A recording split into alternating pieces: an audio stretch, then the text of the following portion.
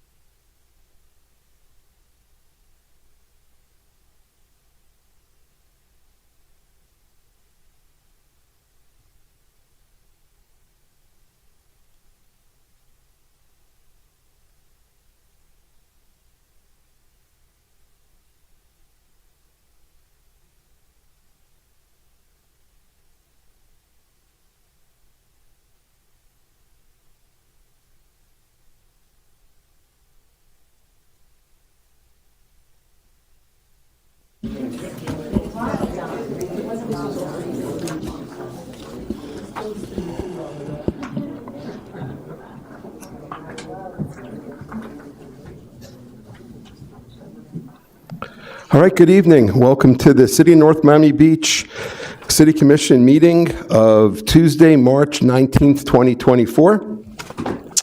Could we get a roll call, please, Madam Clerk? Commissioner Chernoff. Here. Commissioner Florimont. Here. Commissioner Jean. Here. Commissioner Joseph. Here. Commissioner Smith. Present. Vice Mayor Smuckler, Present. Mayor Evan Piper. Here. Quorum has been established. Thank you. Thank you. All right, and for the invocation this evening, I'd like to call upon Rabbi Mario Rajman from Beth Torah Benny Rock campus.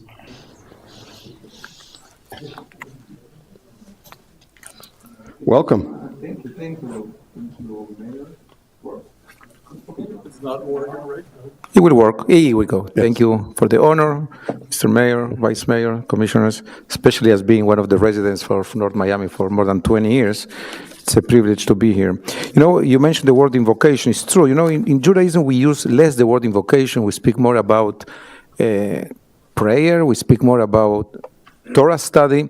So what I will do, with your permission, I will take 30 seconds to teach something for the Talmud, which is the second most important book in our tradition, that I think can help us think a little bit about what we envision for our wonderful city. One of the rabbis in the Talmud asked the following question: when will the Messiah come?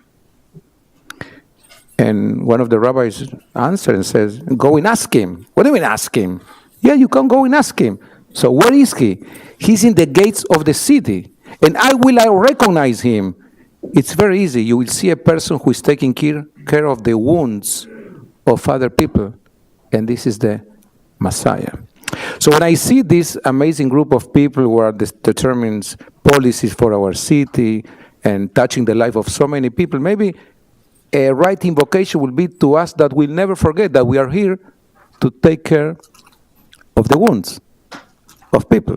And we're talking in a time when there is so many wounds in different places, not only in the world, but residents of our town are being wounded, to different family members who are being wounded in different places in this world.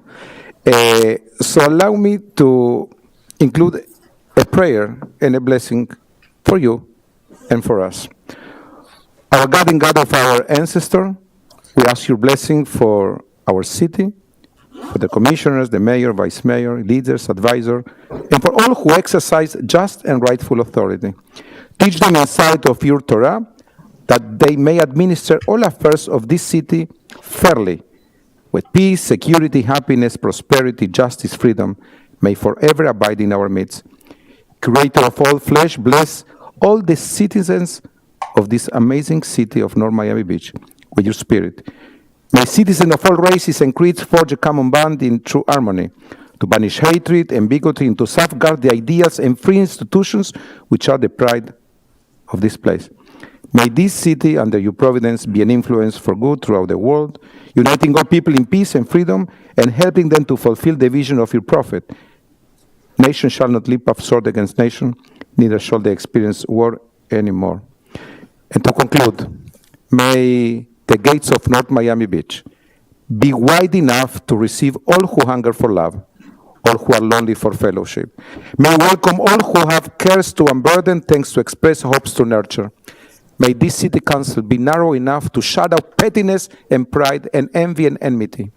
May this city council be too high to admit complacency, selfishness, and harshness.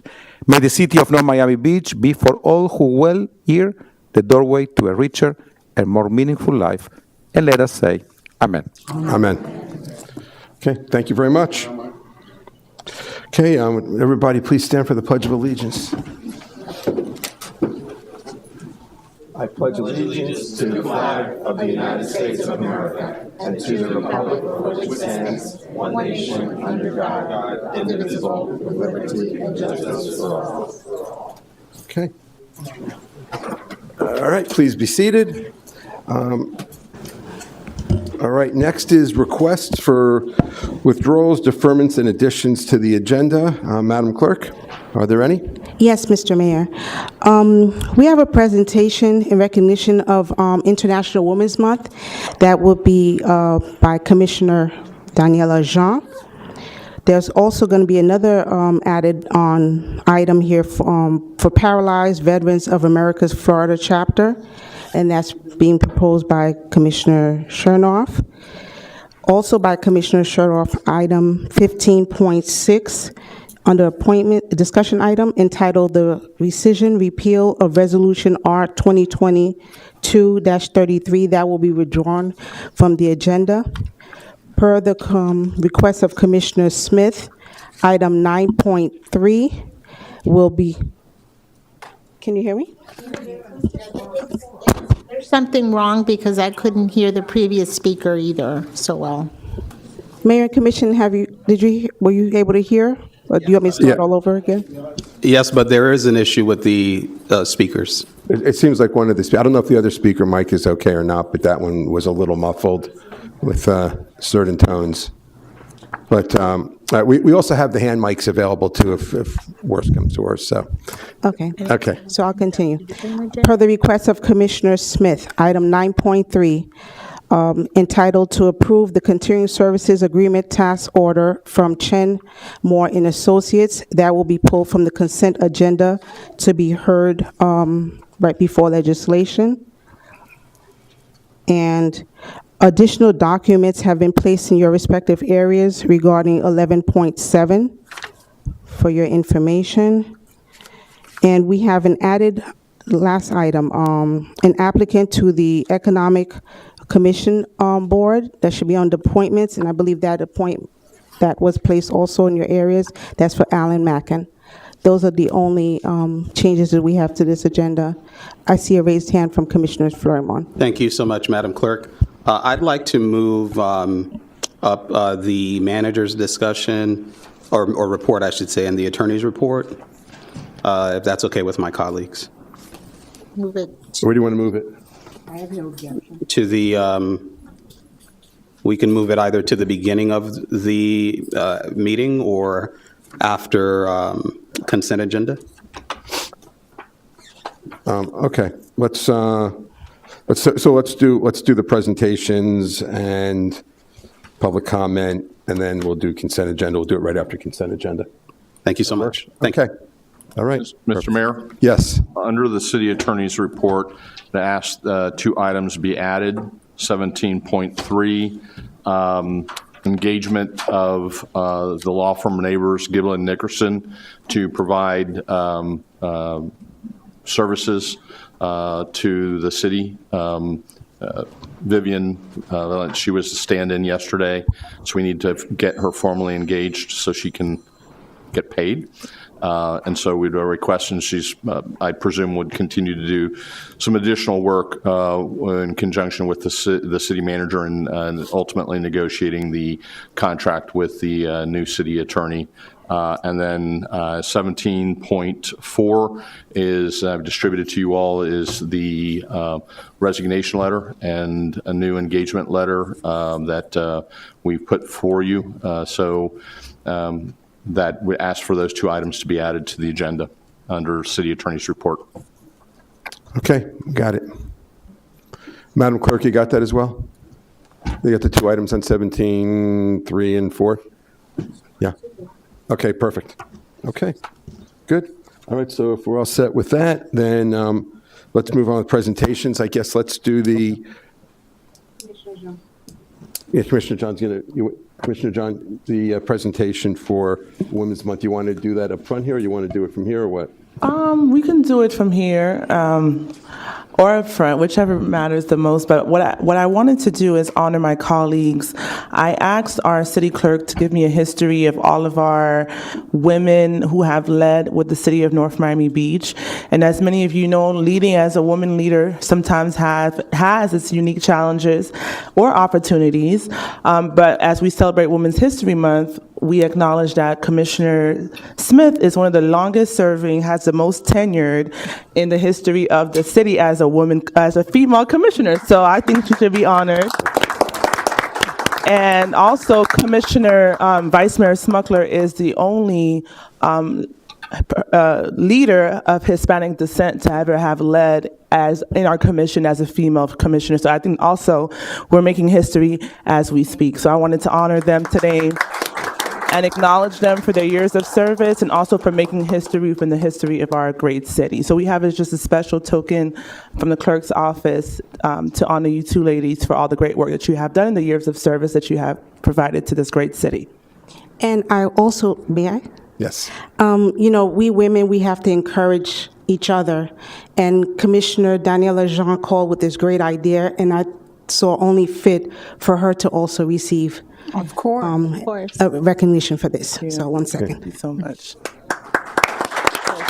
Should we like go up front and get it, or should we like go up front? And Yeah, get it? maybe, I think we have one other Oh, it's presentation. nice. So if you want, we can go up Oh, front it's and take a beautiful. picture. Thank you. It's really nice. And it matches my address. Very nice. Yeah, I think you knew. I knew.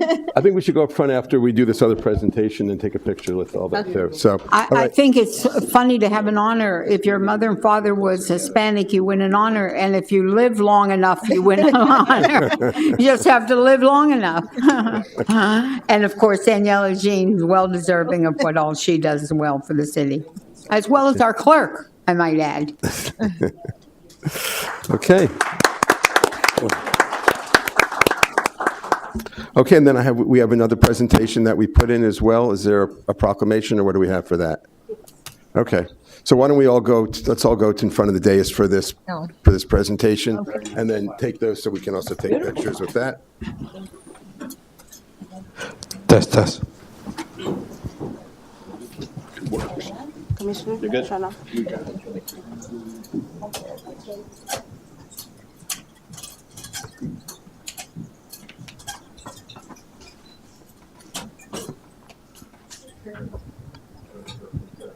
When I'm here 25 years, I want another one. Let me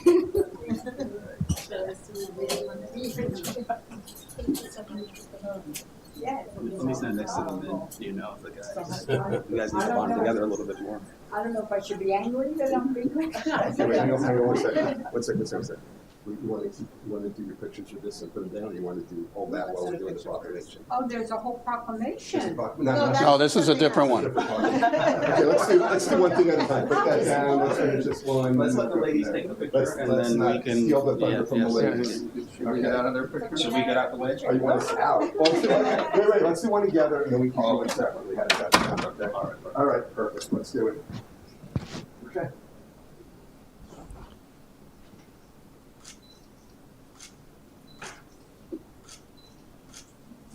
Okay, now we'll leave the ladies alone. Yeah.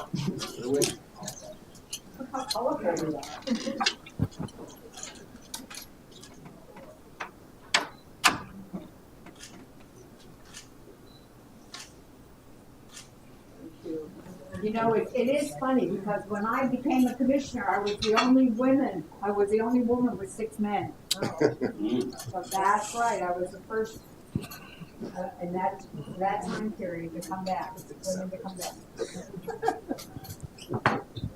Okay. Okay, now we're going to recognize the Paralyzed Veterans of America Month. Would Veronica Amador, Executive Director of Paralyzed Veterans of America, Florida Chapter, please come up? Veronica, you don't want to come up? That's not you?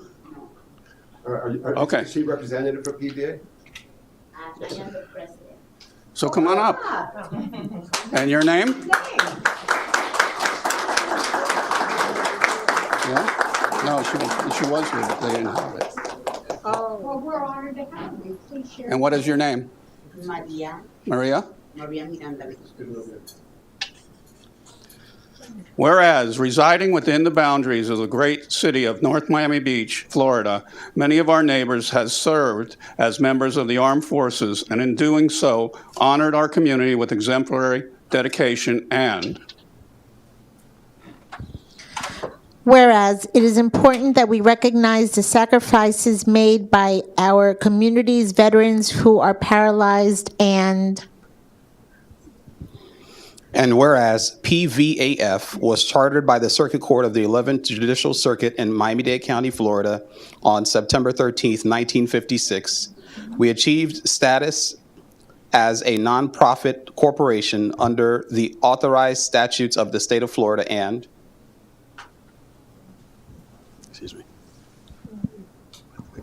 Whereas Paralyzed Veterans of America Florida Chapter mission is to improve the lives of veterans with a spinal cord injury or dysfunctional SCID and other persons with disabilities to achieve maximum health, productivity, and self-esteem in their daily lives. And whereas Whereas approximately 750,000 American men, women, and children have spinal cord impairments.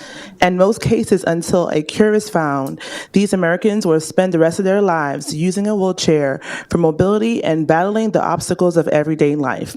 It does not matter how the impairment occurred, only that it will drastically change a person's life and lifestyle. Right in front of you. Okay, it's a long one. Now, therefore, we, the Mayor and Commission of the City of North Miami Beach, hereby proclaim the month of April 2022 as Paralyzed Veterans of America Awareness Month. We encourage the citizens of North Miami Beach to honor our paralyzed veterans because they personify the highest ideals of service to this country, sacrifice of self, and perseverance in overcoming adversity. Their stories of hardship and triumph provide life-affirming lessons for all of us. I also encourage the people of North Miami Beach to observe and participate in the activities associated with Paralyzed Veterans of America Awareness Month and reflect upon the sacrifices endured by our community's veterans who are paralyzed. There are many local community service organizations, particularly those serving our youth, that seek involvement in worthy projects, and Paralyzed Veterans of America Awareness Month meets and surpasses that standard. Thank you for your service.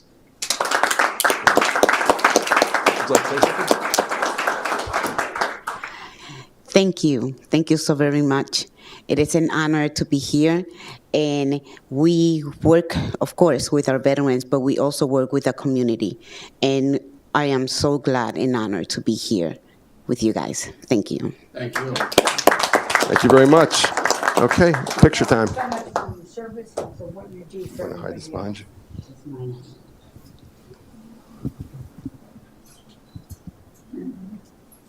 Everybody? One over here. Okay, there you go.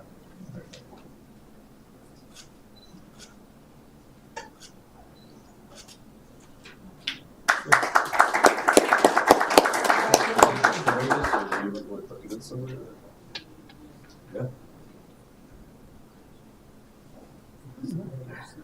Thank you. Congratulations. I think Danielle should read this.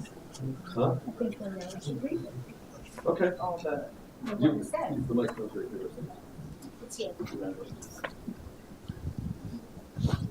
And we celebrate all the women in here, and in honor of International Women's Month, the plaque reads, Honors Commissioner Phyllis S. Smith for empowering women everywhere. Empowered women empower the world, lighting the path for progress and equality in the international community and beyond. March 2024.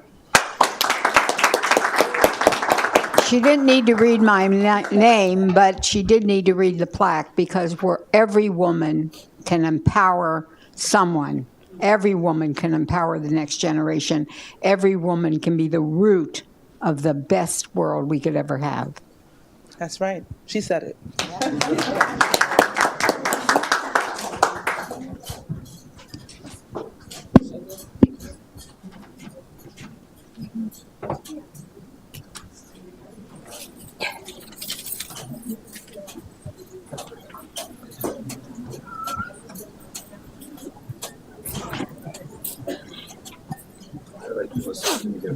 Okay, let me get up. Let you get in.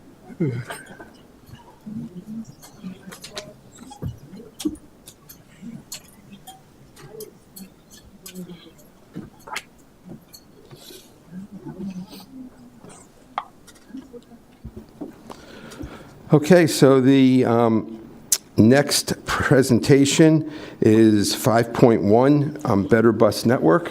Mr. Manager? Thank you, Mayor. At this time, I'd like to call up our Public Works Department as well as Miami-Dade County, who would be giving the presentation on the Better Bus Network. Thank you. Good evening, Mayor. Good evening, Commissioner.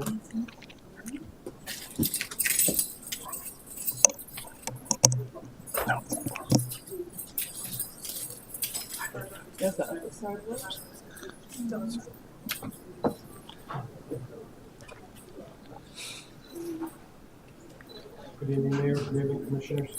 Test.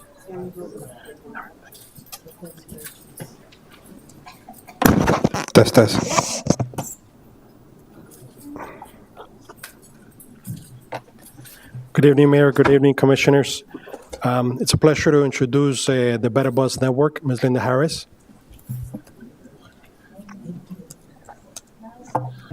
Good evening, Mayor. Good evening, Commissioners. My name is Linda Morris. I'm the Chief of Service Planning for the Department of Transportation and Public Works for Miami-Dade County.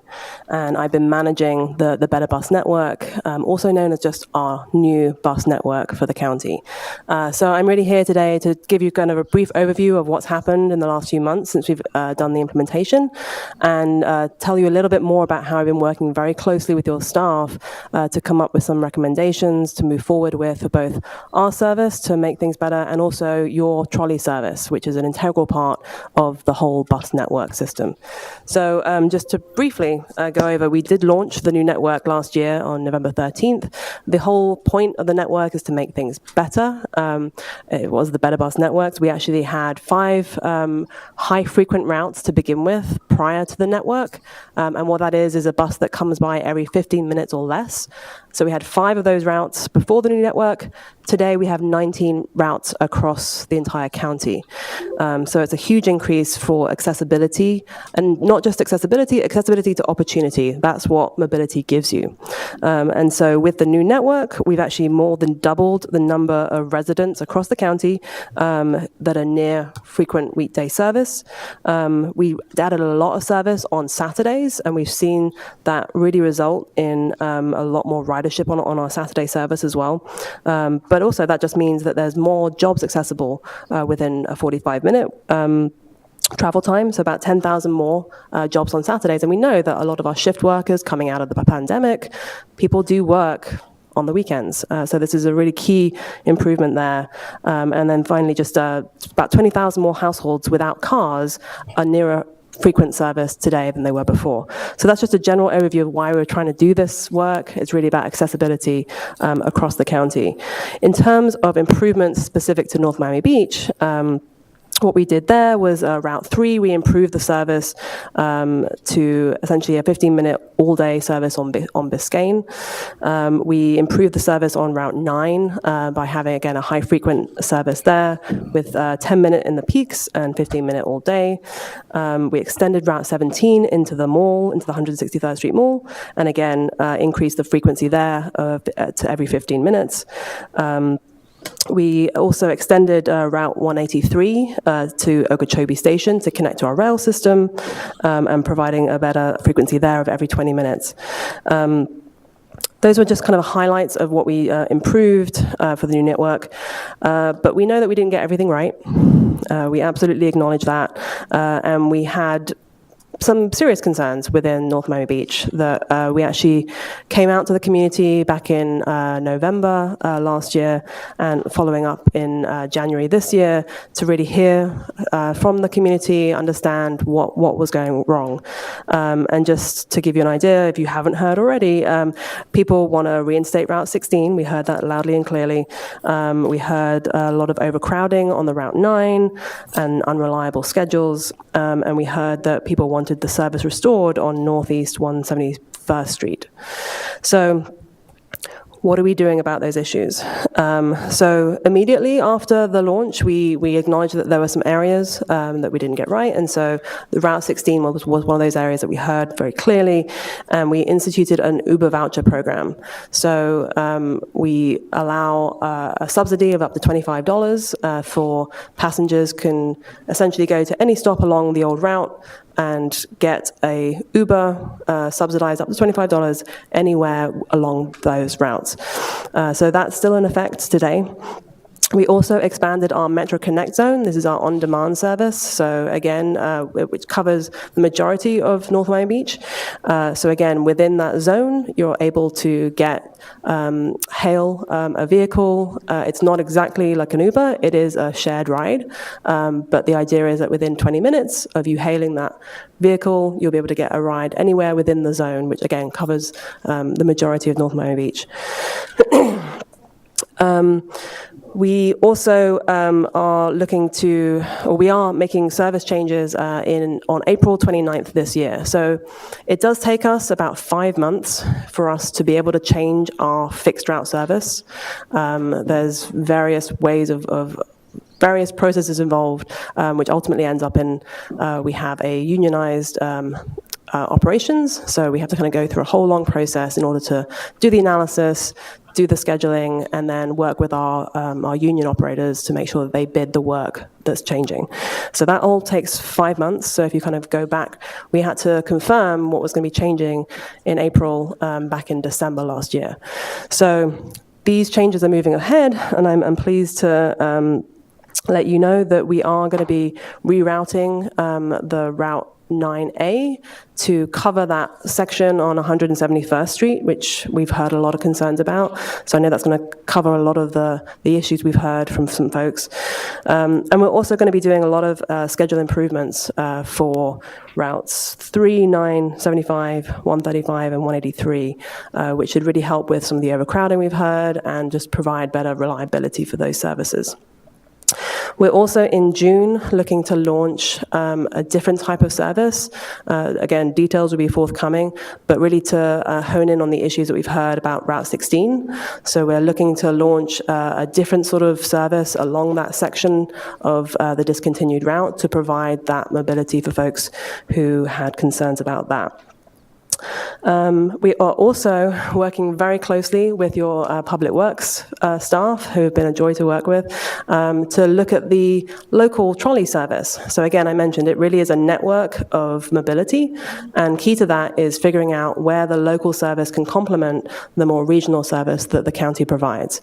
And so we have been working very hard with Sam and his team to realign some of the routes, to pick up some areas where we have kind of gone away from in terms of the regional network, but again, really servicing the local needs for the local residents. So we're hoping to work to see that implemented shortly.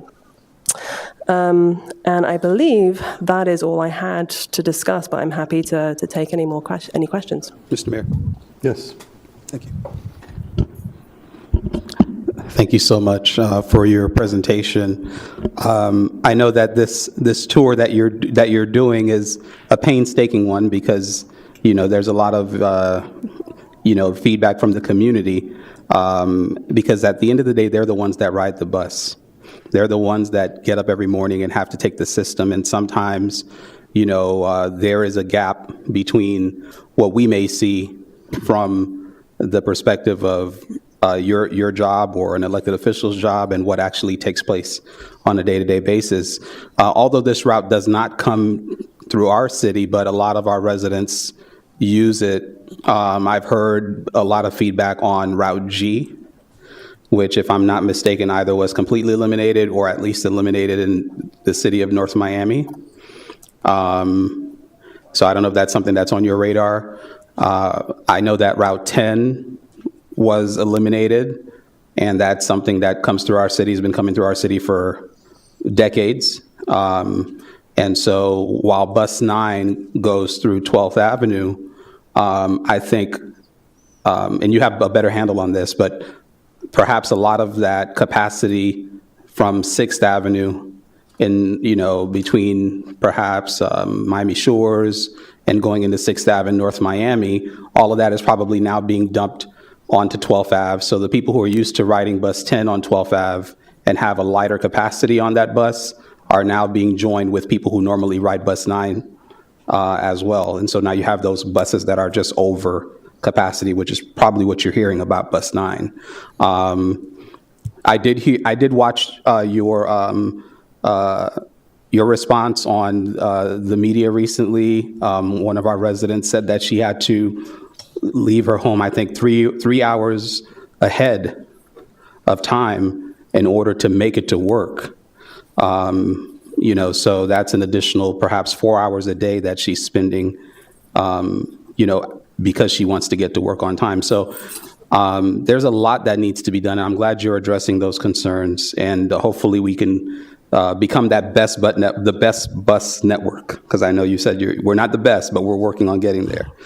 And our trolley, you mentioned our trolley. Can you go a little bit deeper into what you're doing with our trolley system?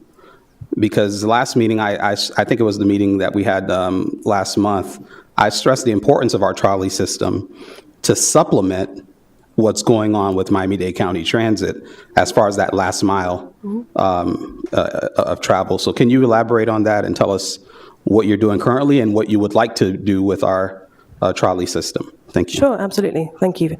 And maybe I can just also just add on to that this is still a work in progress, and everything that I outlined doesn't stop there. We continue to make improvements. We continue to receive feedback, and we have 3 opportunities each year to make these adjustments to our schedules, to our routes. And so at every opportunity, we're making those adjustments. So the next one's going to be July and then November. So I just want to make that clear. But as it pertains to your route, so we've been working to look at the efficiency of your routes in terms of the ridership, and to make sure that we can get the best possible routing using our kind of talented transit planners and some data analysis tools. So we've kind of taken some of your data, and some of our planners have essentially proposed some alternatives which will help improve the efficiency and reliability of your routes. And so I think it's all 4 of the routes that we had 5 routes, and each one of them had a proposal to make improvements to, again, help better serve the area and include maybe more areas of ridership that you could capture as well. But I want to be clear as well, so the local trolley service is not mass transit, right? So the regional network is the mass transit. We have large buses that's supposed to carry a lot of people. That's our purpose. And where the local service comes in is supposed to complement that mass transit to provide that more local service to the residents that need it. And so it's never going to be a high ridership service. I want to make that clear. It's really providing service for people who can't get around, who have special requirements, or for kids who need to get to the local school. But it's not something that the county provides in terms of that local connectivity. That really is something that the local municipality should be providing for residents, and can provide it better in the more appropriate sized vehicle as well. Thank you. Okay. Commissioner Dunn. Thank you so much, and good to see you again, Ms. Morris. I know the last time I saw you at the Oak Grove meeting, and I think Mayor Piper was also there. It was a pretty heated meeting because of the service gaps that you guys have left in North Miami Beach and that are still there.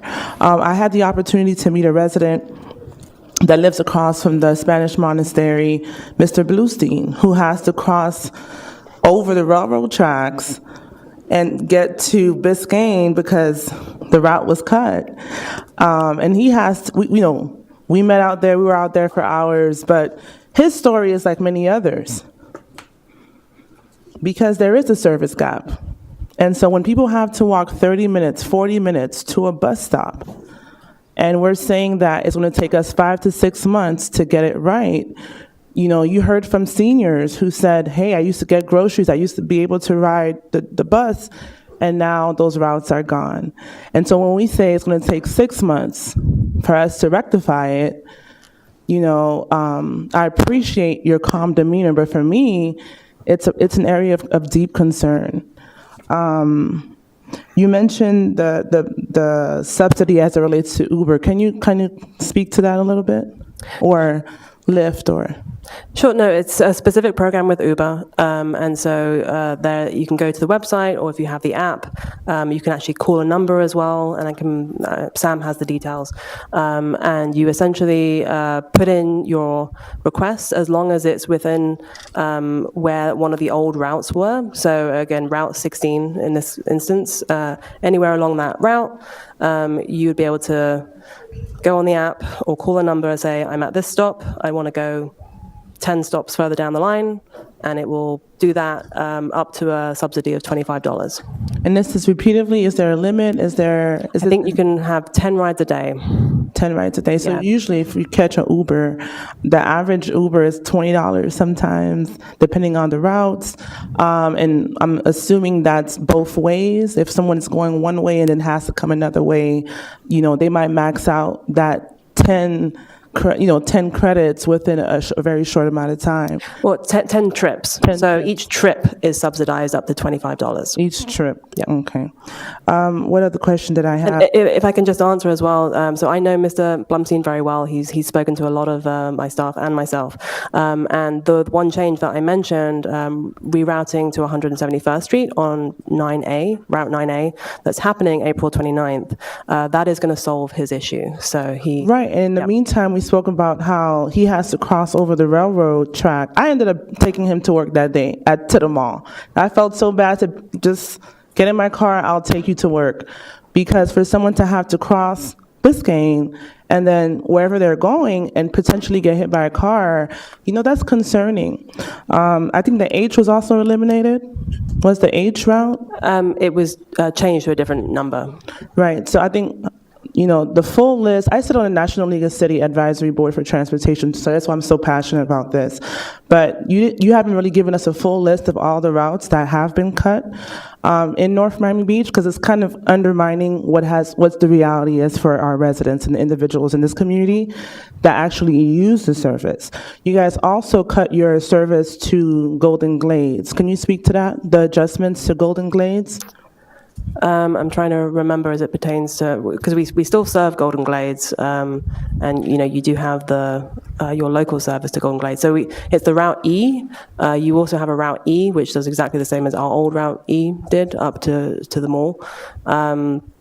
So maybe that's what you're referring to? Right, but to your point about the supplement, so for example, in the case of the Route E that we have, if you look at our agenda, that's something that we're actually going to be voting on tonight to either keep or reduce services through our trolley. So I don't know if you can further emphasize the need for the supplement, because we also have a decision later on tonight that may impact our ridership as well as it relates to sustainability of this particular service. So I would love to hear from you, because you didn't mention the Golden Glades in your initial presentation. So I kind of want to hear more about, if you can highlight a little bit more about the importance of the supplement. And I'm sorry, by supplement, you mean the local service? Right.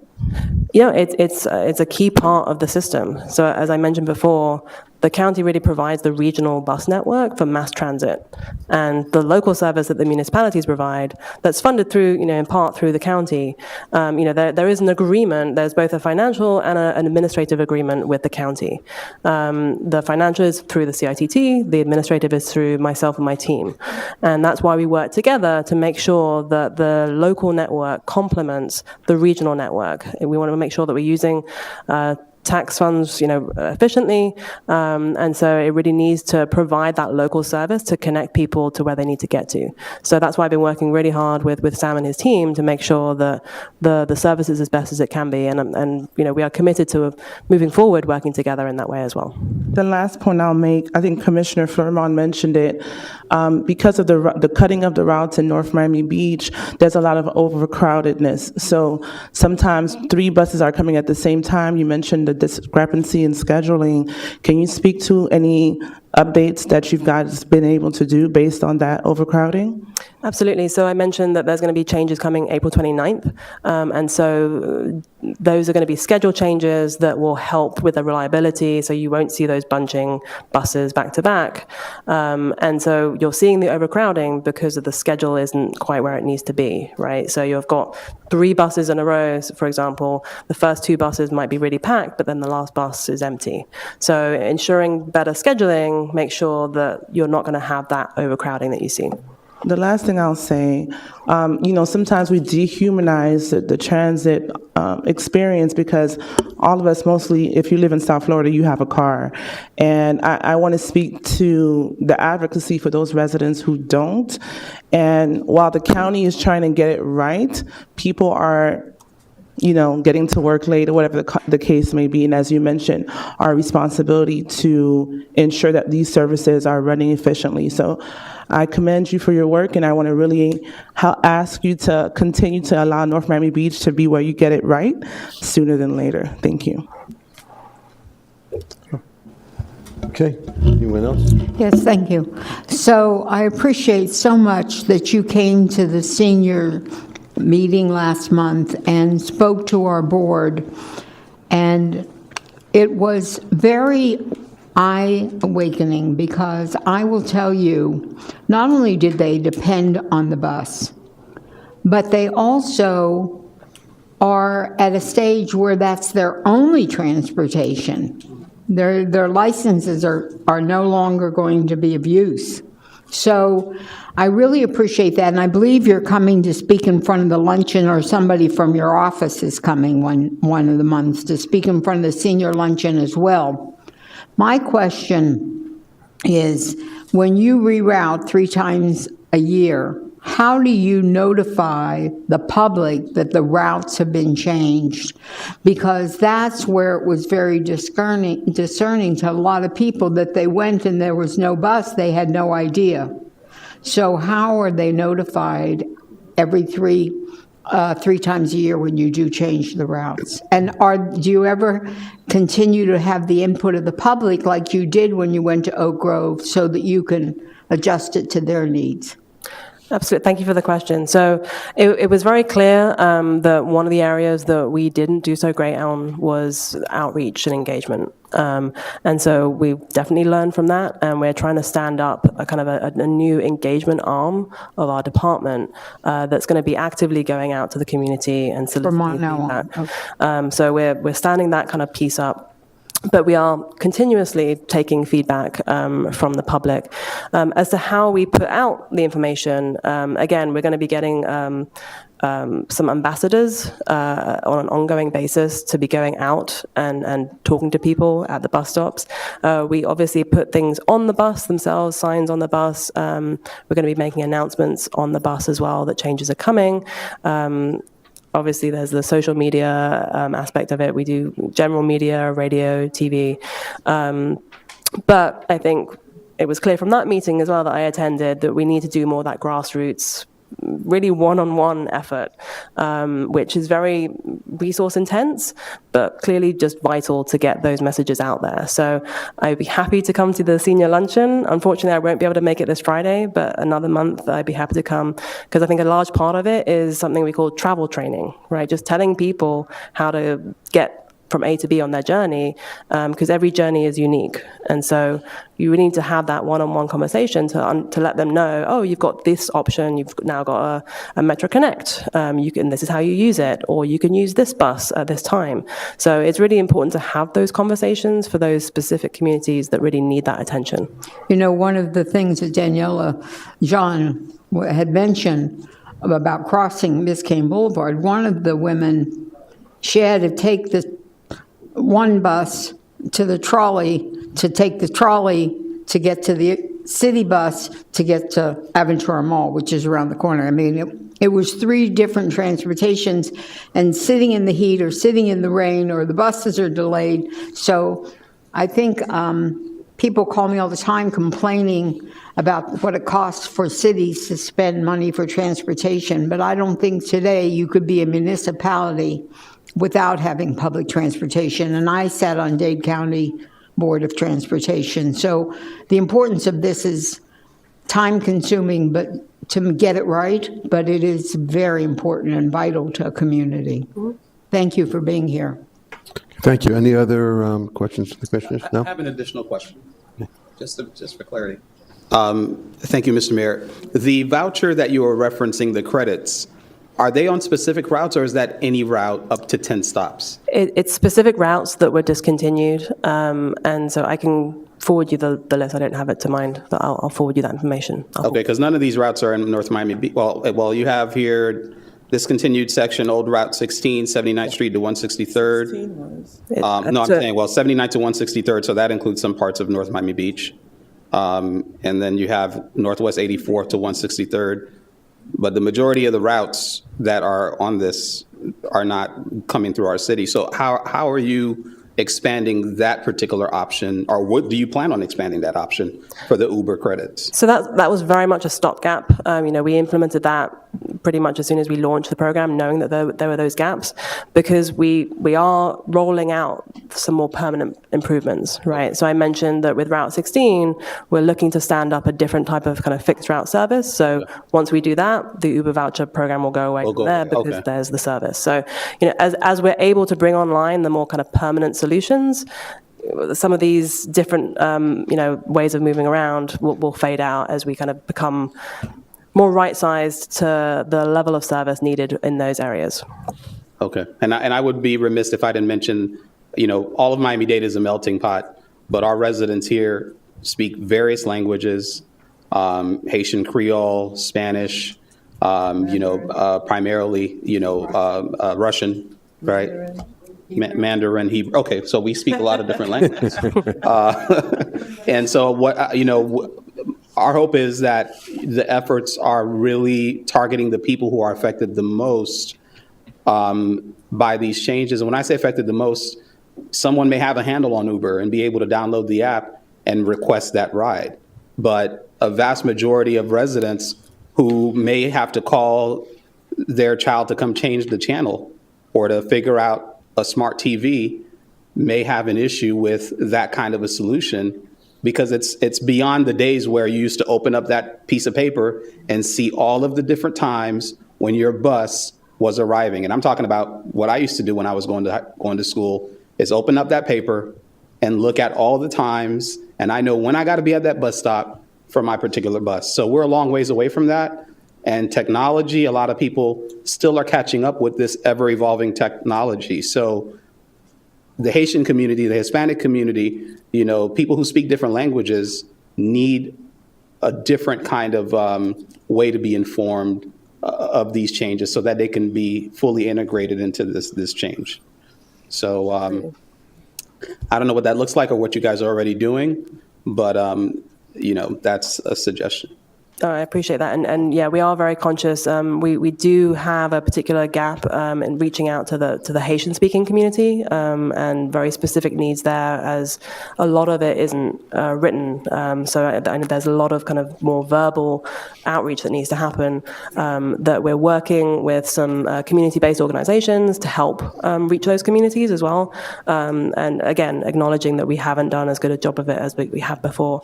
And also putting some announcements on our buses in Haitian Creole as well, which is something we're working on doing as well. One thing that Sam reminded me, just to reiterate, I mentioned before, there is the Metro Connect service, which is an on-demand service, which does cover the majority of North Miami Beach. And that's something that I think city staff are interested in trying to expand potentially. It really is a great service to provide that accessibility across the entire city, where maybe a large bus isn't warranted, right? It provides that better kind of more tailored service for individuals in areas where there's just not as much demand. So just again, something to consider moving forward, but it's something that we're committed to as a county to continue providing that service where it is currently. Okay, great. All right, well, thank you so much. Very informative and great information, and we appreciate you coming. Okay, all good? Okay, all right, thank you. All right, so next, 5.2 is Live Local Act, and I guess we've got Joe Corradino from the Corradino Group here. Mayor, unfortunately, Mayor Corradino could not join us as he had a meeting down in Pinecrest that he was not able to reschedule. We tried to see if we can get him to present virtually, but with some of the delays that we've had today, that also isn't possible. So Ed, who's also well-versed, will be taking over for Mayor Corradino. Okay. On behalf of Mayor Corradino, he profusely apologized that we had some technical difficulty this evening. I will try my best to compensate, but I'm actually one of the few planners in the state who are presented on this statewide to other professionals. So hopefully we can bring this up. As you are aware, last year, we had to deal with the local act, and last month, the update SB 328 was passed. So to cover this with y'all today, we have an overview of what Live Local Act actually entails. What was the goal? Why was it passed in the first place? And what did it do? Including specifically the significant changes in the new bill, how it impacts our city, North Miami Beach in particular, and what we can do about it as a community. It's a very complex issue. It's also complicated by the fact that in addition to our own legislation and the state legislation, we also have the county legislation layered on top of that when it comes to North Miami Beach being on the northeast corridor for the SMART plan. It's really good for us to take a step back and look at this from a legal perspective, from a land use and zoning perspective, and from a political perspective as well, regarding the tools we need to make the most of this. Where we are is we can't reject this and not participate. It is a preemptive item from the state, and we really need to figure it out at the community how it fits, as part of the community how it fits in our communities. And doing nothing is not an option. One of the reasons why this came about, I'm on the state board for APA Florida. It is the professional organization, and that organization does lobby. And so every month I take a look at we meet our lobbyists and look at the politics behind it. One of the reasons why legislation like this happens is not only because of the wider trend of preemption that I'm sure the commissioners are all aware of happening in the state, but also because they saw the pervasive issue of housing affordability in the state and a lot of NIMBYism from our peer communities. And so they got sick of communities not really taking action. And this is how these laws become what they are with the preemptive action. It kind of gives us an idea of how to proceed in North Miami Beach as we move forward as well. As we go physically closer together, we face a lot of difficult problems, including transportation, economic, environmental, and this all feeds back in affordable housing and really our household incomes and our ability to have a good quality of life.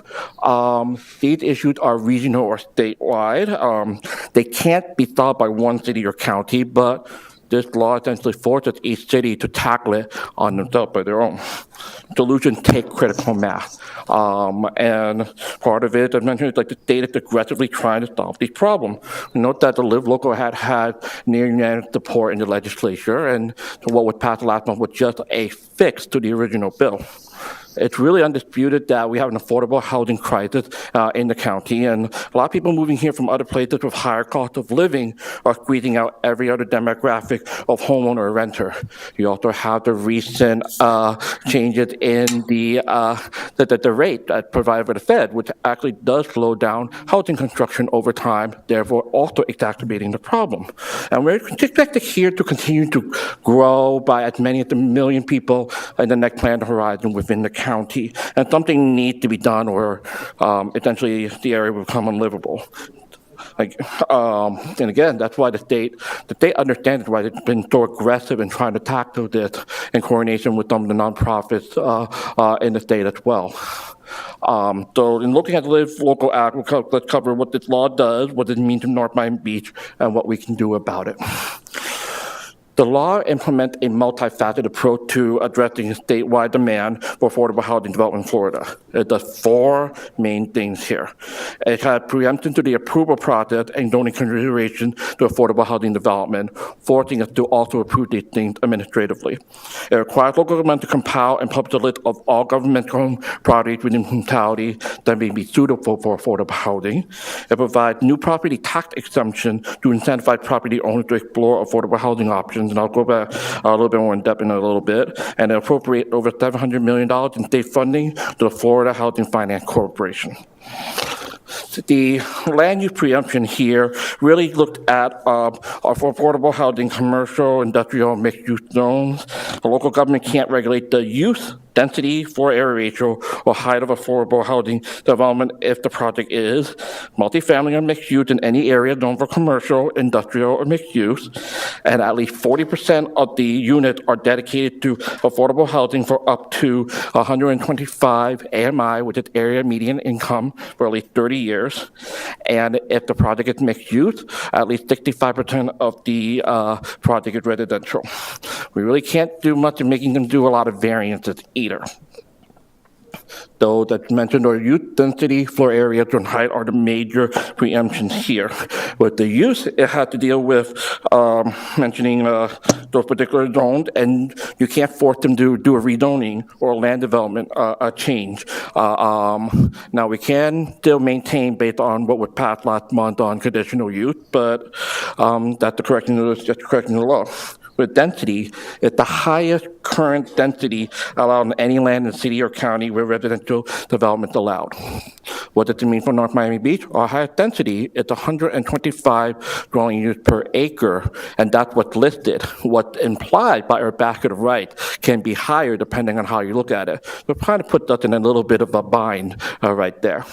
At the floor area ratio, it doesn't allow for more less than 150% the highest currently allowed floor area ratio. And for the height, it provides for the highest currently allowed height of any residential land in the city within 1 mile of the proposed site where the Live Local Act is being applied. What the most recent change in the law last month did provide for is we look back and say, hey, if you're next to a single family area where it's like one story, we can look at it a little bit differently. And what that means here is that it's restricted to height of either 150% of the tallest adjacent building, the tallest currently allowed height on the property, or 3 stories, whichever applies the most. If it sounds confusing, because it can be. So if we happen to also look at bonuses, Live Local Act does not preclude a project from receiving local development bonuses for density, height, or FAR, and provide the project bonuses must be approved administratively without further action. What does that mean? It doesn't actually come before you at the quasi-judicial hearing. It's administratively done through the Community Development Department's offices. That's what the state law really means on that one.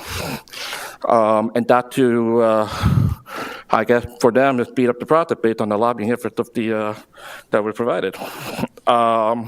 The reemptions here, there are tax exemptions. The property appraiser must include the proportional share of the residential common areas and the land. What does it mean? If it qualifies for affordable housing, there's a proportional aspect of that where you don't really, it affects your ad valorem taxes. Indeed, tax exemptions also apply retroactively to January 1st, so any pending exemptions will fall under that as well. Last month, the commission also asked about parking, whether parking would be reduced. At the time, I said no, because this update hadn't passed at that time. Now that it has, this is what the law actually says now. It eliminated parking requirements for mixed-use residential Live Local Act within a transit-oriented development area, a TOD, and where everywhere else, the parking requirements are reduced by 20% for Live Local Act projects within 1/2 mile of a major transportation hub, which also has allowable parking within 600 feet. That's, that major transportation hub means any transit station, hub, light rail, bus, which is served by public transit, which is a great deal of the city, actually, despite the changes in the better bus network. Are the changes from last year? Units are also now allowed for sale. They before was just rental, not permitted in airport flight paths. It clarified a bit the administrative approval procedures and looked to conforming and grandfathering. Specifically, if a project is approved after the 30-year covenant is over with, it's grandfathered in. It has to be deemed legally conforming even after that time. So this has a really long-range effect as well on development within the city. It also provided for extra funding as well under the Hometown Hero Program funding, $100 million. More importantly for us, what we discussed this evening, is where is it impacting us? If I could direct you to the purple and pink areas, we know that at the mixed-use International Boulevard district, that's 125 dwelling units per acre. Now expand to the north and south 3 miles. That is the extent of the range that this law impacts us.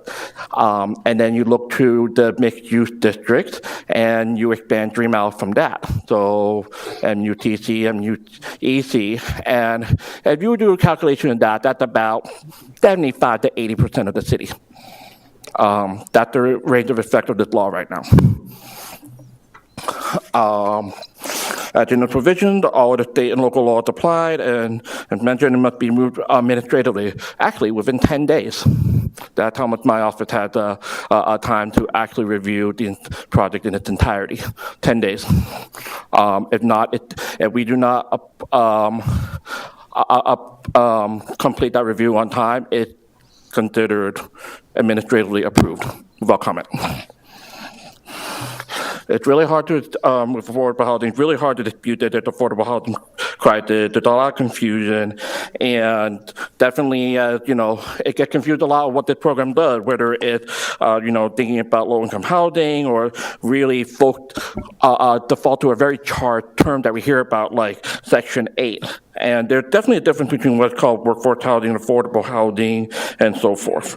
As basic form, housing is affordable at any income level with no more than a third of our annual income. So housing affordability, we look at it as if you spend more than 30% of your household income on your housing, your housing is not considered affordable. If you spend more than 50, you're severely impacted, 50%. And we do have folks within our community who do spend more than 50% on of their household income on housing. At the AMI, we talked about AMI, right, with 100% for this law. But what does it actually mean? Well, the AMI in Miami-Dade County is $74,700. So 120% of that is what they considered affordable under this law. So you look at it, that's close to $90,000. Does it really fit our community?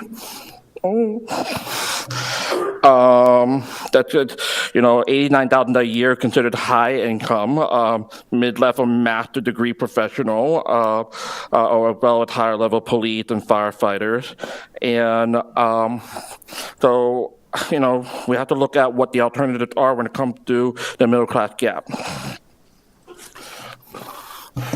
So what did this bill do and how it impact the city? The bill really does remove a lot of our autonomy as a city, unfortunately. It's well-meaning, but has a compounding impact because of its preemptive quality that we as a city need to take a closer look to address. And then because it's a statewide bill, it kind of tried to put a square peg into a round hole, because the issues that we see in Miami-Dade and places may not be the same way targeted you see in Polk County or other parts of the state. But here the state is seeing it as a statewide problem, and therefore it's providing something on a very statewide basis.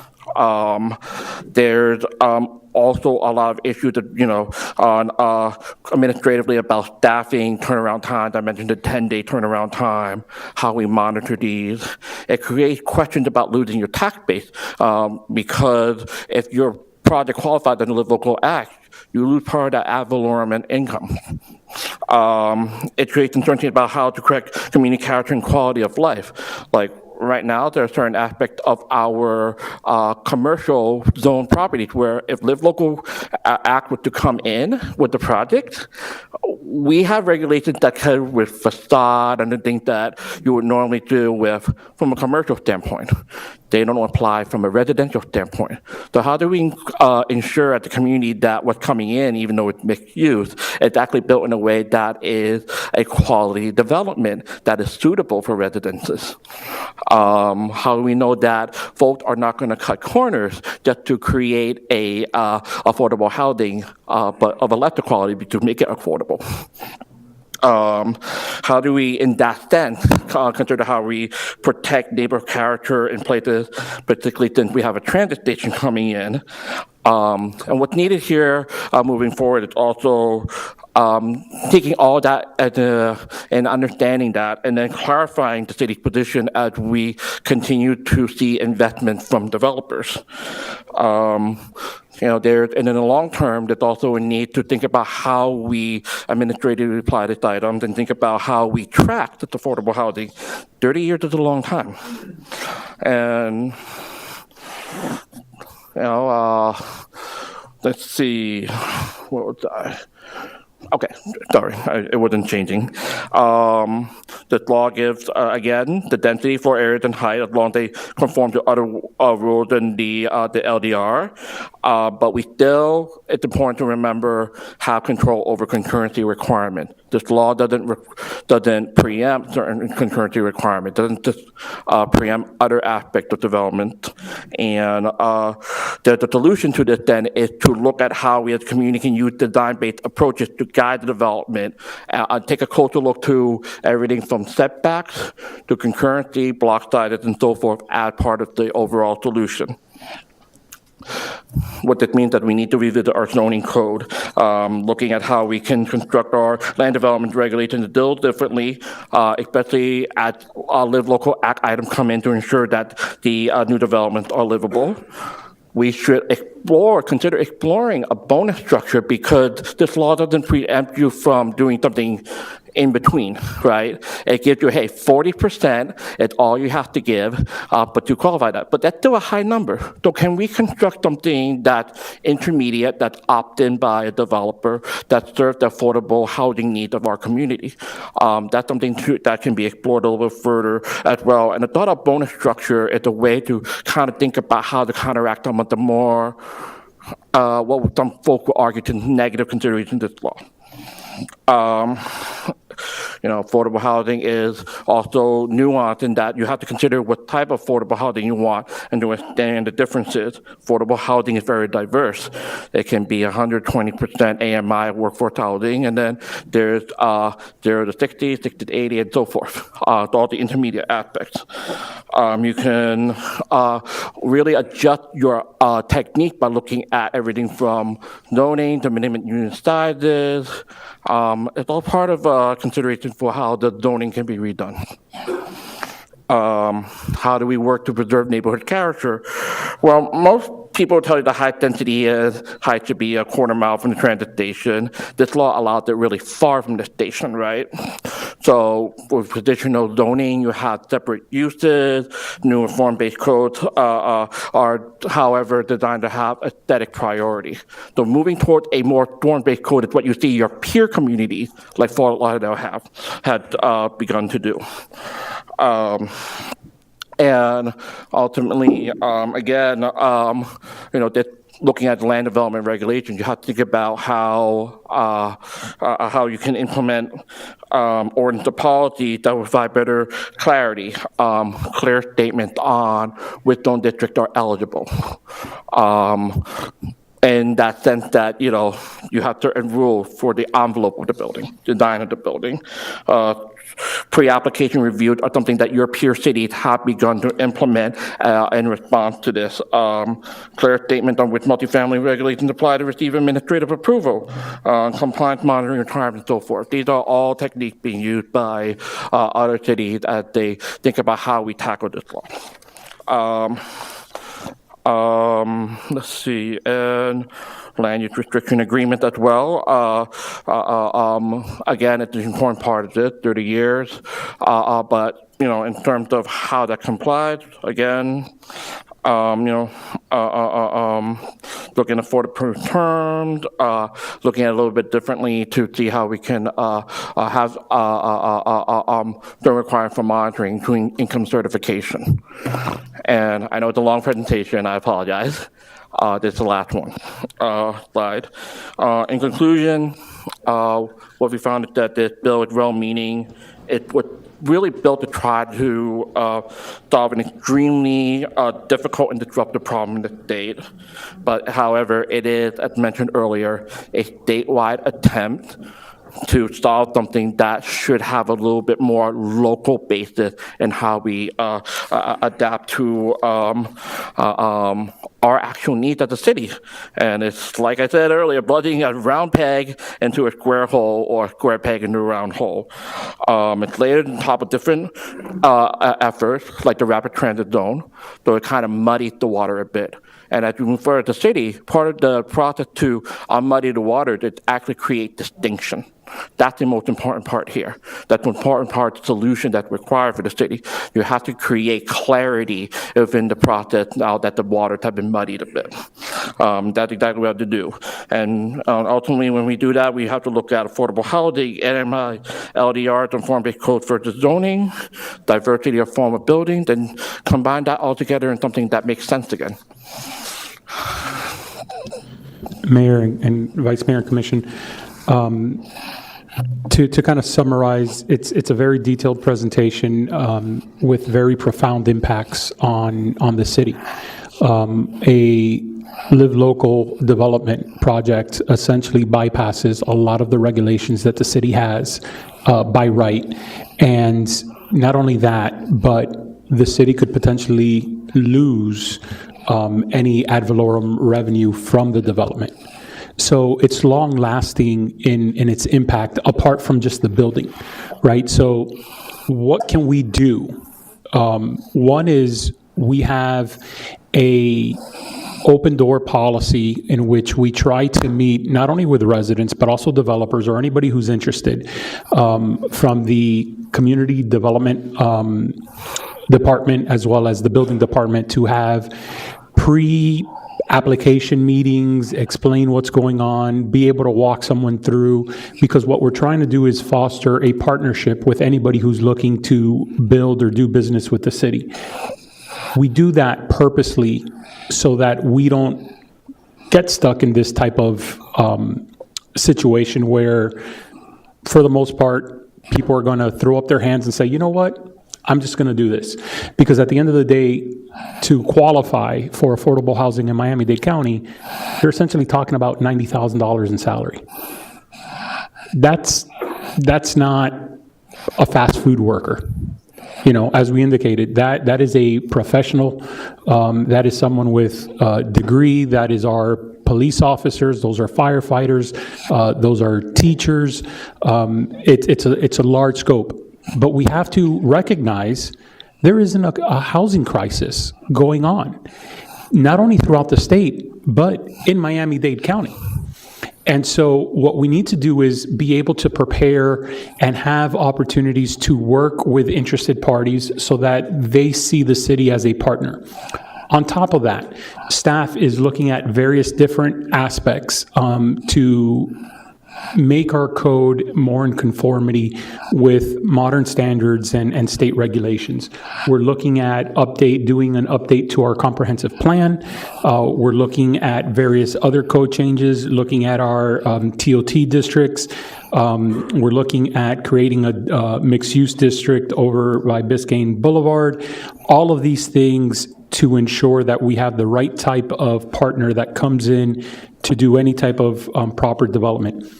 We're also looking, apart from just the zoning side, we're also looking to move and finalize the second study phase for affordable housing and implementation. We had Commissioner Bastian here. Through District 2, she's allocated funds to help us fund that study. Okay, and so we're looking and we're working. We've been contacted, my office has been contacted several times to see what properties do the city have available because people are interested in doing some type of affordable housing development. And so what we're trying to do is, as part of the law, we've created a list that we need to do, but part of our strategic planning, once we get started with FIU and our economic study, which we're getting to the point of signing the contract, there's some back and forth, but we're signing those contracts and starting that up, we'll be able to start recognizing other areas throughout the city that now we can really help move affordable housing within our city and reimagine some of these properties of how they look, how are we using it, and what might be a good way to address that aspect. All that said, again, it is to create a relationship within our city that's going to foster a true partnership, people who want to work with the city, as opposed to forcing something essentially down our throat, in which then we don't see any benefit of ad valorem revenue or anything. And I point that not because ad valorem is an end-all, say-all, but in city government, in order to provide services, we're still going to have to provide services to that development, right? We're going to need more police because we have higher density. We're going to have to provide more services, whether it's public works, whether it's park, whether it's libraries, whether a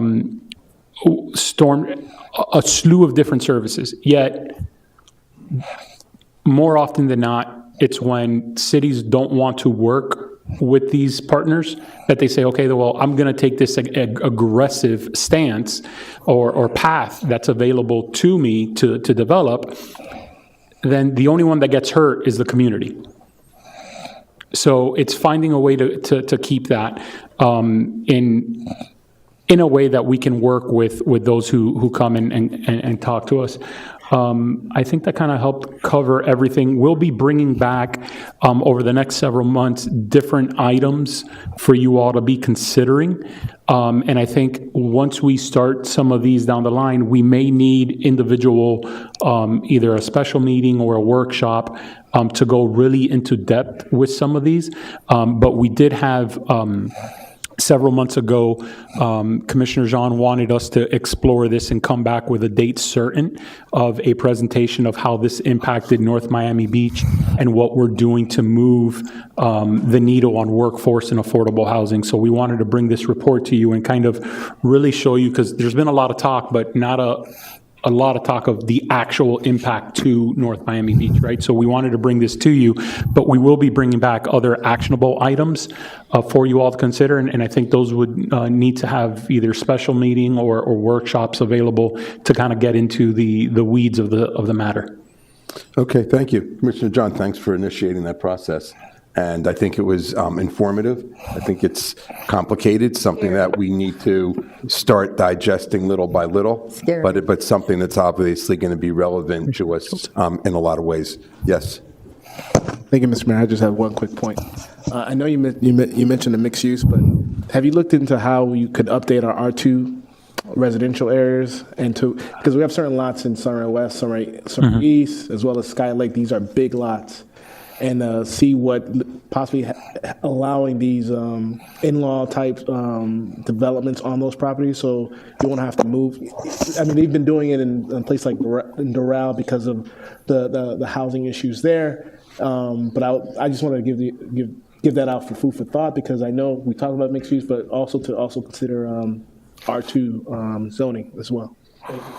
Thank you, Commissioner Joseph. That's an excellent point. In today's world, more often than not, especially the younger generation, it's becoming harder and harder for them to purchase property.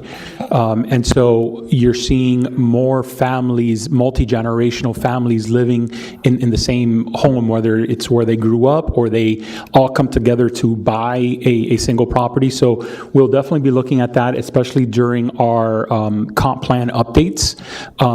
Live Local is more specific to those commercial type of zoning areas and mixed use areas, because it talks about increasing the density, where at one point there was a rumor in the legislation that they would allow that type of development to start leaking into residential areas, and everybody kind of started freaking out. And then it was like they clarified, they're like, no, this isn't what we're talking about. And they're like, ooh, okay, because last thing you would want is for a developer to come in any of our neighborhoods, buy up a block, and then build, 20, 30 stories up. And it's like, so there was some misinformation that got out there during the legislative session. Luckily, that's not the case. It's more specific to just mixed use and high density areas or commercial areas. Where we've seen a lot of this type of development throughout the county has mainly been in areas that have long-standing like warehouse districts. I can thinking my hometown of Hialeah, right next to the railroad tracks, there's a lot of warehouses that have a lot of auto part repairs and things like that. Developers have been buying up those warehouses and are now looking to do higher density type of development, right? So that's really kind of the focus where we've seen this. I think the first Live Local project, which has been publicly said, I don't know if there's, been any changes, has been Ball Harbor, and where the mall is in Ball Harbor. There, the mall owner has wanted to do luxury residential area, and the city has basically said, we don't want that kind of density for a long time. And I think the developer just recently said, well, I'm doing Live Local and you can't stop me. And so, again, creating partnerships as opposed to constantly creating adversarial relationships is the goal here. It could be used as a There's also dagger. one in Sunny Isles that Sunny Isles is going to buy the property to usurp it. There's a lot of rumors out there. Thank you for bringing this presentation. There's a lot of rumors. Thank you. Mr. Mayor? Yes. One more point. You spoke about the city taking a look at properties that they own or that we own. And I remember that not this particular, body with everyone that's on board here, but a few of us was on the previous commission that actually voted, right, to take a look at one of the parks that we have on West Dixie Highway that's been, if I'm not mistaken, just vacant and utilized right now to, it was utilized for Miami-Dade, I think, when they were doing some, still is, right? Okay. So that was an actual vote that took place. And so we need to go back to that and take a look at that vote and what steps can be taken towards affordable and workforce housing, because it's right next to what Resia is supposed to be doing, which is targeting workforce housing as well. And whether or not that needs to be something that's placed on the ballot or how we move about getting that done, because that vote actually took place. So that's on the record that was the intent of the. We'll go back into the history book there, and I'll do a little bit of research, come back to you, and come back to the commission with what our available options are with regards to that property. The law Live Local requires the city to put a list of all the properties that we own and made available to anybody to kind of review. Recently, we had a developer call us and like, oh, I'm interested in possibly buying, was it Allen Park or something like that? And then we're like, yeah, it's not for, because they wanted to do a development. We're like, no, that's our park. We use it. We're not, they're like, oh, okay, never mind then. So, people are starting to look at these things and just making cold calls and to see what may or may not be available. Right. People who tend to develop affordable housing type of units are in it for the long game. If they're developers, they're in it for the long game. They're thinking 10, 20 years out, as opposed to a quick flip of selling units as quickly as possible. Although now with the law changed, you're now introducing a new mind frame because they can sell these units as soon as they're built instead of renting them, right? So we're trying to adjust to all that, see what those new impacts are going to be, and we'll be bringing several of these type of items. But I'll definitely look into that property and bring that back to the commission for discussion and consideration. Thank you so much. Absolutely. Okay, if we're all good, let's move on to 5.3, Smart City NMB. Mayor, we have the presentation available, and this is another item in which we were asked to bring back, although it was date certain, for because it's already 8 p.m., what I would like to request from the commission, if it's okay, and the bill sponsor or the resolution sponsor, Commissioner Jean, if it's okay with you, I would like to just bring this presentation back to you in April so that we can move over, because I think we have some pretty good discussion items that are very crucial for the community. And I'd like to just kind of move. So if it's okay with Commissioner Jean and the commission, I'd offer to bring that next month. Smart city, we're moving it forward. Yeah, okay, so we're going to defer that now to a future meeting. Is that okay with you, Commissioner John? Yeah? Okay. Thank you so much. Perfect, thank you. Okay, next, public comment. Madam Clerk. Yes. Good evening, everyone. The Mayor and Commissioner of the City of North Miami Beach has opened the meeting for public comment at this time. There is a 3-minute time limit for each speaker. You'll be called to the podium. Please state your name and/or the name of the organization which you are representing. The Mayor and Commissioner of the City of North Miami Beach recognizes the importance of civility. The City of North Miami Beach requests that all in attendance to exercise civility towards each other at all times. And our first speaker is Roland Veilleux. You good?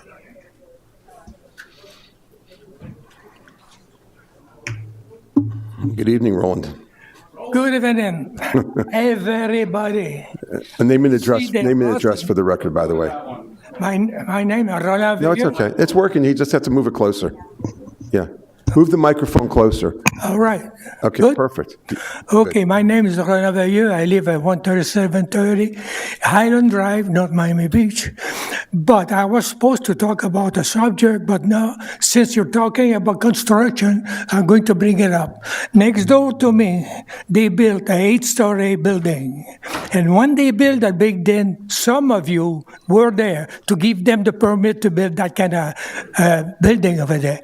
Then the mayor, Veilleux, told them one time, he had a meeting like this, he said, I know I've been bending backward to give you a chance, but there's not enough parking place for the amount of the apartment they're going to have there. The problem is, those people there now, they were parking across the street by the church. Now they started to park the car all the time, the grass died, the roofs were coming out, when it was raining it was mud. But the church decided to put some trees in there. Now they don't park there no more. But next door to it is me. I got 100 feet across the road over there. Then when they found out they could not park by the church, they all came in my place. Park over there. One time I got up and I had 7 cars parked. I had one parked on the back of my car, because I went to the store to buy some grocery and I parked lateral on it. And one of them was parked in front, on the back, and one of them was parked on the other side, on the right-hand side. On the left-hand side, I had the tree. On the right-hand side, I had the gate. Where the heck do you want me to go with my car? Then, called the police department. I said, there's something wrong in there. Then an officer came over by the name of Corey. And Corey, he went to a meeting one time. We had a meeting with the city manager at Island Village. And I asked the city manager if he does medical. Then he said, not really. But he said, the thing is, you see, if you got a complaint, you have to come up with something good about it. And I said, think about it. If I complain about something bad, how can I get with something good? Then finally, we let it go. And to come back to the parking over there, then I called the police department, and I had a gentleman, very nice, talk to me, and he said, we're going to send you an officer right away. Good, no problem. Within about 5-6 minutes, Mr. Corey came over. He said, I remember you talking about me. He said, where? He said, that meeting you had in the Island Village, you was the city manager, if you make miracle. I said, yeah, you did listen to me then. Then what happened there? And I said, do you make miracle? Because I was stuck, I could not move. He said, let me see what I can do. Then he got the phone there, called the towing truck.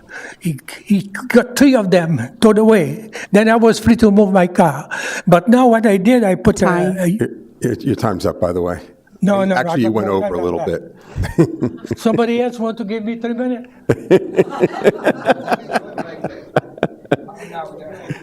Gee, I need 3 minutes, 3 hours. not 3 Okay. minutes. Anyway, there's you. a whole bunch of police officers in the back there. You can continue the conversation with them in the back of the room. Well, But they we got already your know. point. I Thank talked you. to them already. Because you see, I just want to say that the police department did a very, very good job when I called, and I want to thank them for what they do. And Thank you, Mr. Officer Mayor. Corey is the best. He makes me good. If you need you got problem, you call him. Well, I'll come back some other time and talk about it, but that wasn't I supposed to cover about. Okay. I'll Next, come back next speaker. Thank you very much Thank you very much for having your for our job. graciousness. Thank you. Thank you. Don't make sure that you're not going. You say your seat you got there is a sleepy seat. You know how many? They had 3 of them before Mr. you. Vero? They slip away with it. Thank you very much. Go make something over there. You know to stay on your seat. Okay. Next speaker is Nancy Donahue.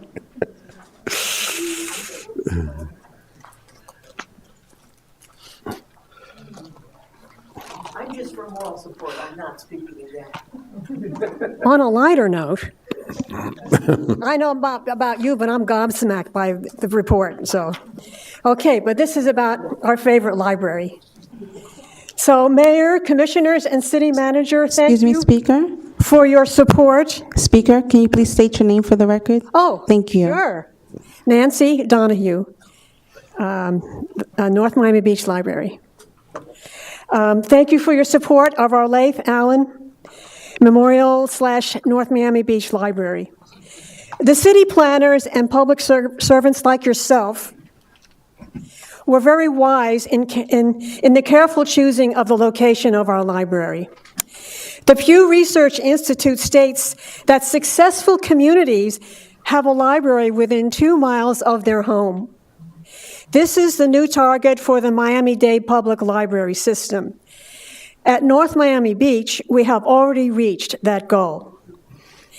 Having a walkable city, the trolley, and the central location of the North Miami Beach Library is part of our environmentally conscious, successful, and useful city.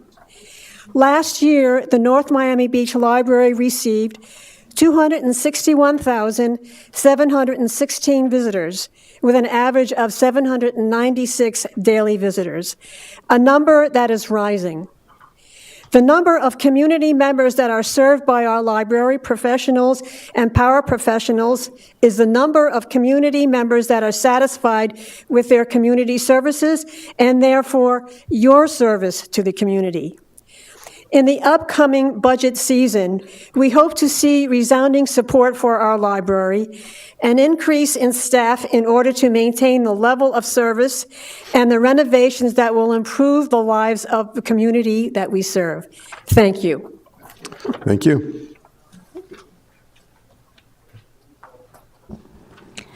Diane Doolittle, excuse me, and then Hubert Dubé.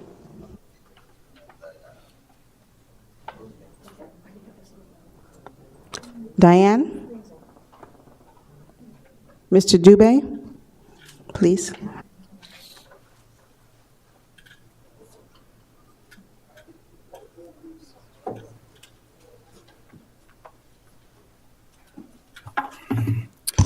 Good evening, Mayor and Commissioners. First of all, I have to congratulate you guys to the good job you're doing to the city. Oh, sorry. My name is Hubert Dubé. I'm living on 530 Northeast 178th Street, North Miami Beach, Florida, 2162. First of all, I have to congratulate you guys to the job you're just doing. So before you get the leadership of North Miami Beach, so far, everything going well. So I hope you guys will continue the good work. And last night, I was here at the special meeting for exposure of law firm. So my understanding, I hope the city make the good decision for the city for North Miami Beach. Thank you. Okay, thank you. Randy Mesidor, and then Bruce Lamberto.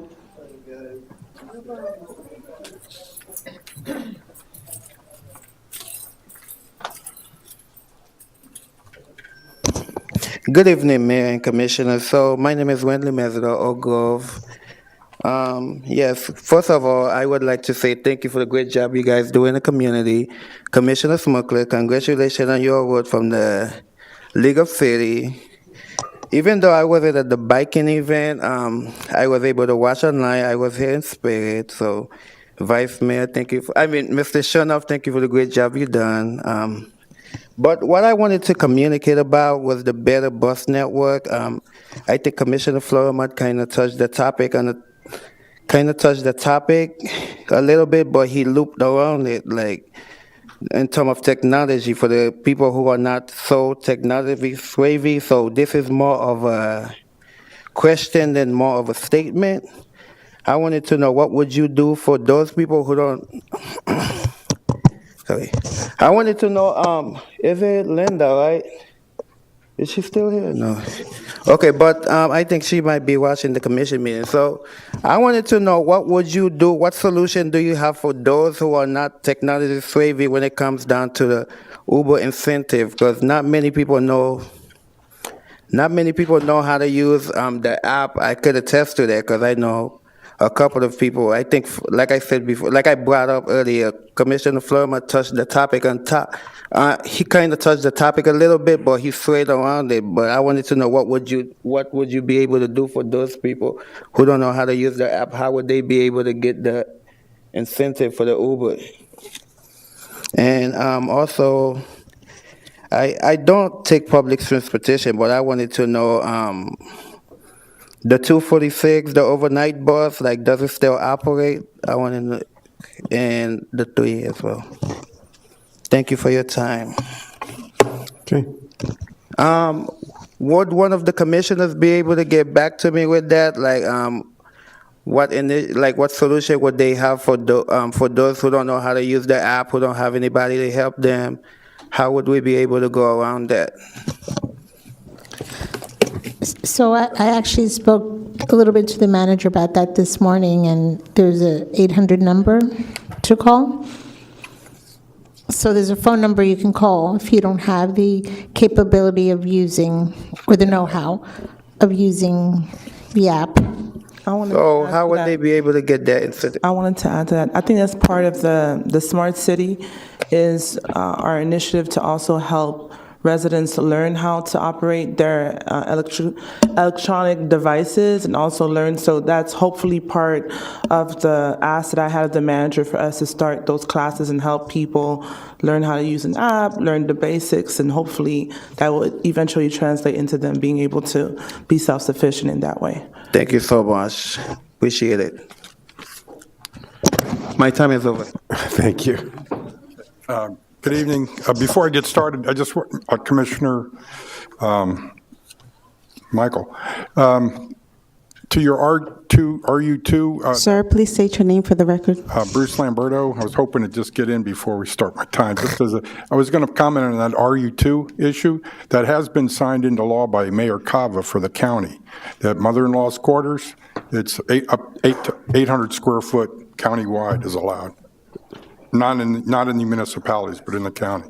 Yeah. Yeah. Okay, my name is Bruce Lamberto, 3420 Northeast 165th. We heard tonight the presentation by Metro-Dade Bus Transit that they're going to be doing an optimization of their system and integrating with our trolleys. And that's about to start shortly. And for that very reason, I think you need to delay this proposed consulting agreement that that's on the agenda for tonight until such time as that optimization is done. And maybe at that time you would see the results of that, and maybe at that time you would do your this consulting agreement.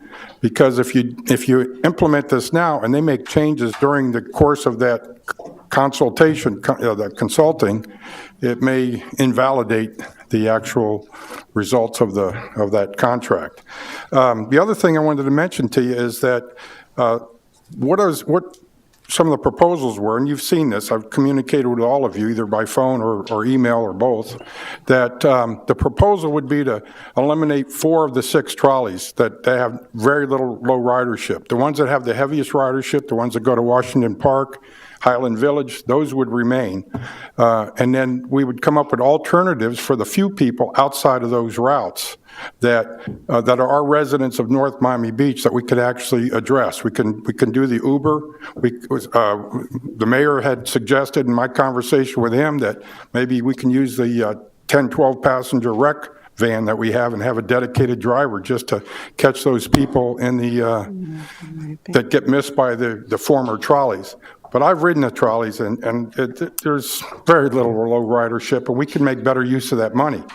And just the consulting agreement that you're going to sign is $107,000. That would buy 3 police cars. That would buy 3 pickup trucks for Public Works.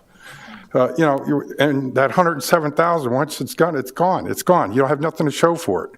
So let's try to be wise on how we spend our money on these consulting contracts. Just in the past month and a half, we've given out almost $400,000 in consulting contracts. The one for the water study, one for the garbage study. Now we're doing a trolley study. It's getting close to $500,000 here, and this is all unbudgeted. This is all coming out of our reserves. 15 seconds. We haven't even had a hurricane yet. So please consider this, which you're voting on tonight, that maybe we should defer this and just go month to month on the trolley until we kind of get a handle on it. And then please don't approve this contract. What about a $20,000 consulting agreement instead of $107,000? Time. Can we look at different options here? Thank you. Thank you. Sir Diego? $7,000 to buy 3 pickups. Good evening, everyone. Sir Diego, North Miami Beach resident. I want to say that I'm just loving the environment in here where everyone is getting along and being so nice and personal and loving toward each other. I'm so glad that our city is in this nice, good space. Next, I would like to thank all the city officials and staff that took the initiative to come out to meet me at my home so that they were able to see and witness the things that I have been explaining over the year's time since I've been coming to the commission meeting starting in November of 2022. I'm very grateful, and I'm beginning to see some of the teams here from the city taking initiative to try to make things better, so I'm grateful for that. I'm also grateful for the affordable housing conversation. I'm so glad that I made it here tonight and was able to hear that, because that speaks to people such as myself, my demographic, also socioeconomical status and things of that nature. People who are in this community that are income challenged, who are not making $90,000 or things of that nature. So I'm aware that several years ago, Republican Governor Ron DeSantis did pass a bill to take away or limit the power and ability of the local municipalities to be able to do more with having these developers provide more affordable housing. You know, that happened. So this new bill, I wasn't even aware of it. I have so many things going on in my life. I try to keep up on what's happening. So I'm glad that I've been able to hear that too. And so also, Commissioner Smuckler, thank you for taking the time to speak with me. Vice Mayor, excuse me. You got to keep up with the titles, so thank you for that. It was a pleasure to be able to be specifically asked to attend the city manager's meeting. I'm glad for that. I want to thank you too, Mario and David, our city managers. I want to thank everyone again who has personally taken the time. And Mayor, you and I appreciate you. We had a great conversation on the phone. I thank you for that special invitation too for Talking Tacos. I will be present. Yep. That'll give me an opportunity to be much more proactive in the community and sought after, better known. So I'm grateful. And that's everything. I wanted to make sure I got everything because I'm cold and I'm hungry. I want to go home and I want my glass of wine. So I'm just glad for everything that's happening. I'm grateful for all of you. So we take the time to complain. We also can take the time to compliment too, and do so publicly. And Commissioner Chernoff, I mean that you and I believe we need to get better acquainted. And also, Commissioner Smith, she's gone. She must have went to go get the. Oh, there she go. There's my girl. Love her. Grateful for her. Grateful for you. And so to the other commissioners too, again, the door is open to come and see me at my home to be able to share some things that I've been speaking about. And I specifically thank you for actually getting out there and walking with me to see what I was talking about. We walked that neighborhood for quite a bit. So that's what I want to say. Thank you, everyone. Be blessed. Thank you. You get to hear every word in the hall and in the restroom. I heard every word. The restroom, too. Mr. Mayor, that was the last signed speaker. Okay. Of course. Oh, you didn't try that one, did you? He didn't sign. Wait, let's take our cameras out and take pictures of him now.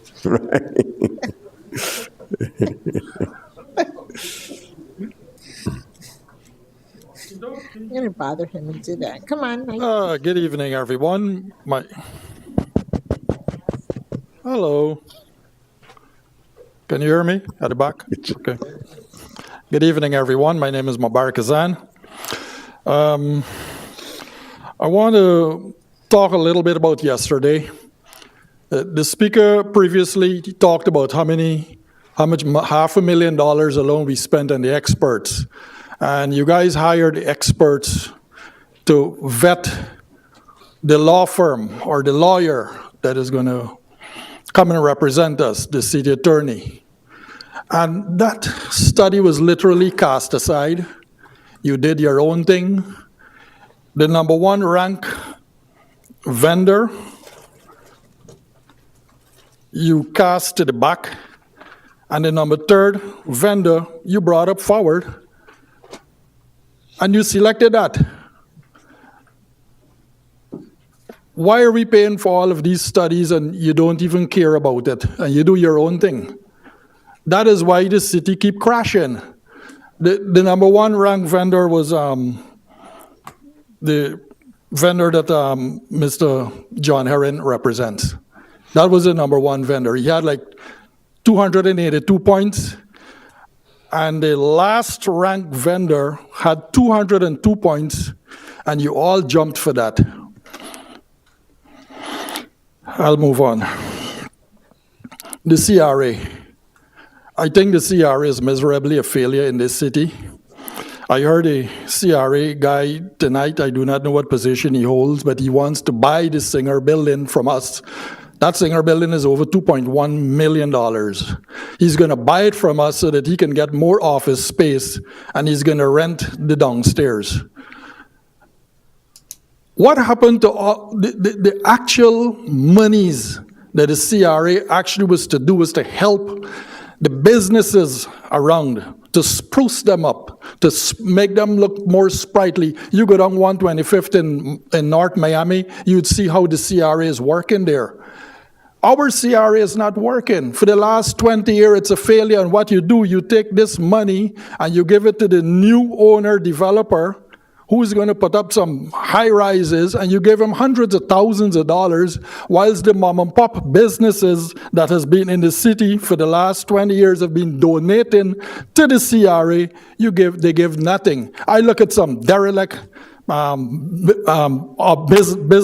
business buildings down the corridor, 163rd, 167th, and the money is not utilized. And here again, this director now wants to buy a building from the city so that he can get an extra office space.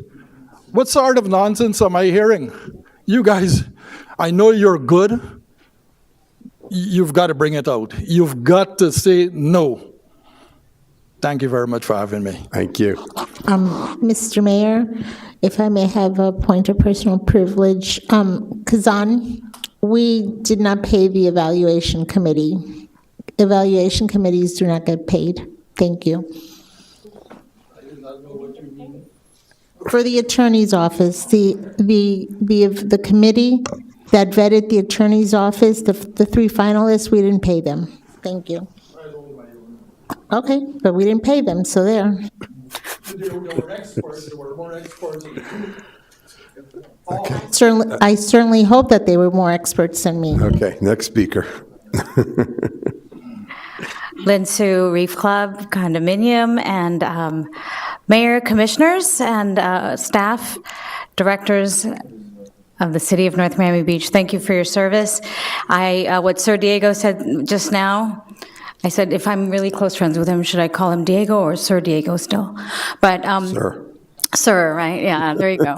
So that really resonated with me. I think like it's so nice and peaceful to see the dais very working, cooperating together. Now, my comment is about yesterday, and I hate bringing up the past, but it's important because I think that the fact that we have 3 bidders coming in, right? That shows a lot. That means there's a lot of other law firms and lawyers and attorneys who don't want to work with us or don't care to put their bid in. And so it's very important that you choose or vote for the right one, and that the city attorney probably bargains for a good deal for us and a nice, easy exit if should things not work. Because I think that to have a city attorney that is going to be, I'm pretty sure, I haven't seen him lose an election, so I'm pretty sure he will win the school board seat, and to have him run that, 2 other cities, including our city as well, I think our city needs some TLC right now. If we can get some good TLC, some good structure, whether it be Attorney Herron or Gray Robinson, that would be fantastic. I'm not saying that he's not great. I'm saying that I'm worried when he gets elected and he's not going to have enough time for us. I want our city to have full attention of the attorney that is going to be here to set everything up and clear everything out. I believe there's a lot of ordinances that are outdated. They are repeats of each other. They are redundant. Those things need to be cleared out. And I think it's time for our city to pack it tight and run as fast as we can, because every city around us has already gone like a decade ahead of us. Thank you so much. Thank you.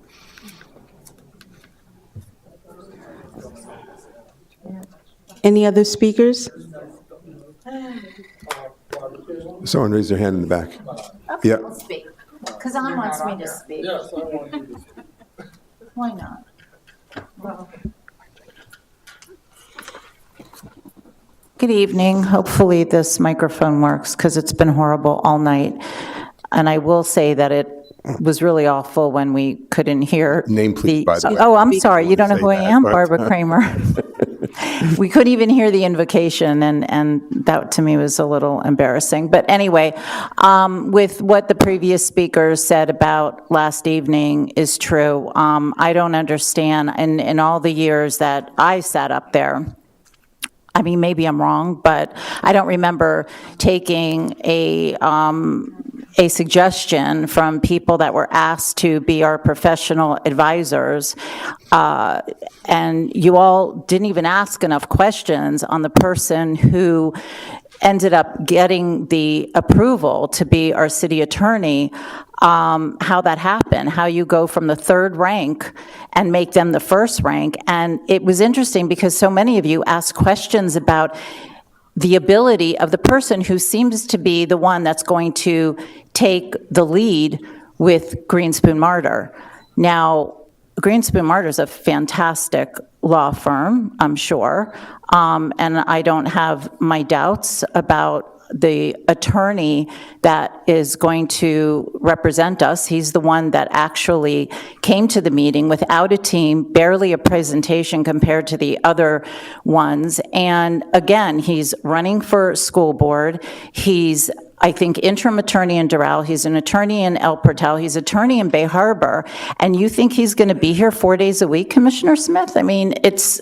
And that was really important to you. So maybe that's what's going to happen, or maybe there's going to be another attorney that's going to take over. But I think that's the person that needs to be here that you all speak to and make sure that they do have their ducks in a row and they do have staff that can handle what this city needs. I was really disappointed watching that last night. There was one presentation that, look, we don't know what they would have charged us. It could have been something that we wouldn't have been able to afford. And, you know, having a request for proposal would have been great in the mix of requests for qualifications. But to watch that presentation, to watch all these outstanding, young, vivacious, you know, interesting attorneys come here and speak about their background, to me was so impressive, and they didn't even get a shot. So hopefully, this is all going to work out, and if the lead attorney for Green Spoon Martyr that's supposed to watch over us thinks they're going to have the time to do everything we need. I guess only time will tell. Thank you. Thank you. Okay. We have one more speaker, I believe. Okay. Francisca Kamuka. Kakamu. I apologize. That's okay. You have 3 minutes. Good evening, everybody. My name is Francisca Cárcamo. I'm sorry my English is not too much perfect. I try to speak the best I can, and I'm nervous. I'm here because I want to ask, and it is possible, they can give a chance break people. We want to work. I want to work on a small food truck, and I know you have your rules and everything, and really, I know it's not only me. I know it's a lot of people they want to do, and I know it's a lot of people they not do everything correct. And I want to work, and I want to do everything, correct. I want to do everything.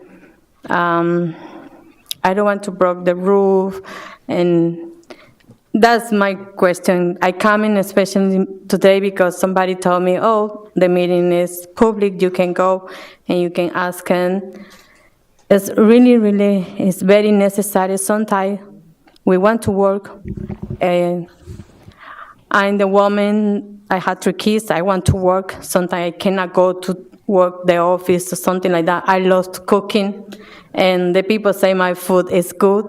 I don't have the money I start with a big business, the restaurant. Of course, I want. One day I want, but right now I can't. So that's one. It's something more easy for me to take a small food truck and start. Maybe one day I can have my big restaurant and give it more people. I don't know. I can't explain in English. I'm sorry. That's the reason I stay here. I live in for more than 10 years here in North Miami. I move, but I come back from North Miami because this is my city too, and I love it. So that's my point today. Thank you. Mayor, we'll have staff reach out to you. Voy a coger a alguien de mi equipo, hablar contigo.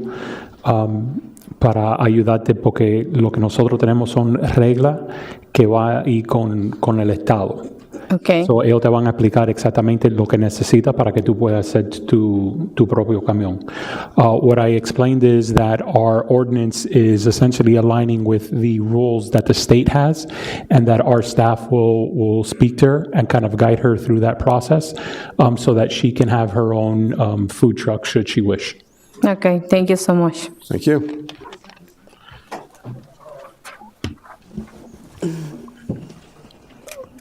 That concludes the speakers? Yes. Okay, perfect. You're going to close public comment? Okay, so for next is announcements. Mr. Manager, anything on that? Yes, sir. And I have a few different announcements, but I think we have a list of the very select. Marlene? Good evening, Mayor and Commission. Marlene Monesteem, Chief of Staff. I am sharing with you all, Commission and the public, just a few events that we have coming up over the next couple weeks. Starting with Career Connection with Career Source South Florida. That'll be held on Thursday at 10 a.m. at Ulita Community Center. That's going to be an opportunity for our residents and business owners to receive assistance from Career Source, skills training, job searching, support for our businesses and youth services. In addition, there will be some employers present. So if anyone is looking for employment or an opportunity to gain better workforce assistance, you can stop by the Career Source event at Ulita. In addition to that, we have the NMB Teen Program Town Hall. That'll be held tomorrow, 6:30 p.m. at the McDonald Center. We also have a youth college tour series that's going to begin on Friday, March 22nd, 10 o'clock a.m. Students who have registered will have the opportunity to visit FIU and St. Thomas University. Excuse me. In addition, on Friday, we have NMB's We Care to Share golf tournament that is held by the NMB Water team. The event will be held at 11 a.m. at the Miami Shores Country Club, and it's an opportunity to raise funds for the We Care to Share program. We also have Wednesday, March 27th, Coffee with a Cop at 8 a.m. That will be held at Cafe Del Alma, located at 16275 Biscayne Boulevard. And last but not least, not an event, but worth noting, especially to our public, weekly recycling will begin on April 1st. If you are a residential citizen of the city, you can visit www.citynmb.com/recycling to see your new pickup day on the map. And that's all the announcements I have. The other announcements, Mayor, I'll say during my report section. Okay, perfect. Thank you so much. All right, next on to commission reports. And if we can practice some brevity today, would be great because we have a lot of things to still do and it's getting late. And we had a late start, so. No. We used to be. Why didn't it stop? Well, when you say me, I'm not placing it here, I'm just writing it down. You have 2 minutes each person. Okay. Okay. All right. So, Madam Clerk. Commissioner Chernoff. Good evening, everyone. First of all, I'd like to thank John Herron for his interim city attorney position that he's been holding. I think he did a great job for us, so thank you, John. All right. The Beautification Committee is having an Arbor Day, what formerly was Arbor Day celebration of giving away trees. We've expanded it to a week. So the week beginning April 22nd to the 27th, we're going to have a Kiss the Ground seminar, a Million Orchid Project, how to compost, the family story time and poster contest, and then tree giveaway on Saturday. So you're all invited. Please come out. We will announce where the trees will be given away. Okay, Fortuna, congratulations on a great Heart Walk. It's getting better and better each year.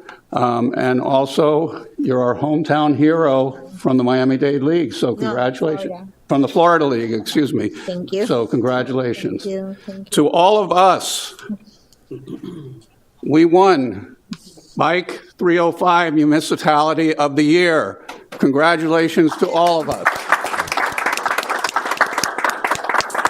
We were invited to ride with Greg LeMond. For those of you who don't know who Greg LeMond is, 2 or 3 time Tour de France winner. Unbelievable. He rode with us and we were with Mayor Cava and a bunch of other people, and a lot of my colleagues up here came. Thank you very much. And we won Municipality of the Year for Bike 305. Thank you. And we had a great Bike 305 last weekend. Thank you. Let me get it, please. No, Lance Armstrong. Greg Lamont, thank you. Thank you. Commissioner Florimon. Thank you, Madam Clerk. First of all, everyone, welcome again to our City Commission meeting. I also want to, aside from welcoming everyone, thank our residents for always participating and bringing attention to issues of relevance to the commission. You know, we don't know everything, we don't see everything, so you guys are our eyes and ears, and we really appreciate all of your attention to our great city. I want to take some time to just hearken on the issues that are going on, not only around our world, but more specifically in the island nation of Haiti. And, you know, we all have a voice. We all have a voice. We all have social media. Well, most of us do. But we all have a voice that we can use to speak up against what is wrong and to speak up for those who are less fortunate than we are. And when we take a look at what's going on in Haiti, and as a Haitian American, It really pains me to see to the degree that the country has gotten to. And so today, I want to use this platform to not only say that our prayers and our thoughts are with the people who are in Haiti, but also for those who are fleeing oppression all over the world, and more specifically, want to send a message to the United States government and anyone who is involved in the transition of the government in Haiti to really take note to what's happened in the past and really do their best to make sure that there's a brighter future for the people of Haiti. They want basic things: the right to walk the streets freely, the right to an education, the right to have something to put on their table to eat.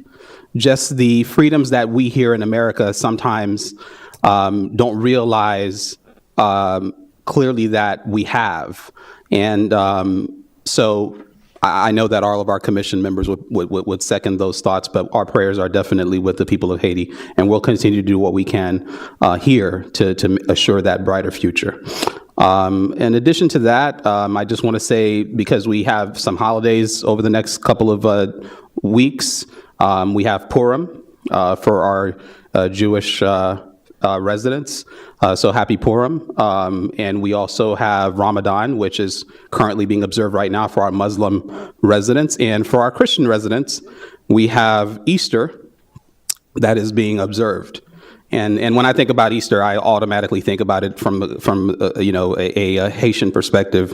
When you think about Dimanche Pâques, and when you think about all the beautiful services that take place at the Catholic churches and the Christian churches throughout Haiti, and to think that a lot of people will not be able to enjoy this holiday the way that they normally do, we ask that while you're enjoying your Easter or your holidays, that you pray for those in Haiti, so that they can get back to some form of normalcy in that country. Thank you so much. Thank you. Commissioner Jean. Thank you so much. Good evening, everyone, and well said, Commissioner Florimont. I echo your sentiments. Did want to thank our interim city attorney, Herring, for your service throughout the last 11 or so months, and also wanted to congratulate Vice Mayor Smuckler on her Home Rule Award. Hero. She's a hero. Heroine. There you go. Happy Women's History Month to all the women and to all the men who support us as well. Happy St. Patrick's Day for those of you who celebrated. And also, I had the honor to be nominated for the TPO's Safe Streets Award. Didn't win, but I was honored to be nominated. I did want to, thank you, to remind everybody about our career fair this coming Thursday with Career Source. Also, Teens Tea Party happening at the end of the month. And I celebrated a birthday this month, so I turned 21. And look much younger. Right? No, past was 16, but I want to thank everyone for the well wishes, and also take good care of your health. Both my mom and I had some health scares this past week. So for all the women, get your mammograms, get checked out. All the men, take care of yourself, because health is wealth. So take good care of yourself. Though we lead and it's very stressful oftentimes, even our manager recently had to take a little pause, but all of us, please take care of yourself, because if you don't take care of yourself, the work doesn't mean anything if you're not able to do it in a healthy way. So thank you to everyone, and have a great meeting. Thank you. Commissioner Joseph. Thank you, Madam Clerk. Echo the same sentiments in regards to Haiti, as well as, I know we have a couple of holidays coming up. Happy Purim, good Pesach, but I know Pesach, we're going to have another meeting prior to Pesach, so just giving a heads up. Ramadan Mubarak to our Mr. Mubarak, Ramadan Mubarak, because it's good that you have your name is a blessing in and of itself. So to our Muslim residents, next week is going to be our spring break. A lot of the kids are going to be going out.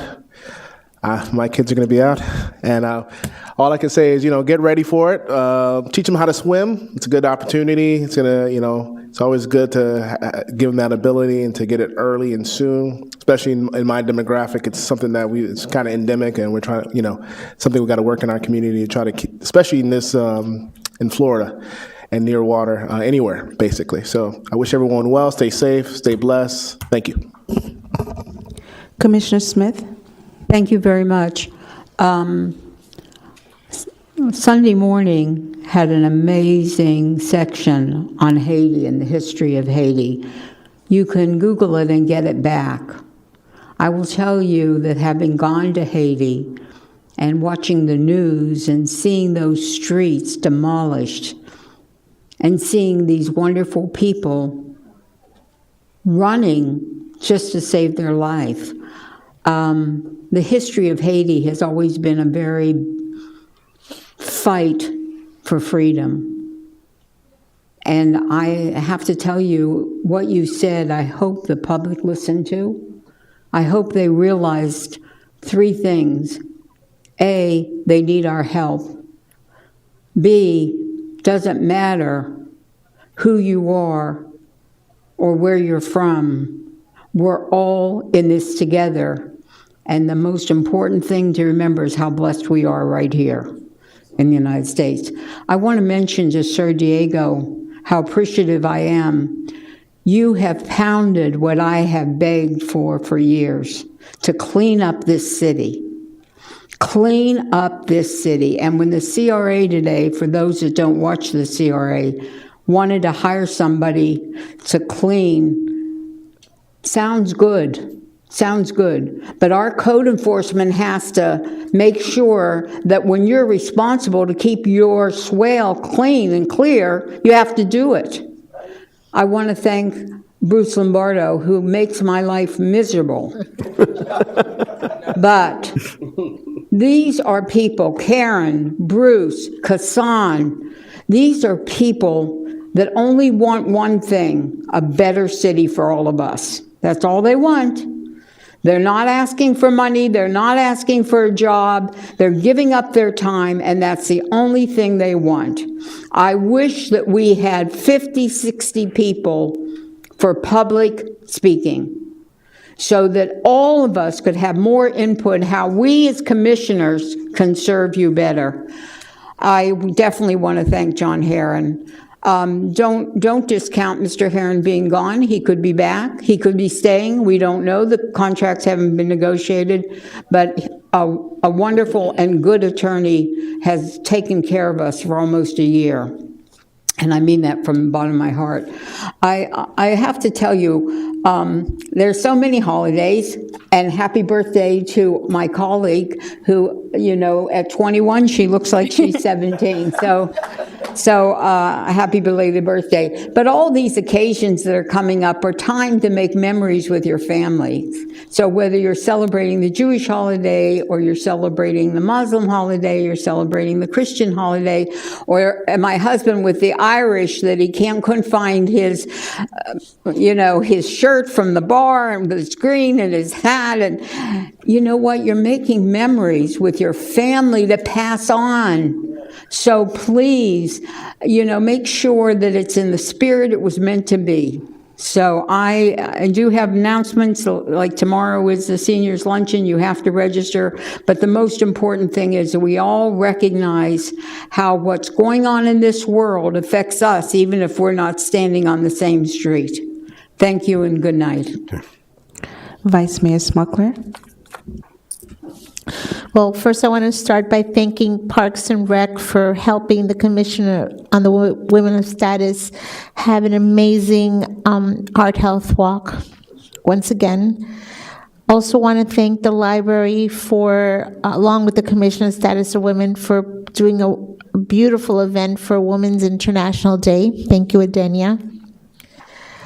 Also, always want to thank our police department for keeping our families, our residents, our employees, our visitors safe. Happy Purim to all those who celebrate.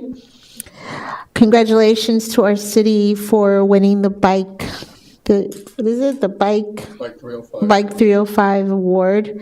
It was, they always say somebody has to be last at that ride, and it was me. You rode. That was wonderful. Yeah. I walked. But then they left me, and that was another story. Thank you to Mr. Herring for your service, and congratulations to Mr. Geller for being our new city attorney.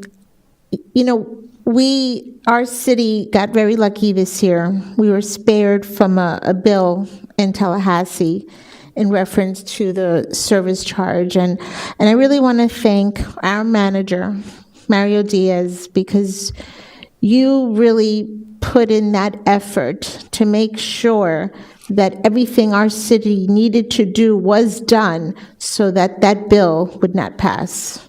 So thank you.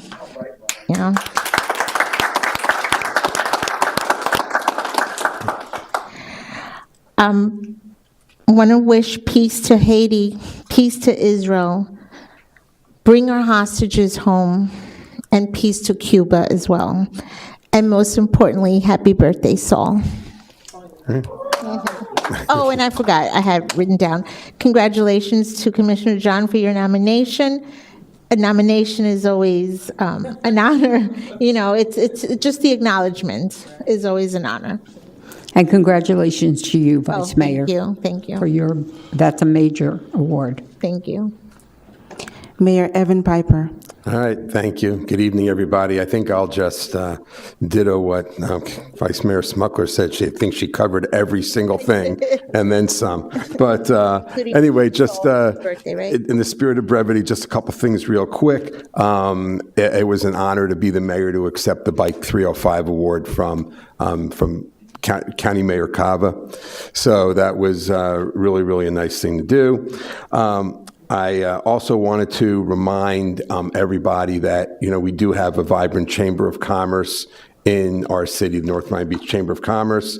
Sir Diego brought something up that he's going to actually attend one of our events coming up at Talking Tacos, I think later this week or next week or Friday. Okay, I should know, really? Yeah. Right? Okay. But if anyone's interested in Chamber of Commerce events, if you're a business owner, it's great. If you're involved in business, it's great. And even just to come out and get involved in the community and mingle with the business people in the community, it's a great thing to do, and it's something that's out there, and something you should definitely check out. Wanted to thank John Herron for his hard work and dedication to us for the time he was here. Thank you very much. Congratulations to Commissioner Chernoff for your work on the Bike 305, where I got to get the limelight, but Thank you. And also Commissioner Smucker with your heart health walk and your home rule heroin thing and all that stuff. Happy birthday, Heroin. Commissioner John, you and your heroin, I don't know. And then happy Purim to all those that celebrate. So hopefully I did that quickly so we can keep moving on. And thank you all for being here and for being our residents. So thank you. Mr. Mayor, can I give one more announcement? Sure. April 8th is going to be the Tour de Force, which is for the fallen officers of the state of Florida. And it starts out at our City Hall on the 8th, and it goes to, I think, Boynton Beach the first day, and then goes on for 3 more days to Daytona Beach. So anybody who wants to participate or donate money to Tour de Force, please see any of our police officers. Thank you. Okay. Thank you very much. Okay, so now let's move on to the consent agenda. So we need a motion and a second. So moved. Second. Okay. And would the city attorney please read the titles? Yes, sir. First item is 9.1 City Commission Conference Minutes of February 20th, 2024. Item 9.2 is regular City Commission meetings of February 20th, 2024. Item 9.3 has been pulled. So the other item is 9.4, resolution number R 2024-40, entitled "A Resolution of the Mayor and the City Commission of the City of North Miami Beach, Florida, approving and authorizing a change order to the piggyback contract with Axon Enterprise, Inc. for the purchase of 40 Taser 7 energy weapons, increasing the estimated budget amount by $151,229, authorizing the city manager designee to do all things necessary to effectuate this resolution, providing for conflicts, providing for scrivener's errors, providing for severability, and providing for an effective date." Okay, thank you. So I'll entertain a motion and a second to approve the consent. Move to approve the consent agenda. Okay, you got, okay. And all in favor, say aye. Aye. Any opposed? Passes unanimously. All right, thank you. Nothing on quasi-judicial.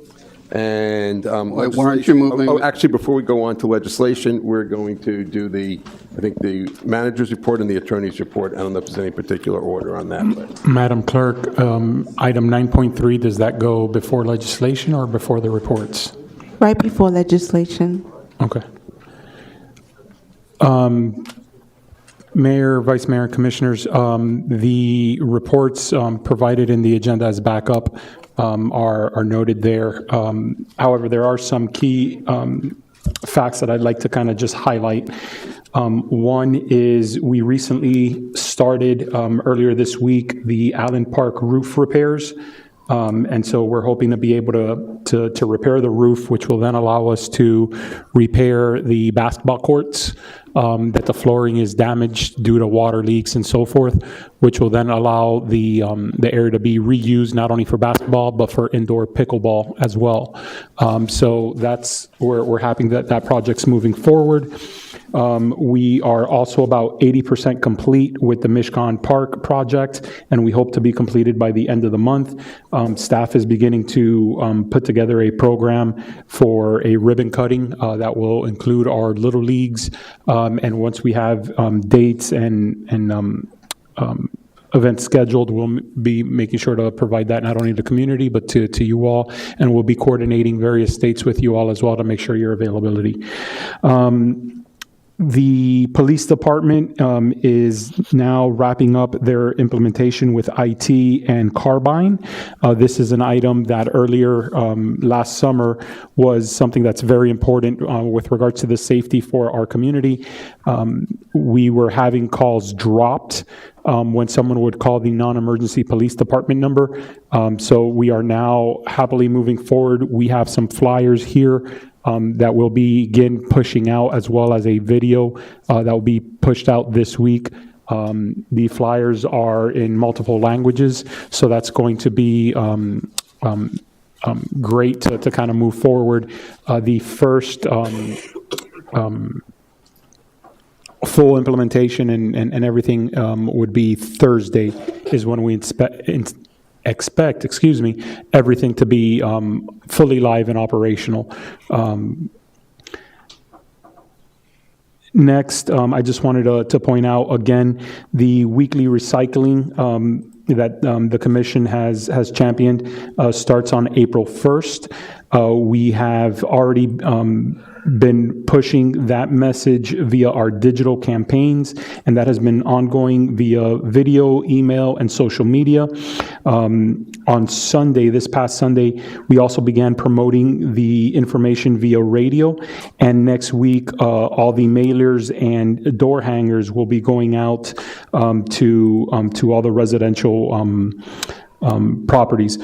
We'll then, once we begin the weekly in the month of April, we'll then begin transitioning into more of an educational campaign about how to properly recycle, because it's not only about the weekly pickup, but it's also making sure that our residents understand what is allowed and what is not allowed. Yes, sir. Manager. One question that I got from a resident was, and they might have a video that Coastal has, but what happens once you recycle? Where does it all go? They just want to know what the process was. I don't know if that can be put online where a link could go to them because they want to see what the process is. Yeah, sure. We can put that information online. I know there's been I almost want to say seismic, but I feel that that's kind of overhyping it. The facilities that unfortunately burned down in Miami-Dade County, which were located in Doral, does impact quite a bit. And so I believe Coastal's here, and we can get into it, but we can definitely just provide that on our website and be able to provide that in our educational campaigning as well, so that they can see what the process looks like for recycling and where it goes. Correct. Yes, sir. So that will be, door hangers and mailers would be hitting the residential properties next week. And then two other quick announcements that I just wanted to make you all aware of.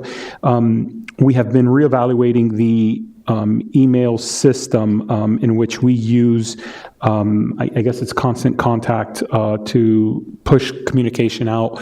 We are reevaluating that. We're going to be using a different system, and we're making it so that it is better targeted and more personalized for what people want information for. Right now, it's basically you sign up and you get everything. But under the new system that we're trying to implement, people will be able to sign up if they only want programming from the library, or if they only want emergency, or they can kind of start selecting what type of communication they would be receiving via email from the city. So we're moving forward on that kind, and listening to something that many of you were talking about during the budget is bringing on board a opportunity to have text messaging in which residents can communicate directly with the city. So we are trying to finalize an opportunity to bring that kind of technology onto the city. We'll also be creating the workflow as who would be responding, because they would be communicating via text directly with the city and having a response. It's not just a one-way communication. So we're putting that program together, and we hope to have that up and running sometime in mid to late April. With that, I believe that, was that everything we said we wanted to? Did you have an update on City Line? City Line, the newsletter that we used to have, any research that was done on potentially continuing or the cost? Yeah, so we had looked in, the last amount that the city had put was over $25,000 to $30,000. We are looking to kind of bring that back, but I don't have an exact update for you right now. He's going to be. Thank you. 66. Okay, thank you. All right, so now we'll move on to the city attorney's report. And Mr. Attorney. Thank you, Mr. Mayor, members of the commission.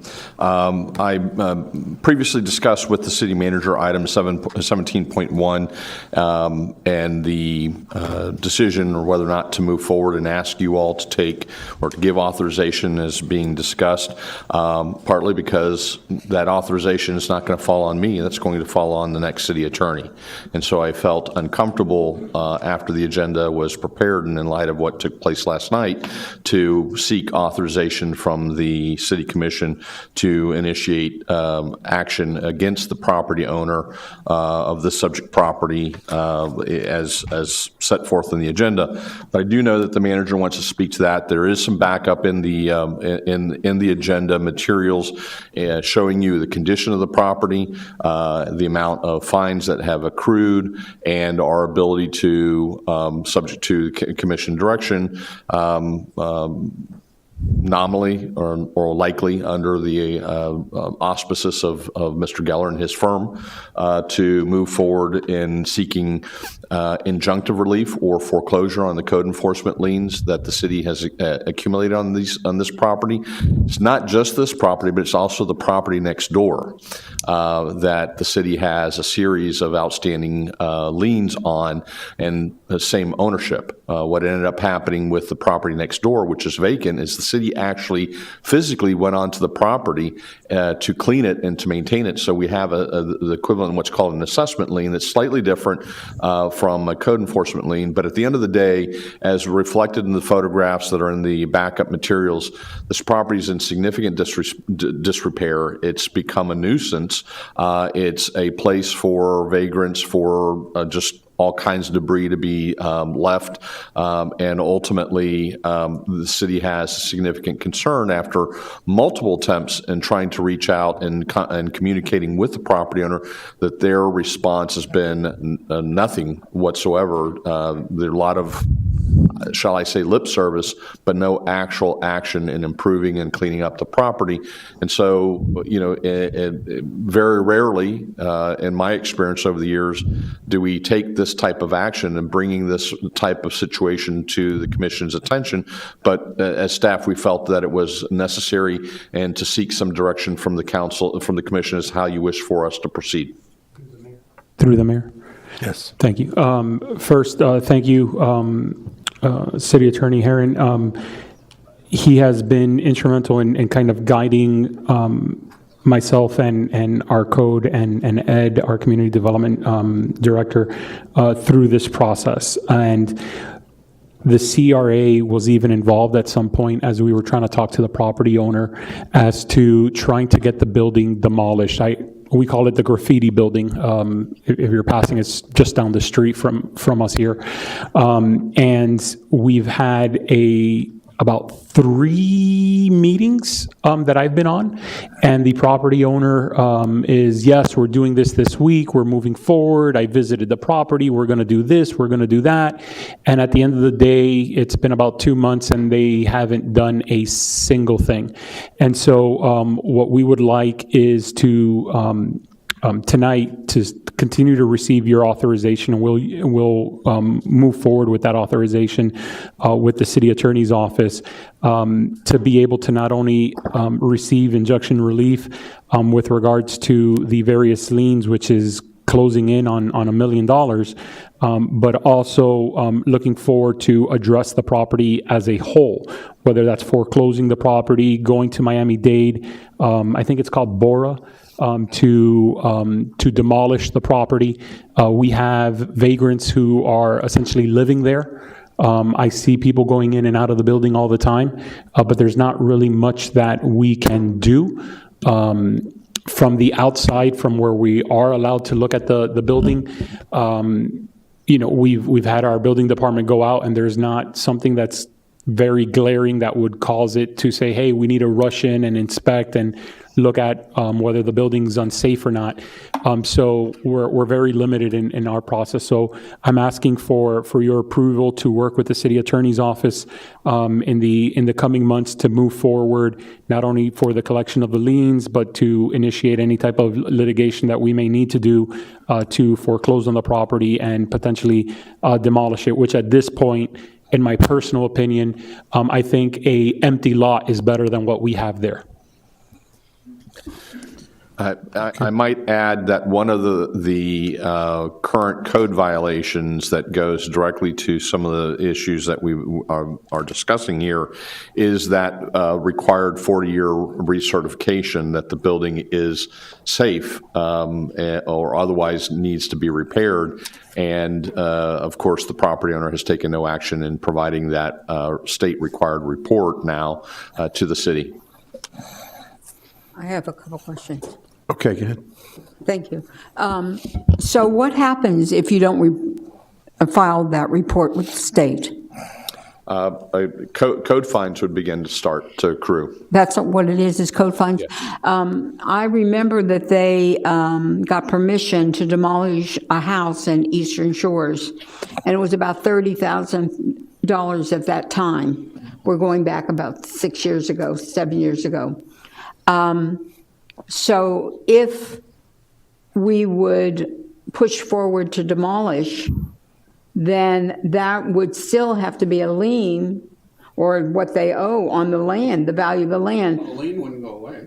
No, well, I'm just saying, I wanted to find out $1 million is the lien. I'm sure the property's worth more than that on 163rd Street, but those liens have to still, we have to make sure the value of the land can cover whoever the owner is owes the city.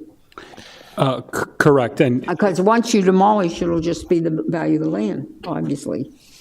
Correct, Commissioner. And however, the cost, which would come back to you as a procurement and so forth, the cost of of that demolition would be a hard lien and a hard cost from the city, so it wouldn't be, That wouldn't be something we could erase. In other words, that's the thing I want to address. they would have to. We cannot negotiate that. Okay.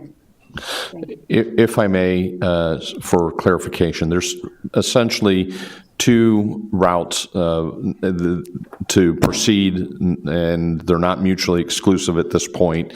One is to foreclose on the existing code enforcement liens, assuming there are no other encumbrances on the property. And so, subject to the commission's authorization, that would be one of the things that would be performed is what's called an ownership and encumbrance report to find out whether or not there's, our lien has priority.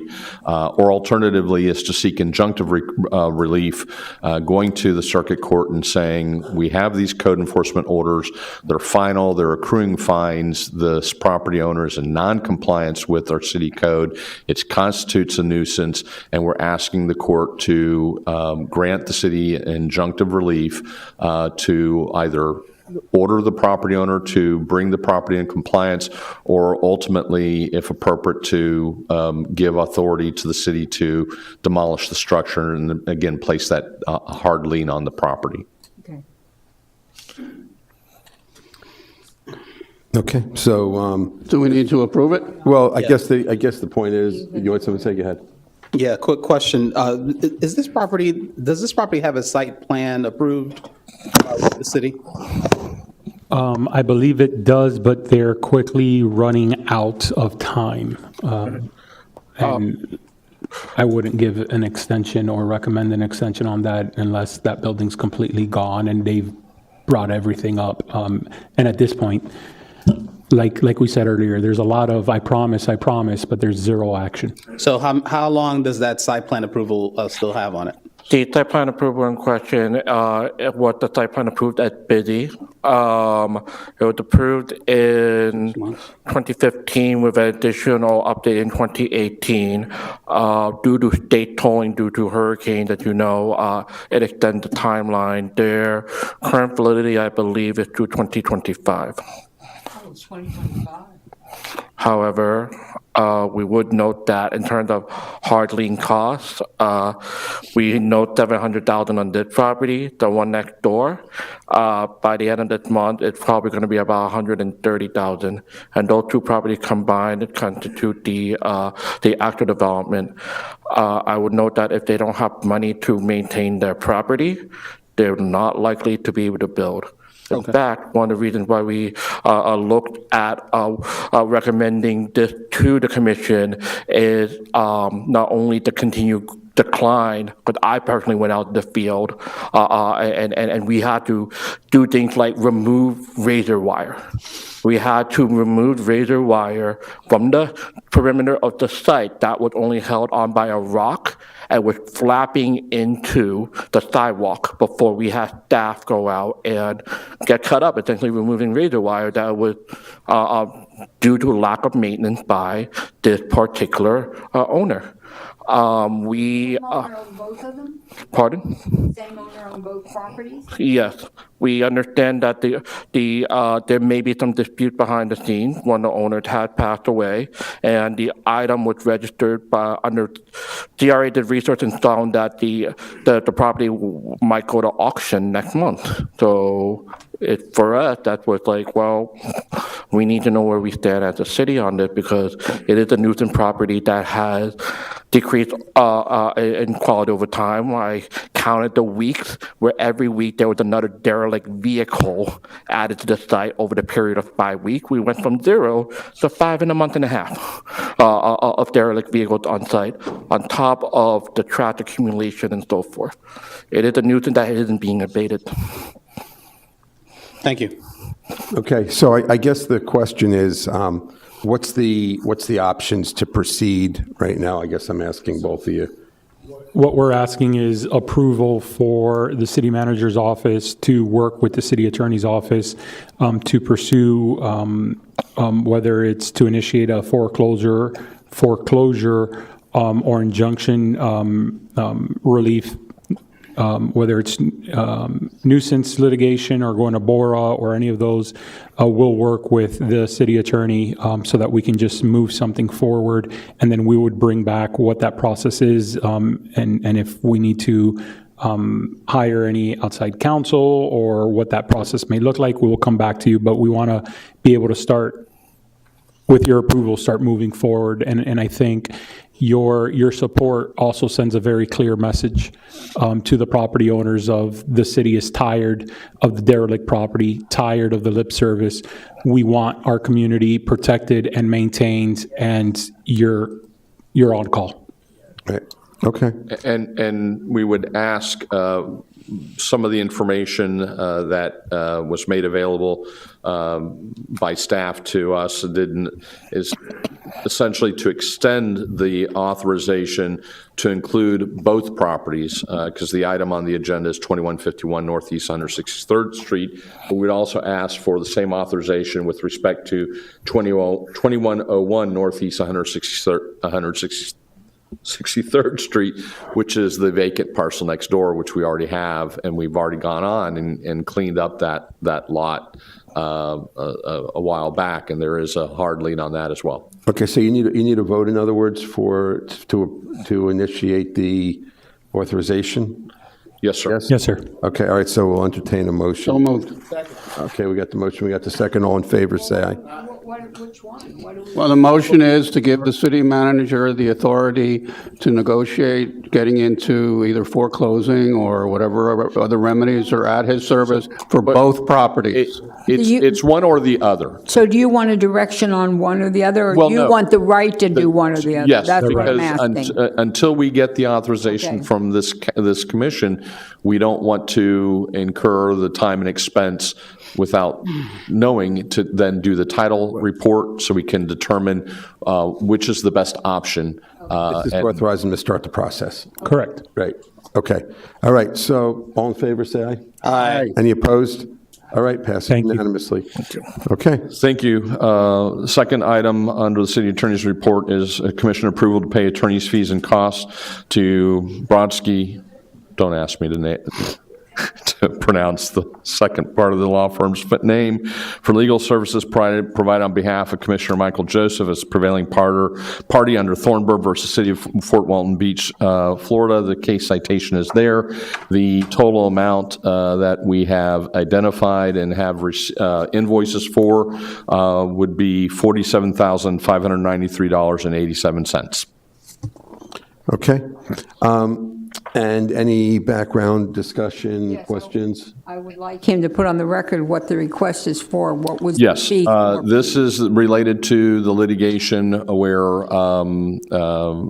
another commissioner initiated against Commissioner Joseph seeking his removal from the commission for failure to attend I think it's 120 days under the charter. That matter has gone through the litigation. The court ruled in favor of Commissioner Joseph. That order was appealed to the 3rd District Court of Appeal. The 3rd District Court of Appeal affirmed that, and as a result, a final judgment has been entered affirming the 3rd District Court of Appeal's judgment that Commissioner Joseph is entitled to stay in his seat as commissioner through the end of his term, which I believe is this November. And so he is entitled as the prevailing party in that litigation for the reimbursement of his fees. We've done the same thing with several other parties in related litigation. And as I said last night, when treating everyone equally, it's now up to you all to determine that he is the prevailing party and to authorize that reimbursement. Well, haven't the courts determined that he's a prevailing party? No, that's not under Thornburg. You all have to make that determination. If not, if you do not make that determination, then he has the right, and the final order does give him the authority to seek a court ruling to that effect. But in the first instance, under the court case, it is your determination, and if you make that determination, then there's obviously no need for additional litigation. Right, but he's here, so he prevailed in the action. It's just not, the court hasn't actually. He has prevailed to date. in the matter. And so the appropriate thing under the case law is to reimburse him for the attorney's fees and costs that he incurred in defending himself, because he was defending himself in his position as a city commissioner. Is the case over, or is the case still ongoing? At this point in time, subject to payment of the attorney's fees, the case will be disposed of and we're done. Right. Okay. So do you have a recommendation from a legal perspective as to how we should proceed? Yes, sir. Okay. My recommendation very specifically is to recognize Commissioner Joseph as the prevailing party, and under the case law that's cited in the backup material, his entitlement to reimbursement in the amount of $47,593.87. Okay. Any questions? Otherwise, we'll entertain a motion. So moved. Okay, second? Do we have a second on the motion? Okay. So Second. We got the second on the motion. Okay. All right. All in favor, say aye. Aye. Any opposed? Okay, passes unanimously. Okay. And let the record reflect that in accordance with guidance provided by the Miami-Dade Commission on Ethics, before the item was taken up and voted on, Commissioner Joseph absented himself from the dais, the chambers, and he will now then have to get together with the clerk to file the appropriate disclosure paperwork, Okay. or conflict of interest paperwork. Okay. He can come back if he wishes. Okay. If someone wants to, well, I guess he hears us on the speaker, so, yeah, okay, perfect. All right, 17.3, I guess. Yes, I'm not sure how it was, 17.3 is, it doesn't matter. It is, the 17.3, or the next item is authorization to engage the services of neighbors Giblin and Nickerson, in particular Miss Valerie Vicente, to make sure that she can get paid and to continue to assist the manager in moving forward with the negotiation and ultimately presentation to the City Commission for a contract between the city and the putative city attorney, Mr. Geller, and his law firm, Greenspan Martyr. So moved. Second. Okay, all in favor? Aye. Any opposed? Passes unanimously. Okay, 17.4. That's one. The last thing is, you have before you, I've tendered and provided to you all my official resignation letter, which will go into effect at the end of this month. Neatly wrapped up, so we can then submit our invoices from that point forward. There's obviously a need for additional services to bridge the gap, so to speak, and so I'm proposing a new engagement letter for the city to enter into with my firm to serve, so we serve as essentially transition counsel, or I'm calling as transition counsel.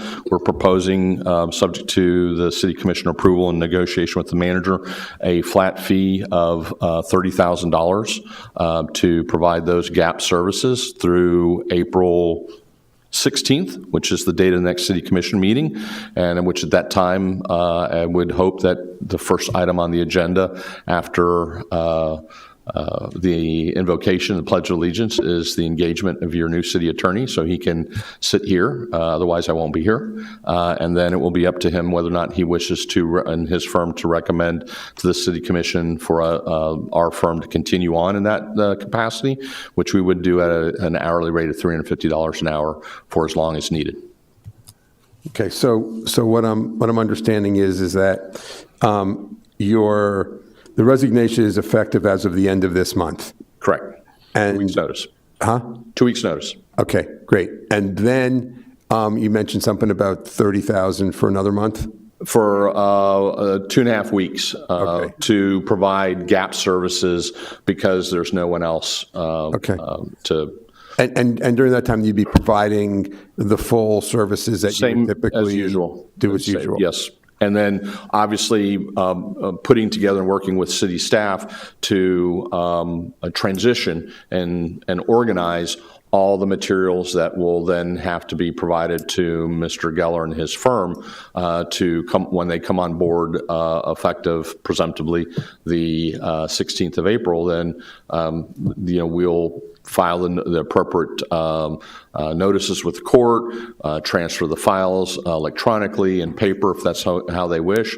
So we're an orderly transition, and that's the purpose of those services. In the event that we needed more time for some reason, I don't know if we would or wouldn't, but in the event we needed more time, would there be the opportunity at that point to negotiate another half month or month or something like that? And as I said, I would defer to Mr. Geller and his advice to you all, whether or not that would be needed. And if that is, yes, we'd be willing to do so.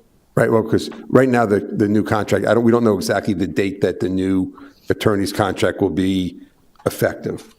Well, I would assume, what they say, that would be as soon as possible. So again, there's an orderly transition, so there isn't a gap in services. Okay, all right. So I just have one quick question, Mr. Herron. Yes, ma'am. If the contract still has to be negotiated, so if there's a hiccup in that, then is there a plan B? I would continue on at that hourly rate for as long as the city would need my services. Right, well, that's my question was, in the event that there was a hiccup and we needed another half month or whatever it was, would the $30K per half month thing still be in play? We can extend it for those additional 2.5 weeks, because I think it's a rather long month, the month of April, on the same terms and conditions. So, okay. Point being is that I'm available if it becomes necessary. Right, okay, and otherwise the hourly is really more once the new attorney's in place, if there's any need for additional work and additional work. Okay. Yes, perhaps it could even be worded that the hourly rate would only start once there was a new attorney sitting there. That's fine. So what I would suggest is that you accept the general terms and conditions of the new engagement, authorize the manager to work out the details, and we will. I'll sign it, and it'll be part of the record, part of the minutes, and part of the approval. Okay. Commissioner John. What's the balance left on the particular contract? Do we know?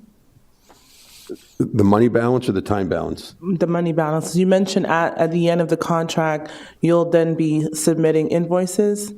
Yes, we would submit, we submit invoices on a monthly basis. And the current system that we have in place is that for general legal services, we submit a flat fee.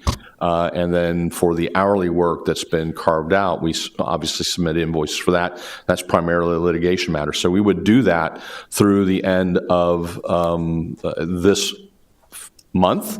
So that's why we're proposing that the interim city attorney designation end at the end of this month, because it coincides with the billing cycle. And we would bill in the normal course of business and presumptively get paid, and then we'd provide for those transition counsel services. Thank you. Mr. Manager, do you have a balance as it relates to what's left? Not with me. I know on a monthly basis, it's roughly 47 flat fee. The litigation part, I'm not quite sure, but we can look at that, and I can email the commission what the pending balance is. I believe the check for any pending balances should be done this week as well, so I can forward that over to everyone via email. The reason I ask is because the new attorney contract, would it be based on what's left, or would it be based on like the fiscal year 25, or how would you work that? So we would get into a negotiation with the new city attorney. At the meeting yesterday, it was proffered that it would continue whatever the existing rate is for this fiscal year would continue, and then for the new budget year, there may be a different rate. So we are anticipating that it would be the same for the remainder of this fiscal year. Thank you. Okay, so, Mr. Mayor? yes. Real quick, is that contract coming back to us for ratification? Yes, you would have that in your April agenda. Okay, so for all intended purposes, the start date for Green Spoon Martyr would be the day of the April meeting. Is that what you're saying?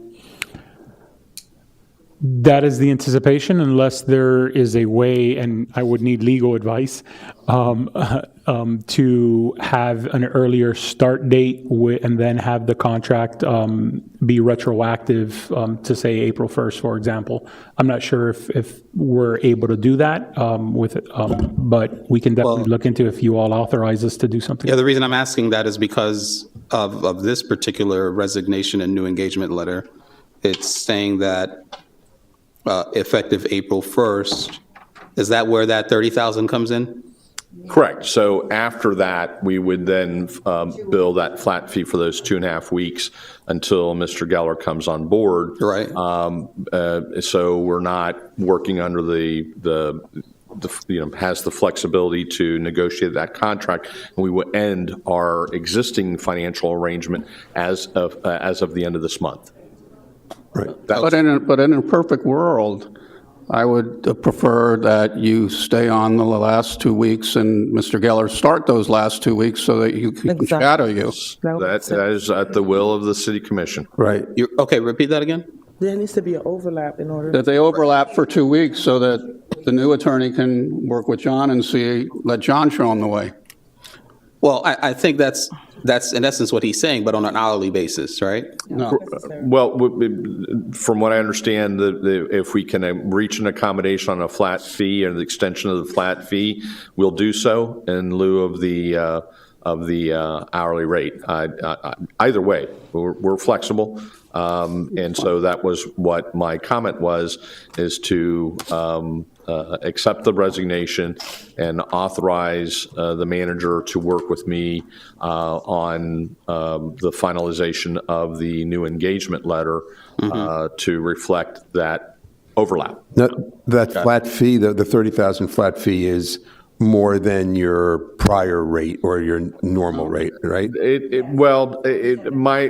it's 47, my estimation is that we would be taking care of everything, and so and transitioning over the litigation, so that would be included. Point being is that I think that's a fair and equitable manner in which to cover that gap. Right.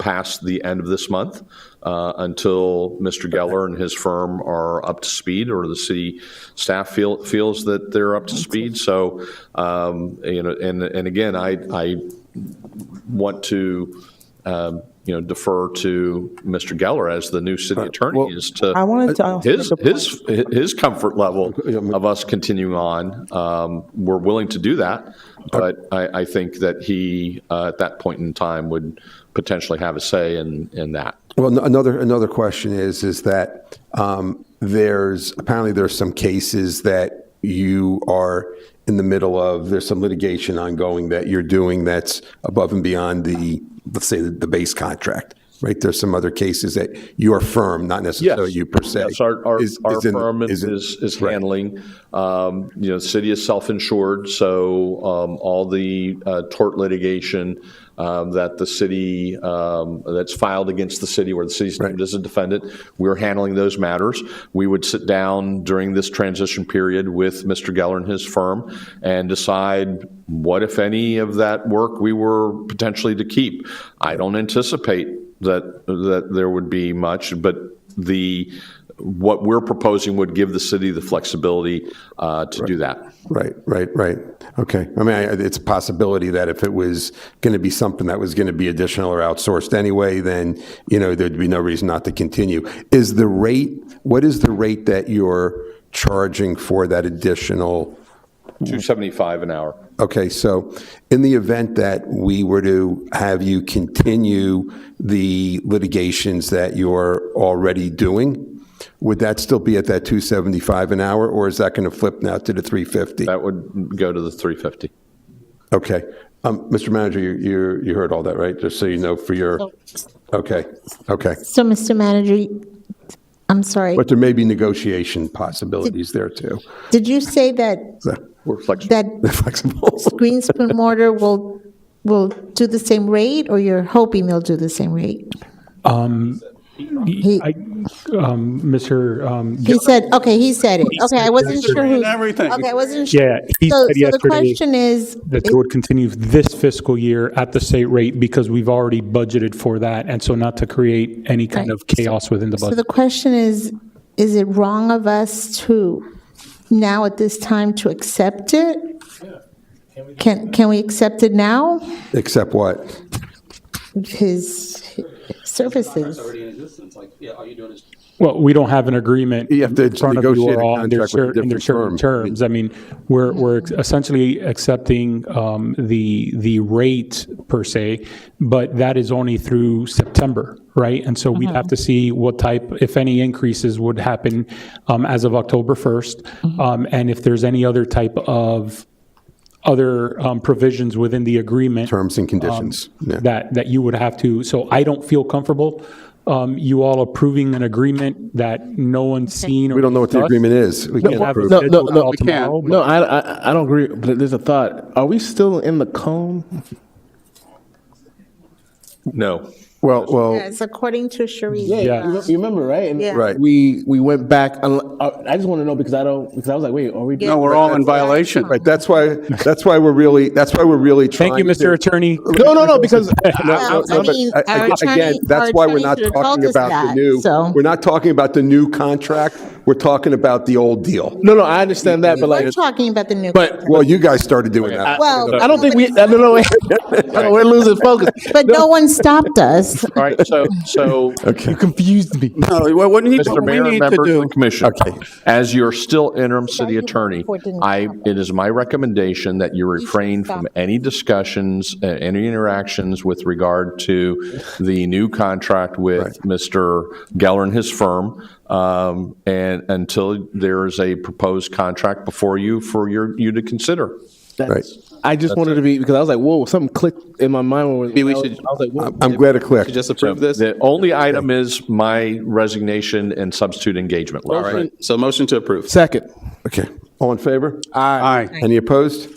Okay, passes unanimously. One item, I apologize that I did not mention when we were doing the additions, and that is I need direction from this commission to convey to our outside counsel, consistent with the conversation that took place in the shade meeting to pursue.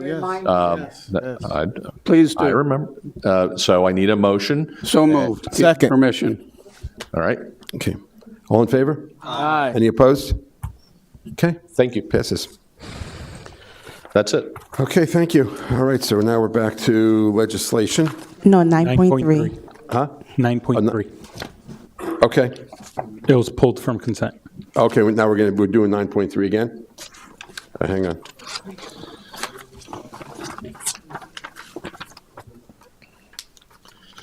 All right, so 9.3 came off of the consent, and it's going to be just heard as legislation. Okay.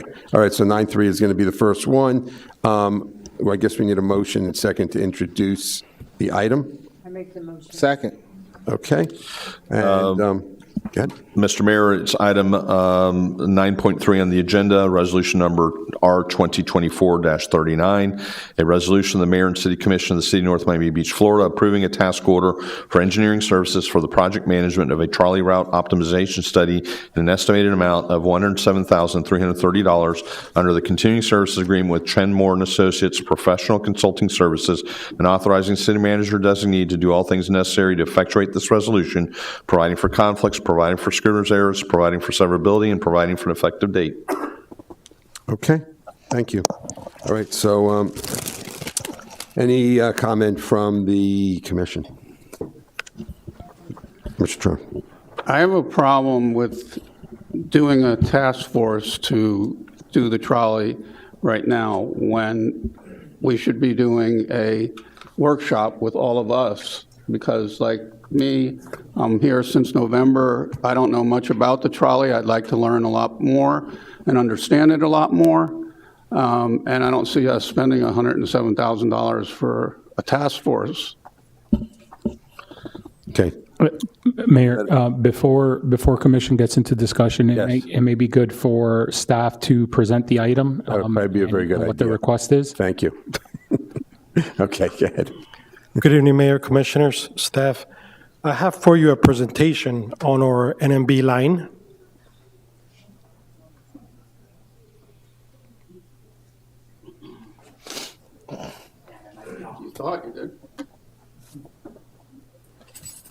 I have for you a brief history of the B line. If you recall, in September 2015, we provided a schedule. Perfect. Thank you. We provided a scheduled circulator bus service catering the residents operating from 8:30 to 4:48 p.m. The route commenced at the Intercoastal Mall and proceeds westward to Walmart on 163rd Street. On April 9th, 2017, the inauguration of the NMB line was serviced by a previous vendor, provided a free public transportation service that operated 12 hours a day and 6 days a week. During this time, ridership had more than tripled from the prorated basis from 37,000 rides recorded through the quarter four, which was 85,593 for fiscal year 17. For fiscal years 16 or 17, North Miami Beach had moved up the municipality, provided the CITT and the circulator ridership ranking from 17 to 12. In December 2017, we installed security additional measures, or what they called panic buttons, for additional security enhancements. April 6, 2020, we launched the service of routes D1 and D2, which is the last route that we added that provided 2 circulators. This was a significant expansion because it launched 2 extra trolleys. Notably, it stands out because there's a 30-minute turnaround, despite a temporary decline in ridership attributed to the global COVID pandemic.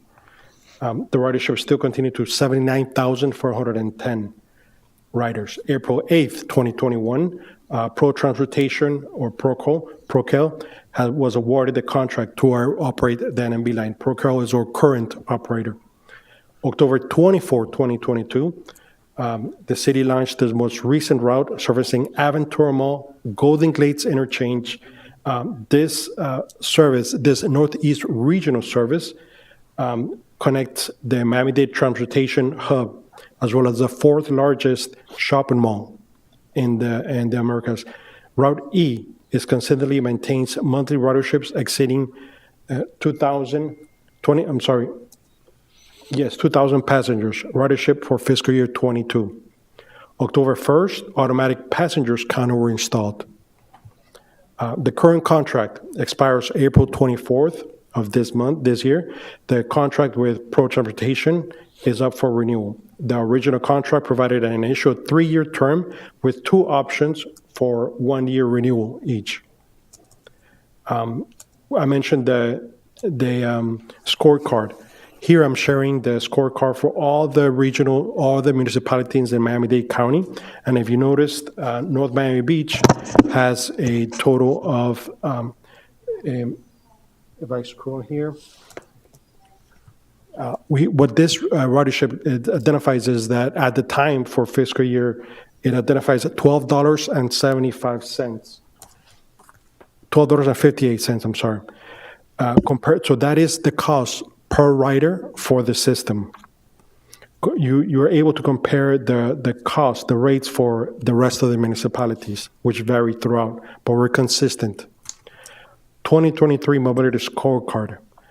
In the assessment of ridership across the municipalities, factors such as the city's geographical area, population, location, were careful considered.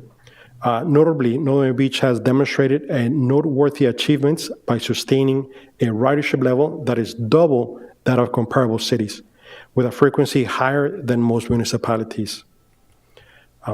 We're able to keep track of the trolley, live track. The trolleys are available to track via applications on a mobile device or computers with TSO Mobile. The application is free for everyone to use and provides real-time location and estimated time of arrival. Our website is identified. Briefly going through our routes. Route A, which provides transportation services to the Intercoastal Mall that I mentioned, convenient transfer point to the Sunny Isles Beach Shuttle. The route also encompasses key destinations such as the Stratford House Apartments, the United States Postal Service, the North Miami Beach Public Library, Walmart, the North Miami Beach City Hall, Victory Pool. Notably, the route maintains an average turnaround time of 1.5 hours, ensuring efficient and reliable transportation for passengers. This is a map of Route A. Route B, which it's a comprehensive transportation service connecting various significant locations along its route, which include Walmart Greenhouse Park Elementary School, the shops at Sky Lake, the City Hall Victory Pool, the Spanish Monastery, the North Miami Beach Public Library. Notably, the route maintains a commendable average turnaround time of 1 hour and 15 minutes, 1.15, ensuring swift and reliable transportation for passengers. This is a map of Route B, which is a more centralized our city. Route C serves key locations including Walmart, Fulford Elementary, Allen Park, Florida International University, North Campus, with transfers available to the North Miami via the NOMI, Biscayne Commons, Highland Village, Washington Park. This route maintains an efficient average turnaround time of 1 hour, ensuring timely, reliable transportations. This is a map of Route C, which incorporates our central and the southern and the easternmost portions.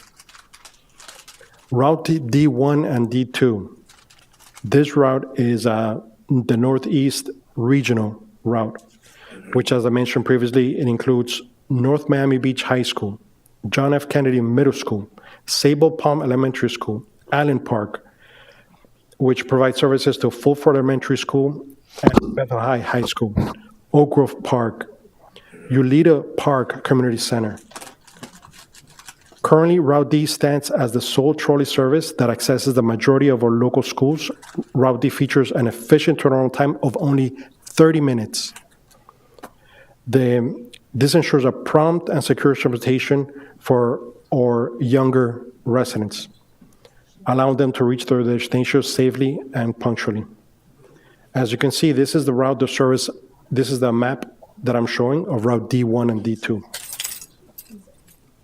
Route E, which is a comprehensive service, includes the Golden Glades Interchange, Jackson North, Jefferson Plaza, Walmart, City Hall, Spanish Monastery, Aventura Mall.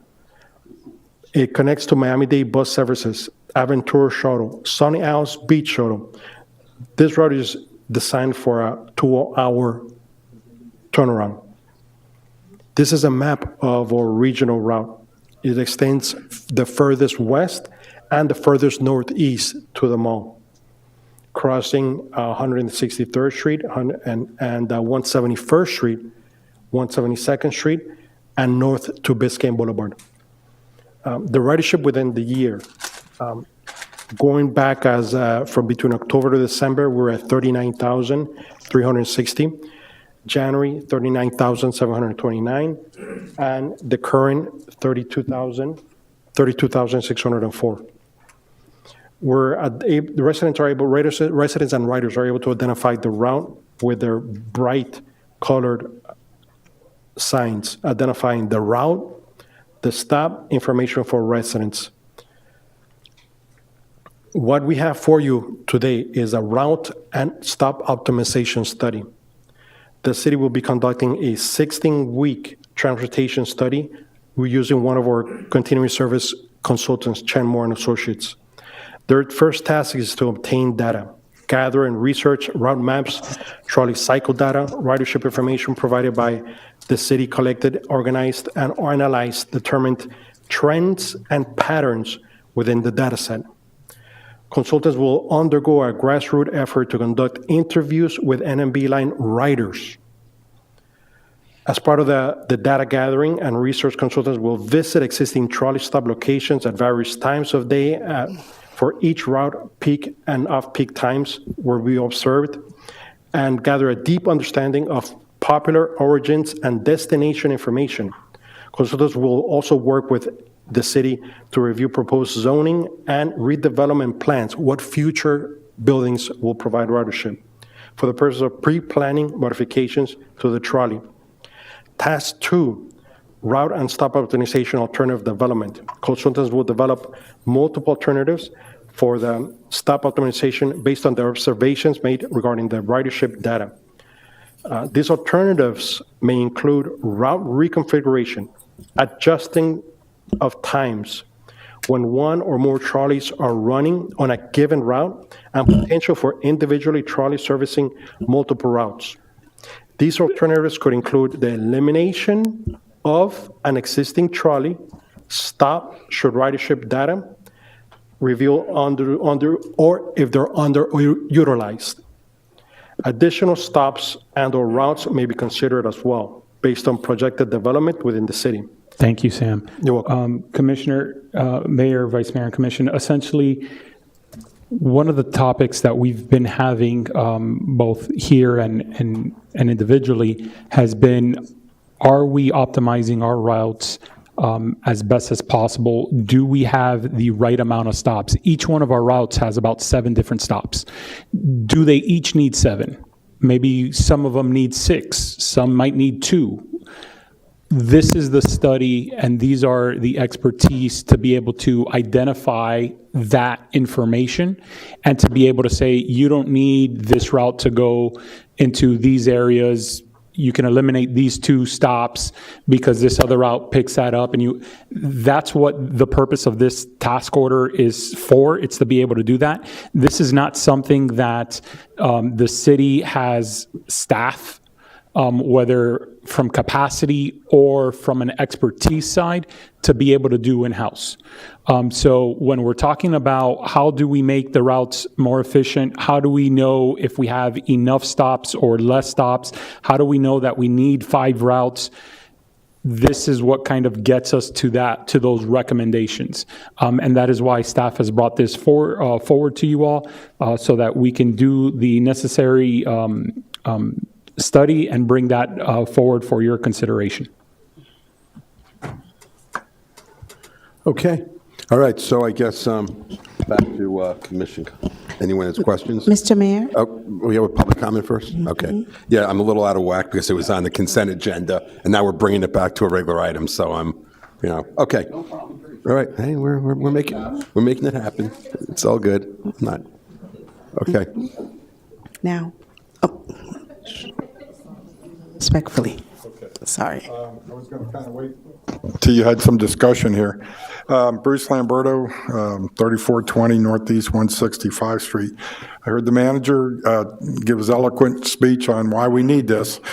We have a full-time trolley coordinator. Mr. Manager, is that correct? Stephanie, she's full-time with the yes, sir. Trolley coordinator. We have a full-time staff member. Her job is to coordinate the trolleys. And I would suggest, again, we try to start doing some stuff here in-house. She's very qualified, very eloquent, and maybe she can determine whether we need 2 stops or 5 stops or 4. Why don't we try that first? Why do we always go to these consultants and pay this exorbitant amount of money that for stuff that gets maybe used, maybe not used? I mean, again, look at what $107,000 would buy for our city. 3 police cars, 3 pickup trucks for public works. New playground for Eastern Shores that the people have been wanting for years, This is where we can allocate our funds. We can do things here a little differently.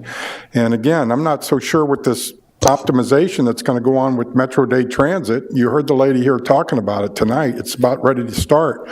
Do you want to do a consulting study right now during this transition period, which may change the routes that they're going to be doing? So we may be doing a study on a route that may disappear because the Metro Dade route may take it over. So I would, at the very least, table this for tonight, this study, see how it goes. And then even on your trolley, that's another, well, I guess we'll speak on that later on the trolley extension. But that's another thing that should maybe go month to month based on what happens with this interface with Metro Day Transit. But the biggest item here is that you received that report from Metro Miami Transit Authority, and it talked about, and he quoted all this, except he left out page 17, which tells you if your ridership is over $10 an hour, you might as well do away with it because it's too expensive and you're not getting the ridership that you should have. So for some reason that page was not given to you guys, which is the analysis and conclusion of the report, which is kind of misleading. You should have gotten that. And just, again, this is taxpayer money. Let's do something for our residents instead of our consultants all the time. Let's focus our money where it needs to be spent. Thank you very much. Okay, thank you. Any other speakers?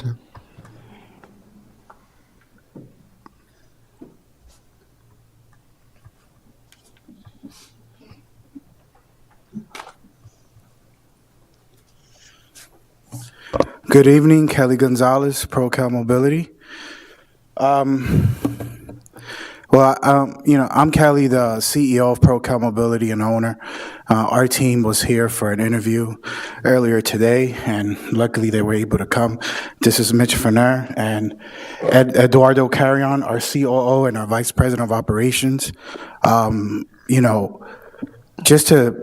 North Miami Beach Trolley is the heart and soul of our company and also of the operation. If you look at that that study that was done by the Transit Alliance, just how the city stated, our operations and the amount of passengers we pick up is in line with all of the cities that are our size. For example, we pick up 10,000 more passengers than the city of Miami Gardens. Our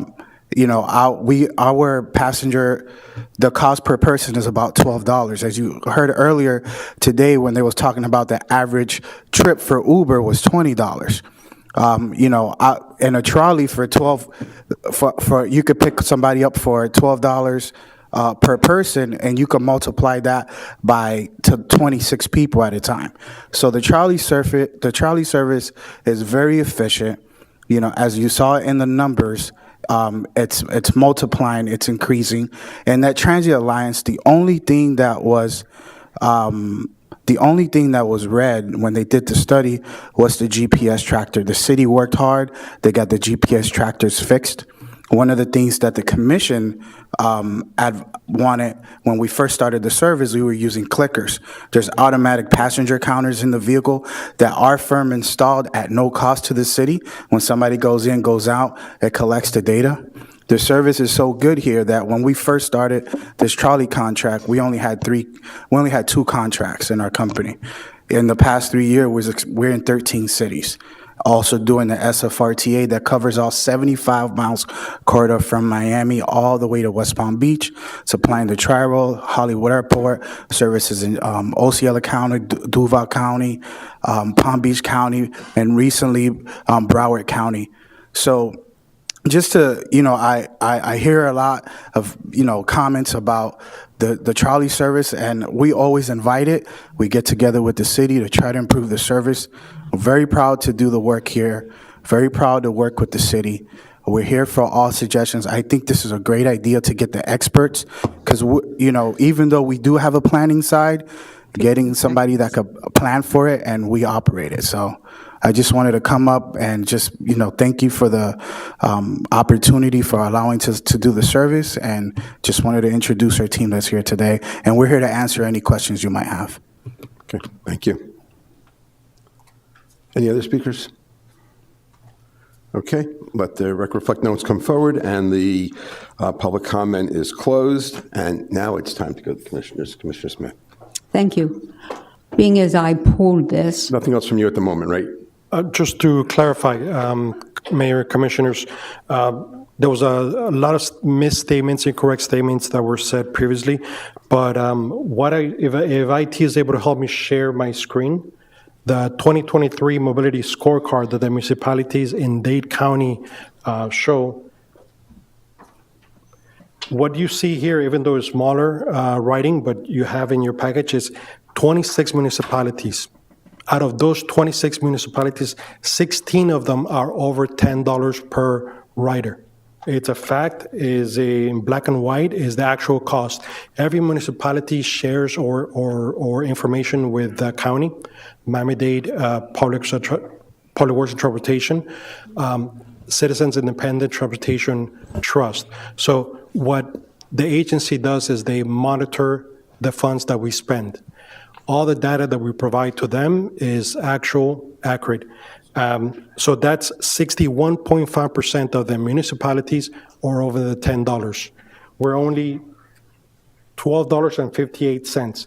You have municipalities that are $27 per rider.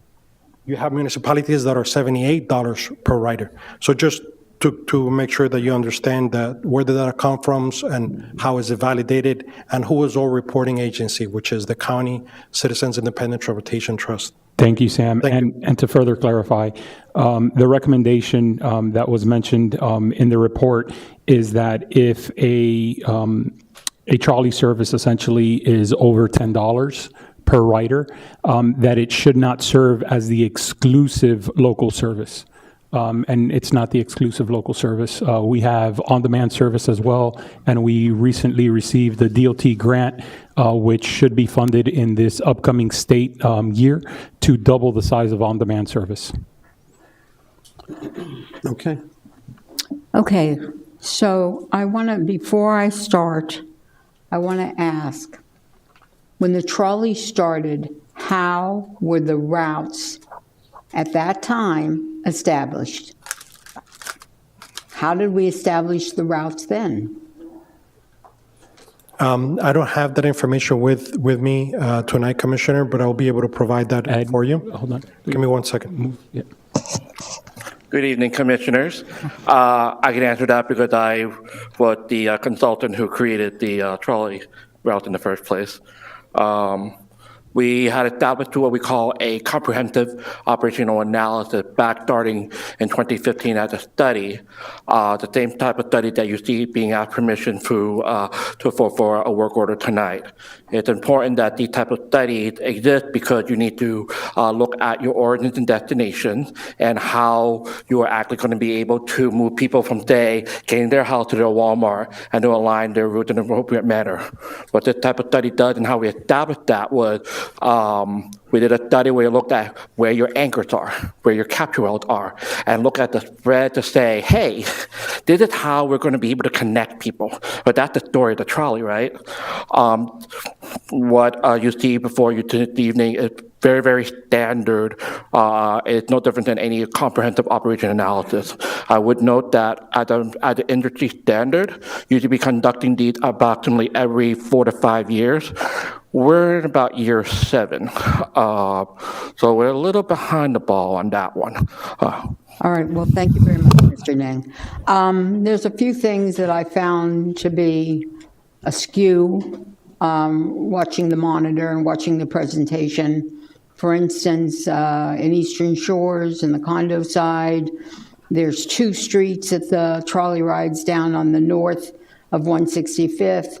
I don't know why it doesn't ride down all the streets, especially as the last street is the one that has the most activity on it, 171st. And, you know, in the presentation, we go to FIU, which I understand takes our residents there. We go to Walmart, which I understand takes our residents there. We go to Skylake Mall, which I understand takes our residents there. I saw them stop at Fresh Market on Biscayne Boulevard, and go to Aventura Mall. All these places are outside of North Miami Beach. So I understand how they take, the trolley takes people from our city to there. But when you're picking people up at the bus terminal in the county, and the bus terminal people come from downtown, and they go from there to Aventura Mall, they're not our people. I've had this discussion with the manager. I've had the discussion too many times. But specifically in reference to this, which I am voting against it, 110%. If you actually look at what their scope is, if anybody read what their scope is, they're going to check proposed redevelopments. Well, that changes constantly. If you're going to do a study every 5 years, there could be 7 new developments. There could be 20 new developments. I like the plan very much that they have in place, but the project does not include any final design services. So that's interesting. They're going to do the study, but they're not going to give you a final design. They're going to check the street lighting analysis, time changes. They're not going to check the street. It's not included in the proposal. But the time changes, and that might be something that should be included. So the study, to me, needs to be revamped, number one. Number two, it's amazing. They're going to put somebody at the bus stops. They're going to charge us $2,400 to do that. That's so interesting. How are they going to do an analysis without putting somebody at the bus stops? But besides all that, it's a 16-week study, and we're asking for a 1-year extension. So if the study finds things that need to be changed, we have a 1 year. It doesn't even coordinate date-wise. It doesn't even coordinate what we're doing on the scale. And I, too, am getting very leery, and I understand it. I understand the manager's thoughts that he needs backing and teeth if somebody comes up against what we're doing. But I think we have to be stop being afraid of people coming after us, and stop spending so much money on consultants. We have more employees than we've ever had in the 15 years I've been here. You could hire elderly people first that could use the money, or students that could use the money, and let them start to ride the bus. I walk in Eastern Shores, and I've been diligent about my walk. I've taken pictures of the bus. Today I saw one person, again, one. The most I've ever seen is once I saw 3. So maybe that route needs to be every 3 hours, every 4 hours, and it needs to be moved, not to say that they don't need a ride from Winn-Dixie with their groceries back to their condo, but we don't need to have it on a constant basis. I looked at what their scope was, I looked at the amount of money it is, and I looked at the trolley with the ridership that we have. Are there other avenues? If we're taking students, did anybody contact the school to see what's the distance that the school's required to deliver and pick up children? Because maybe the school should be picking children up from Highland Village or from Washington Park. Maybe the school board. No, I'm afraid for this particular resolution that you brought before me, I have to be a no vote. And I hope my colleagues will really pay attention. Commissioner Chernoff, I didn't think of having a workshop on this, but I totally concur, and I thank you for bringing that up. I think we should, before we spend more money on a trolley that maybe in some areas is not enough, and in other areas it's too much, we should really sit down as a board and say, what are we looking for? Because maybe this $107 should be for 2 more freebies, so that a freebie could be on a Saturday afternoon or Saturday morning, they don't start till 1, or a freebie could be on a Sunday. So I think that we need to, every municipality needs transportation. That goes without saying. Public transportation on the responsibility of us as a municipality is a definite yes, but we need to do it with prudence and with the best advantage to our residents without spending our tax dollars for somebody that lives in another city. I love that our residents can go to Aventura Mall, but I think Aventura Mall should participate. So the study itself is what we're talking about, and I find the scope of the study needs to be tweaked, and I find that we should try a few other avenues before we spend $107,000. Thank you very much. Thank you, Vice Mayor Smuckler. Okay, thank you. Commissioner Smith, so Highland Village is too close to the school, so they don't get a bus. I didn't know. Thank you. Okay, so to the manager. One of the heavy travelers, by the way, that we Yes. we might need to expand. Right. So to the manager, so if we were to, let's say, vote against this study, but we were to vote for the trolley, what happens? Service continues as it is. We continue to work with Miami-Dade Transit.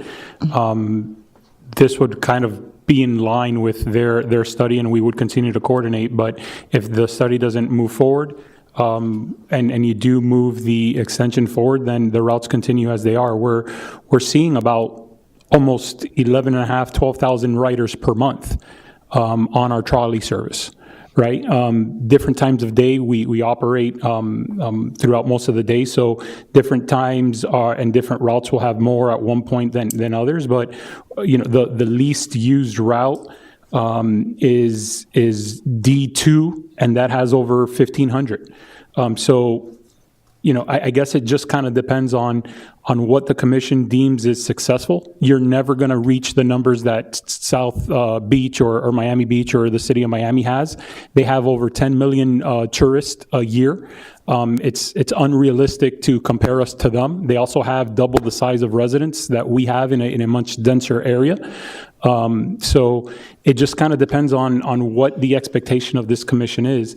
If we're looking for the study to identify alternative routes and stops throughout the routes, which is what Task 2 gives us within this task order, then this is the right way to do it. This is the standard practice and the best practice of what we do and why we do.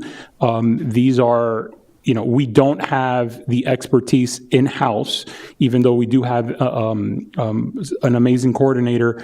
We don't have the expertise in-house to do a planning study on the routes.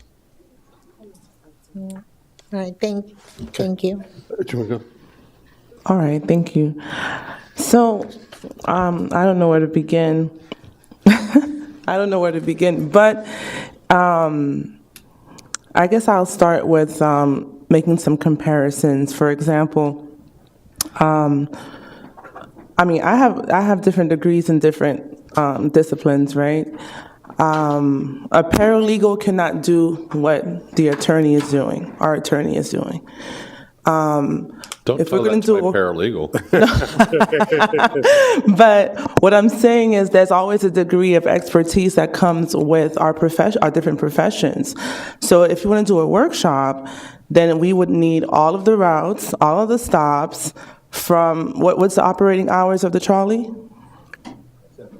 7:30 to 7:30.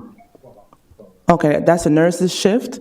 So 7:30 to 7:30, we can all split, come in our summer gear for the next 16 weeks, plot out the 20 or so stops and have our little clipboards or our Excel sheets and do the work ourselves, right? And so I think when we talk about engineers or the minds that come up with these different patterns, I'm not saying that we need to spend $100,000, but like Mr. Nick said, we're about 2 years behind, right, as it relates to the last study. So, Mr. Herring, I don't mean to pick on you, but I am. So, for the level of his expertise and his firm's expertise, he's asking for $30,000 for 2 weeks, and for the amount of work that he and his team does, we're going to honor that. So when you think about 16 weeks and $100,000, we can come here and plot the map for 16 weeks, however much weeks. What I'm saying is, I'm not saying I'm for or against it, but what I am saying is this is something that's more technical than we may seem to understand that it is. So is Chen Moore here? Chen Moore is not. Okay. But thank you for, Commissioner, thank you for mentioning one thing very important. State law prohibits engineers from performing practices outside of their expertise. A structural engineer cannot perform an electrical engineer's job. A civil engineer cannot perform a transportation engineer's job. Our professions is closely monitored by the state and protected. We have great staff. They're great staff. We do not have professional engineers in our staff. We do not have transit engineers in our staff. We don't have analysts that will be able to perform these type of studies. We are a regional transit provider. All riders depend on our level of service, right? More riders depend on our service. If the county just made some drastic changes to their service, which affects our residents, our system, through your leadership, we hope to accentuate and to modify to better service our residents. If for some reason you do not approve the study now, then our routes will not change drastically because we don't have the expertise to do so in-house. We will continue to meet with the county, Better Bus Network. We will continue to meet with our adjacent municipalities, but the professional tasks, the professional jobs that's required are from a consultant's engineer's point of view. And thank you for that. And the last point I wanted to make is, for example, Eastern Shores. Commissioner Smith mentioned that the current route might not go to the end of where a heavier population is, right?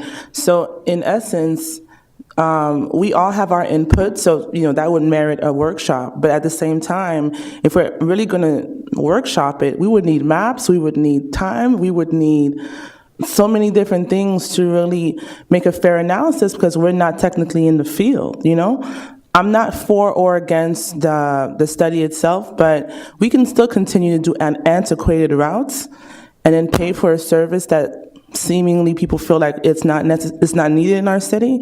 But I think whether we approve the Charlie's extension or not, it's something that we need for the sake of the residents of the city. Thank you. Okay. Yes. Commissioner Joseph. Well, for me, I know that Mr. Smith brought up the fact of how do we know if our residents are really utilizing the transportation services that we have. Unless we are, IDing, we don't do that with Freebie, we don't do that with the trolley. So if you're in the vicinity in North Miami Beach and you have the Freebie app, you don't necessarily have to be a resident to use it. You don't. You don't have to be a resident to use. You don't have to be a resident to use Freebie in North Miami Beach. No. It would be no. You don't have to be. You just have to be. You just have to have. Oh yeah, you have to take it in the city. Yeah, My brain didn't calculate. You have to take it in the city, and they're working in a way that you could do like transfers, like certain spots, like it'll take you to a certain line where Aventura connects, and then you would have to then switch over. That's being worked on. And then you could transfer over. The other issue, I was one of the proponents of Freebie, and I know the commission voted for it and what have you, and the services that we offer all kind of complement each other, and they have to be seen as a holistic and not just as a surgical solution to solving our traffic situation. And our transportation services.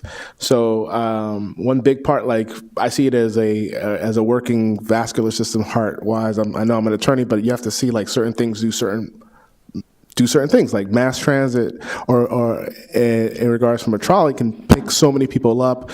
It's the most basic type of transportation. When it comes to that last mile or doorstep, you have the Freebie option. So it's to make another comparison, it's like an army. You have your aircraft carrier, you have your jets, you have your amphibious vehicles.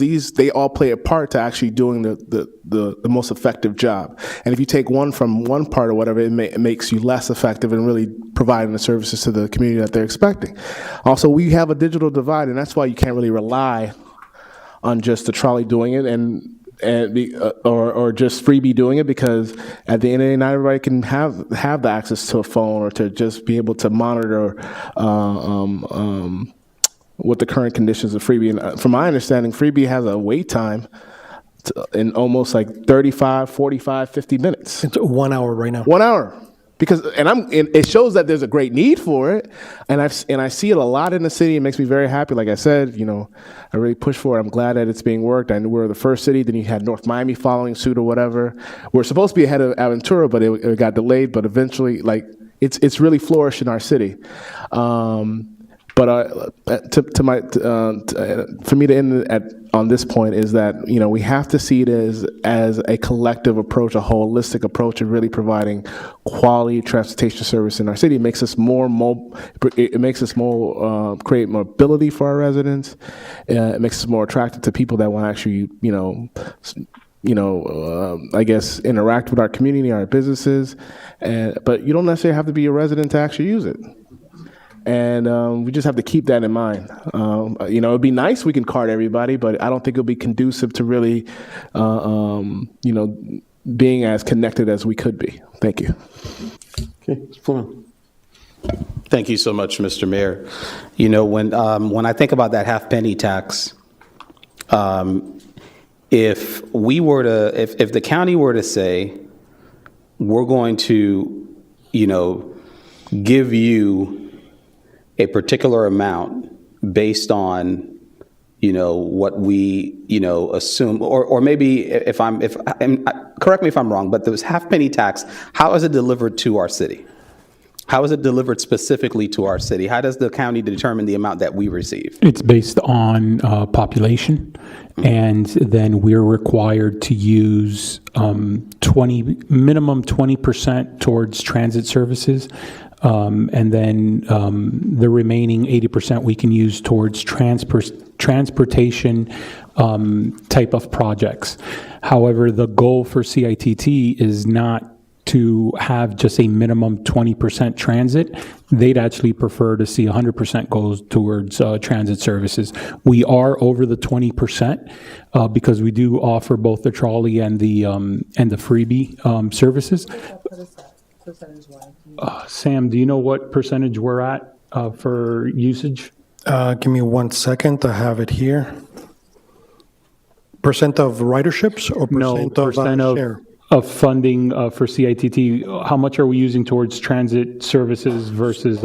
Yes, so we have approximately for the first quarter report of fiscal year 23-24, we have the projected surtax distribution of $2.8 million, and the percent of transit, give me 1 second. Apologize for that. You should walk around with the Texas Instruments there should be calculator. a column on there that tells you what your percentage. Yes, give me 1 second. Didn't print out completely. But it's a small amount in comparison to the total amount that we receive. I think we're over the 20%. Our overall over 26%. Okay, so 75% are used on non-transportation related things, but transit services. It's still we use it for infrastructure type projects that are related to transportation. Correct. But as far as trolleys or those types of things, 26%. The 26% goes to that, and I appreciate that information. So the point of asking the question is that the county gives us a certain amount of money, right? And they tell us, do your part for the aggregate concern of transportation in the county, right?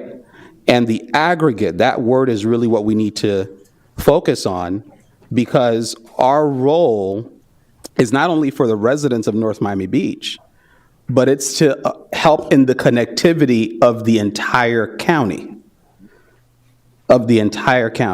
That's why the county is remitting these funds to the cities so that they can participate in the overall aggregate solution of transportation issues in the county. So whether the person is from North Miami Beach, or whether they're from North Miami, or whether they're from Miami Gardens, if they come through our city, they need to have a good experience with the transit system while they're in North Miami Beach. And part of that is the trolley system. And I've ridden the trolley. Now, whenever I get on the trolley, it's always full, right? Now it may be that, I'm riding in the area of City Hall, or I'm riding by the schools. But the amount of activity that I see on these trolleys, and also you have to know that there's different times when there's peaks, right? There are ebbs and flows as it relates to the ridership. So if you're not waking up at 7:30 in the morning or 6:30 in the morning, so that you can be at that stop by 7:30, right? Because you're going to school, and the bell rings at 8, right? Or you're going to work and you got to be there at 9, so you need to be on that 7:30 trolley. Chances are you're not going to see that high ridership that happens around that time. If you get on at 12 in the afternoon, then chances are you're not going to see that high ridership in even the areas that experience the most riders, right? Because it happens at particular times. When school lets out, I'm sure that there's no place to put riders on these trolleys, because that's when the increases happen. So I heard from the representative from Miami-Dade County about the Better Bus Network. Based on what she said, while they are working with municipalities, the responsibility of the trolley service and the optimization of the trolley service is the responsibility of the city. So we can't wait on them to figure out what we're going to do here.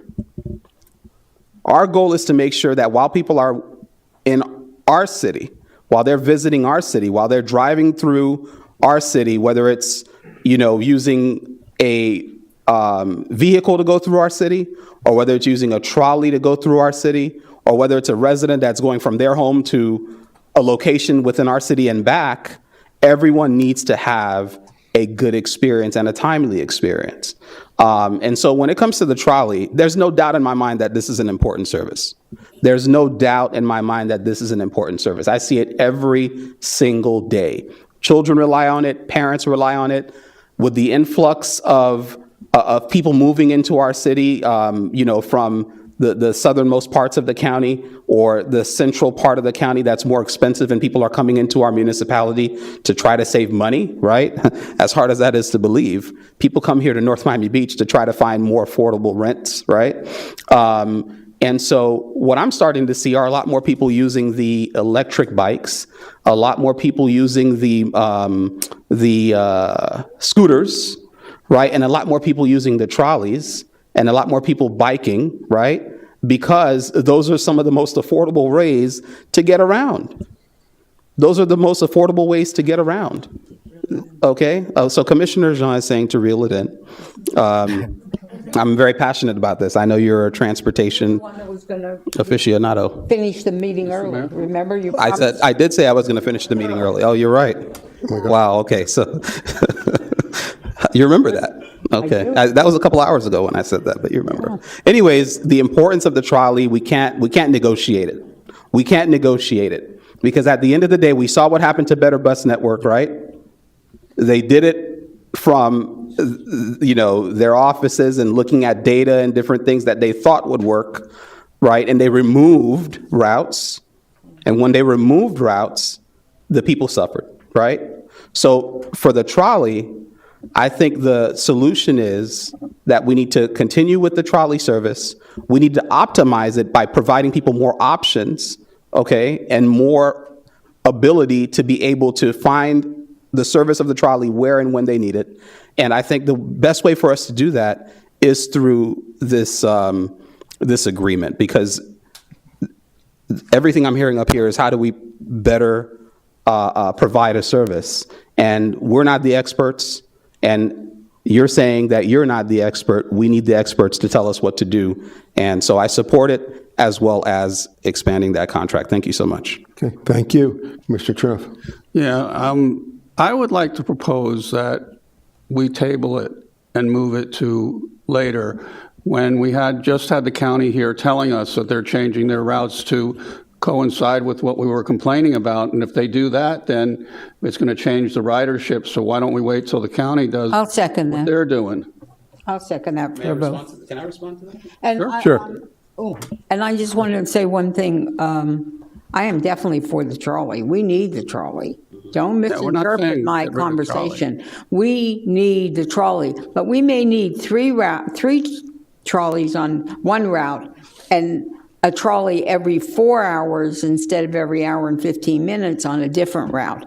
Because unbeknownst to you, I do walk at 7:30 in the morning and I do walk at 3:30 in the afternoon when the bus comes home and there are no kids riding the trolley in that section. I'm not saying that trolley that is imperative. That's a major part of our transport for our residents and our businesses, no question about it.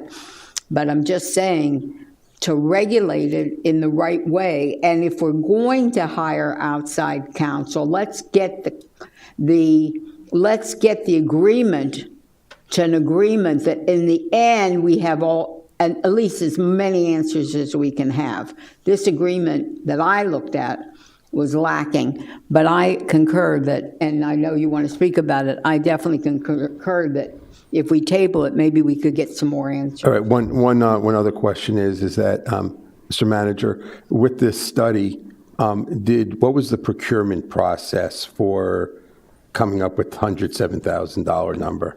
We have a pool of, and I can have our director speak if need be, but we have a pool of professional services for engineering services. And so we went through and reached out to the vendors that would be able to qualify for this type of work and negotiated the contract.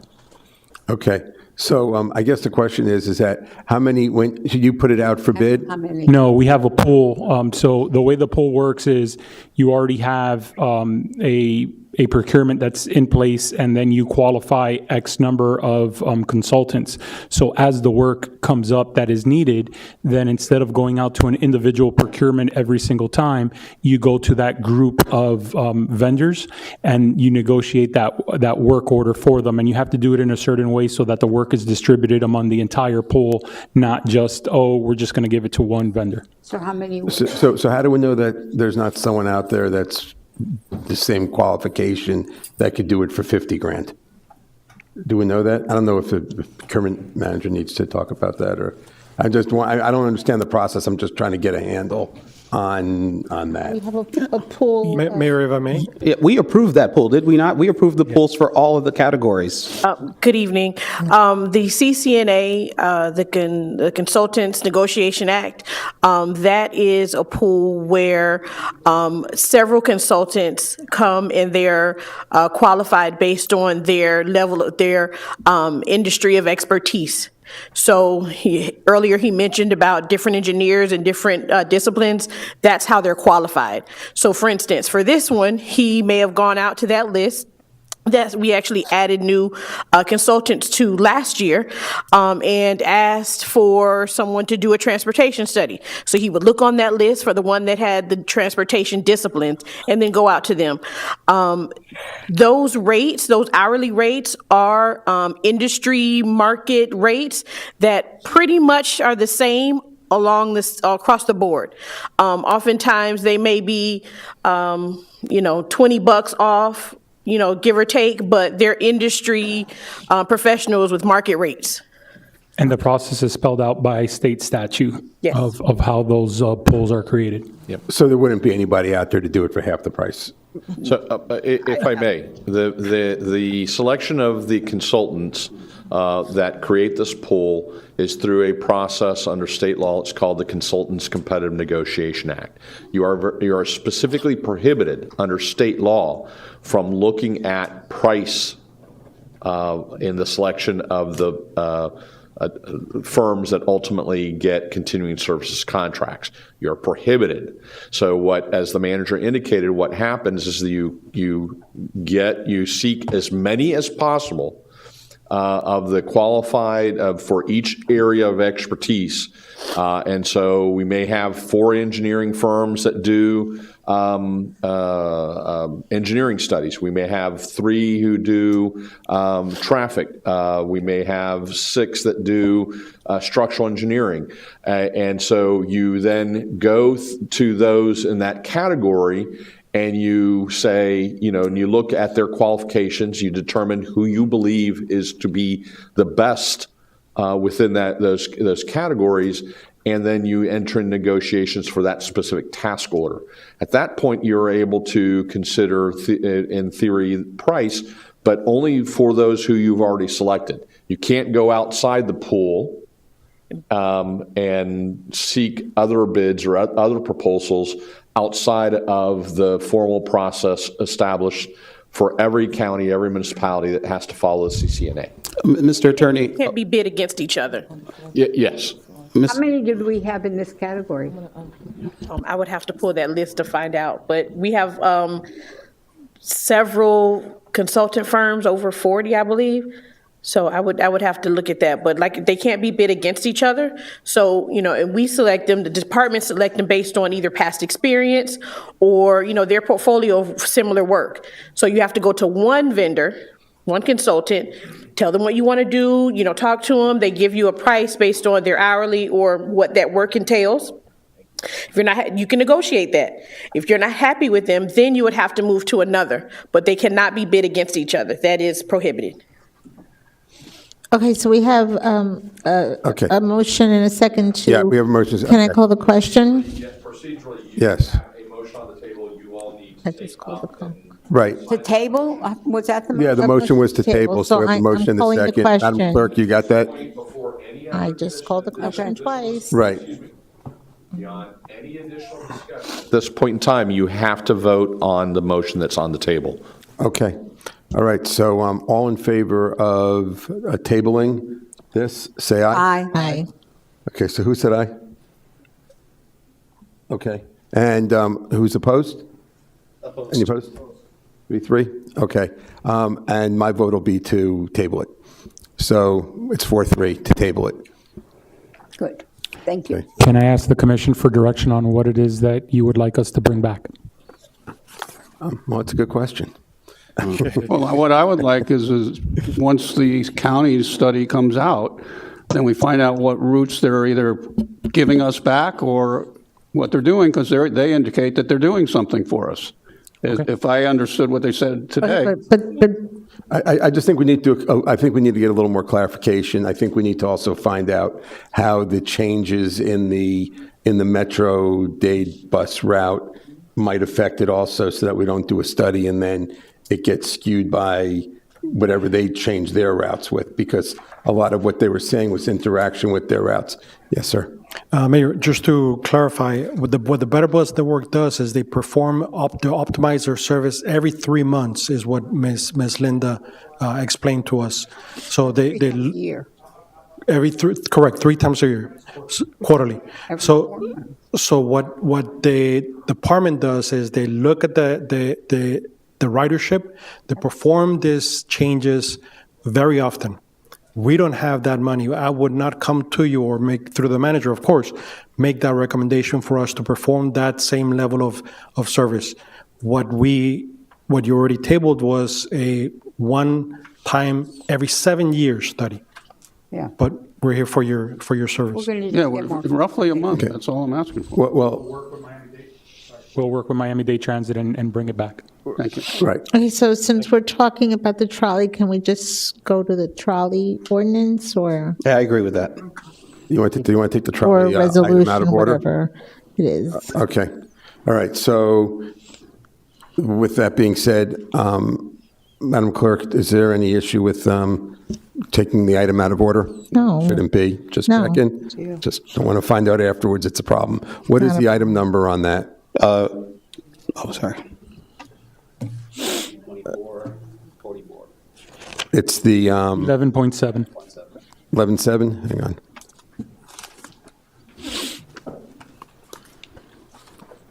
Okay. Hang on a second. Move to introduce. Second. Second. Okay.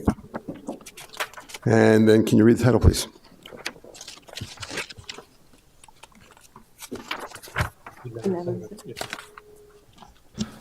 Mr. Mayor, members of the commission, this is item 11.1 on the agenda, ordinance number 2023. Sorry. 11.7. Oh, I'm 7 points. Resolution number R 2024-44, entitled Resolution of the Mayor and City Commission of the City of North Miami Beach, Florida, approving and authorizing a one-year contract renewal to the previously approved contract with Pro Transportation, Inc., DBA Proco Mobility for the provision of trolley operations, maintenance services, and estimated annual budget amount of $1,925,688, and authorizing the city manager designee to do all things necessary to effectuate this resolution, providing for conflicts, providing for scrivener's errors, providing for severability, and providing for an effective date. So you need a motion to approve, or?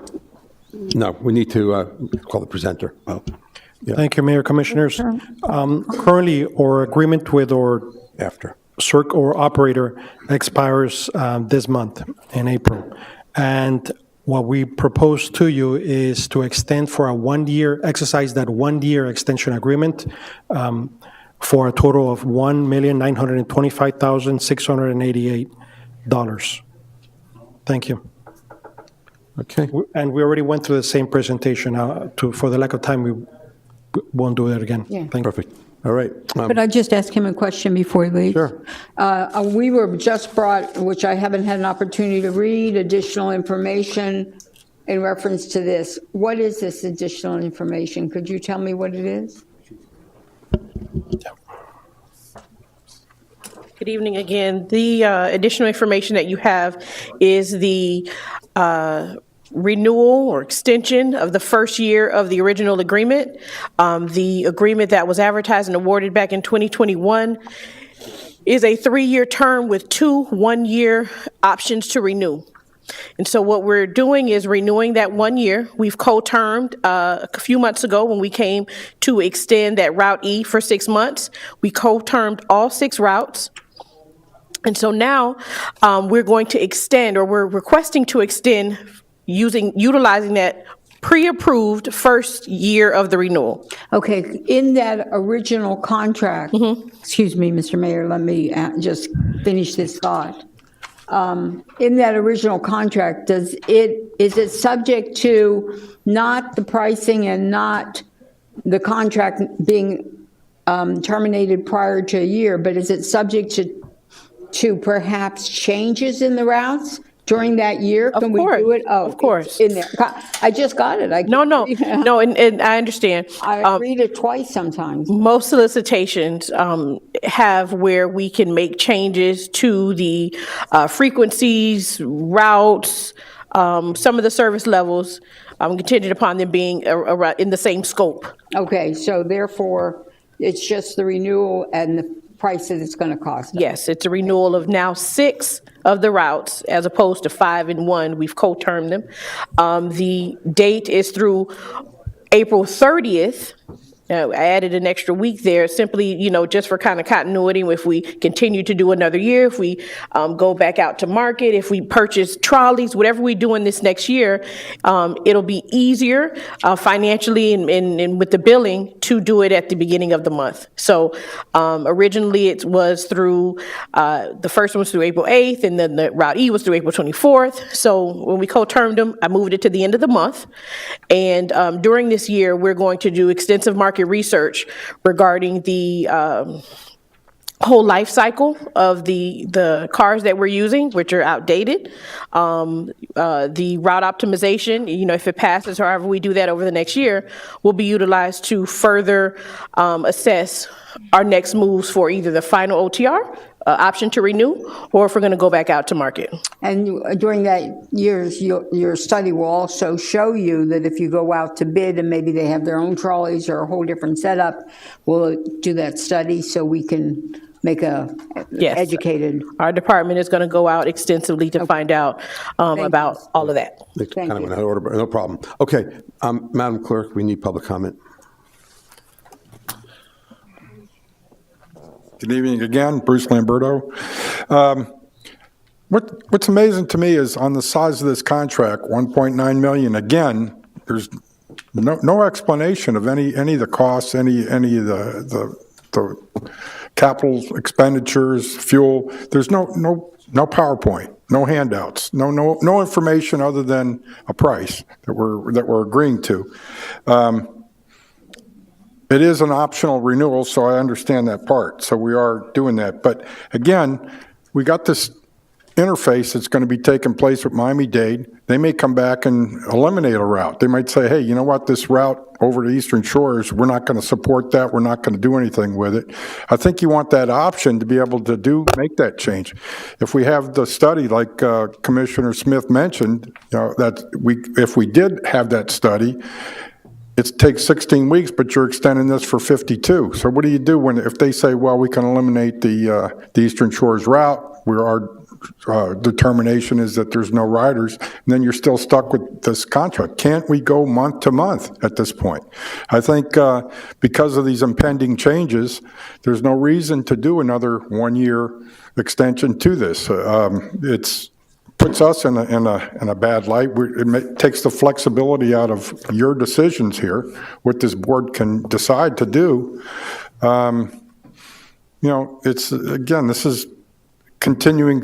Maybe some of these routes, as Commissioner Jean had said, and Flurman, their routes are full all the time. Keep those too. We have those routes. Those routes will stay probably forever. But I can tell you, if you want to come over and join the one on Eastern Shores, it'll be just you and me on the trolley. I mean, that's pretty much what happens there. And it's just, we could repurpose that money for any kind of traffic improvements throughout the city. That money could be used for any transit improvements. The 80% of the money, only 20% has to be used for actual trolley. The other 80% can put speed bumps on your street, traffic circles on your street, traffic calming, repave streets that need repaving, and that transit tax money will pay that. So don't limit yourself by signing this 1-year extension, and then takes all the flexibility out of what this board can decide later on in the year, 6 months from now, 5 months from now, whenever the study comes back from Miami-Dade. Thank you. Okay, thank you. Anyone else here to speak? Okay, let the record reflect no one came forward, and the public comments closed. Mayor, if I may clarify something, because I want to make sure that we all are speaking the same language here. Miami-Dade is not going to evaluate the trolley service or the routes. So they're not going to evaluate whether Eastern Shores gets another route or not, or anything like that. They're going to look at their existing routes.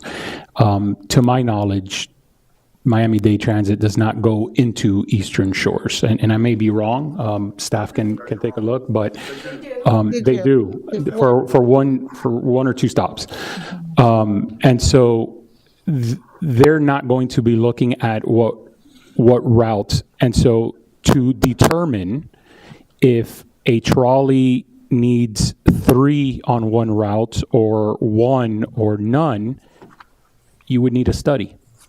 Right. So, it almost feels like we're talking the chicken and the egg at the exact same time and saying we need the result of the study to change something, but we don't want to do the study because there might be change later. I think we need to have a realistic expectation of what we're doing and what this service is meant to provide. From what I've seen, we have regular users of the trolley at all times. The users that go to Eastern Shores, which apparently is where we want to be talking about, that route sees about 1,800 riders per month. Those who originate and end at Eastern Shores mainly go to the Intercoastal Mall and then go back home. We could start picking apart different routes because we don't feel that it's overly utilized or not. But then we're just throwing a dart onto the wall and seeing maybe that's going to stick. Because in order to really determine, is this an effective use of the route or a stop, you would do a study. So, I would just ask that I think when we're looking at the service for the trolleys, as our procurement department director mentioned, we consolidated, because we had two different contracts, because we added an additional route. We consolidated that earlier in this fiscal year. I think it was October, if I'm not mistaken, or maybe around September timeframe. And so now they're all in the same. That's where we saw the increase. The hourly rate for the driver, which is essentially 75, and our procurement director or our public works director can speak to it, includes And the bus. it includes the maintenance of the trolley. It includes the fuel. It includes everything associated with the operation of the trolley. You said the driver, but you mean the whole package. The whole package The is whole package is $75 $75 an hour.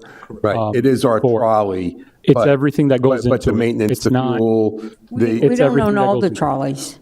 well, they're lending us one from what I We understand. but- we own, out of the 6, we own 5. Right. Okay, we are leasing 1. We have now been in communication with the town of Miami Lakes, and they are going to donate 2 minibuses.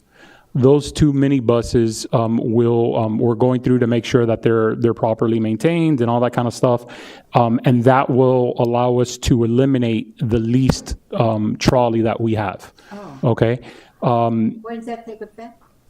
Once we finish the inspections and we're able to take over the vehicles. I don't have an exact date, but we're working through that with the town of Miami Lakes, and we also have to make sure that they have the proper surplus to get rid of the vehicles and us accepting. So there's a little bit of the paperwork on there, but overall, I think the service that we're providing for the residents, we got to remember, those who use transit services, you have 2 different classifications. You have what is called a choice rider. A choice rider is someone who, for the most part, will probably be calling either Uber or Lyft or Freebie, or decide to take their own vehicle. Those who are constantly committed to mass transit, such as the bus and such as our regional trolley network, for the most part, oftentimes don't really have a choice, right? And so we need to be able to identify the differences in there. And again, it comes back into what I mentioned earlier. What is the expectation for the services that we're providing? And that's something that you all need to kind of make that decision on. And then we can implement what it is that you all want. Whether it's keeping, whether it's removing, whether it's adding 6 more routes, whether it's only adding 1 route, or only keeping 1 route, whatever the commission wants, we can definitely move forward with. But what I would ask is that you have an honest look at what the expectation is, because if, again, the comparison is Miami Beach and Miami, you're never going to get there, no matter how much money you throw into it.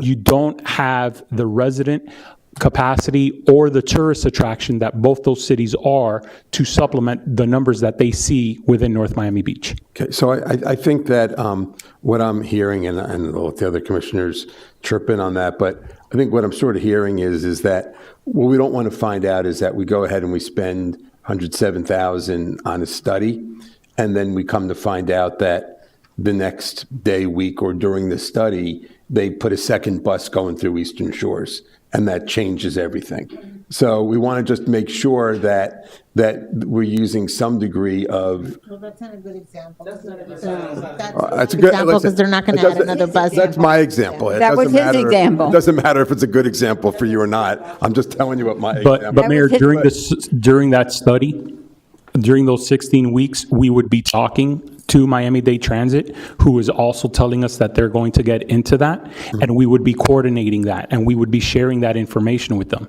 And when Miami-Dade Transit does that, they hire companies like Chen Moore and Kimberly Horn and so forth to do those type of studies for them as well. So it's not like they work in a vacuum. Let's hear what the other commissioners have to say about what their concern was with the with the study also, but. No, we're done with the study. Are we talking about the trolley now, or we're talking about the study? Trolley. We're on the trolley now. He brought up the study, but He's talking about the study. So He's talking about the study. He's talking about the but we tabled study. it. Yeah, we So tabled it. I understand that, but he's asking for some direction so he knows where to proceed from here. He's asking while we're convened and we can all talk No, together. Mayor, and let me clarify. That is what and I you're looking appreciate for or it. not? No, sir, no, sir. What okay. I'm saying is that the extension, okay, when we're talking about the extension of the trolley system, comments have been made either from the public or anyone else with regards to maybe we don't need this route, or we need 3 on this route and 1. And what I'm going is we're having that chicken and egg type of conversation, which comes first, right? And so I'm trying to help clarify of the timing, what each of them does. Our recommendation from staff is to continue with these services for the next year, to continue. And in that year, we look at whether we need to go back out or whether we're getting the best price right now or what that would look like. But our recommendation is to renew that contract for a year. Okay. All right. Mr. Joseph. Thank you, Mr. Mayor. Well, I have a couple of questions. I know when they were working on and we're talking about the trolley and extending the contract, when they were working with the Better Bus program, whatever they call it, they did a lot of community engagement, reaching out to the community to see how they would be impacted, going month to month, and then certainty behind all that. To me, it's kind of counterproductive, and not really being as scientific as we could be, because we're taking a cursory look and saying, well, I don't see many people at the end of this line, so there must not be a lot of people using it. And I'm trying to understand that perception, because I know that it's, a couple of my colleagues on here see that and what have you. And I'm thinking that, is it because that's the end of the line or what have you? And I'm just trying to understand your perspective, because you're saying that when it's at the end of the day, when it's in Eastern Shores, you don't see that many people coming off. Is that basically what you guys are seeing? I know that the manager rode the route, and I have never been on that route, so I can't tell you with any certainty of what happens in these. No, but I've heard different people from at least one particular. There's certainly a resident that stated that says that they don't see that many people coming off from their cursory standpoint, right?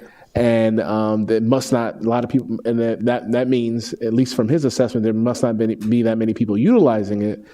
But we also have data and GPS and everything else that, what, are we going to believe the numbers or the data, or are we going to believe, I guess, the standpoint of, yes, a vocal resident, but a single perspective, at least from this, at this instance, saying this is what I see. So I'm just trying to understand. I'm just trying to grasp that, because I don't want to be disingenuous to his perception, but I also want to understand, like, are we trusting data? Are we trusting numbers? And if not, are we then saying that the data is fraudulent or it's not correct? Because I understand that ProCal put it at their own expense, this particular technology to track it, but it's still there, and if it's not what it is supposed, or at least what it's telling us, I would like to have that type of answer. I can't have a resident saying, hey, I don't see these people here, and we have data saying something completely different. It just seems very strange to me.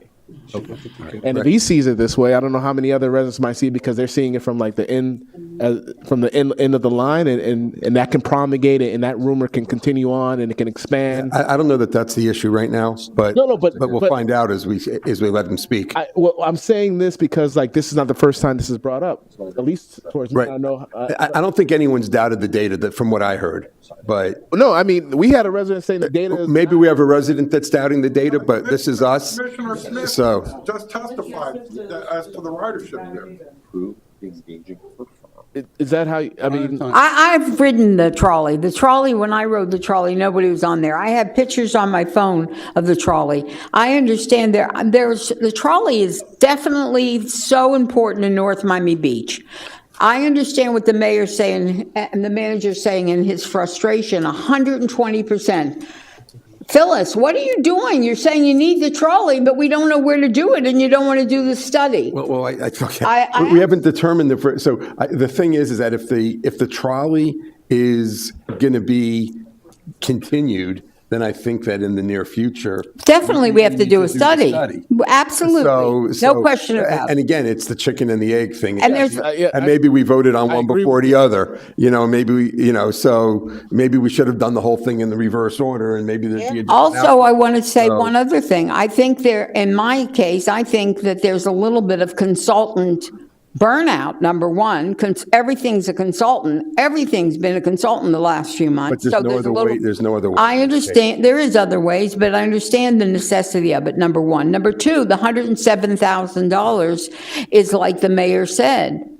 It is a shock number that when you read what the study's giving you for that 107, it's not adequate. That's why I wanted to table it. Let's get what we need so we don't have to have a study on top of the study for another 65,000. So would it be a possibility of us, I guess, extending the contract, but making it like able to be amended, but depending on what the study comes? Well, yeah. We just said, she just said it could be. Yes. That was my question. Yeah. Wait, everybody. Can I give a point? If you read the document, either party can get terminated within 7 days and at any time. Yeah. By giving each other 7 days. That's the contract that we haven't voted on yet. That's why. But that's the contract that you're complaining about being a year. If either they want to get out, they can terminate us. If we want to get out, we can terminate them. Yeah. Mr. Mayor, Yes. do we have a Is motion? that- Do we have a motion to approve this yet? No, we don't have a motion to approve. Just 1 second.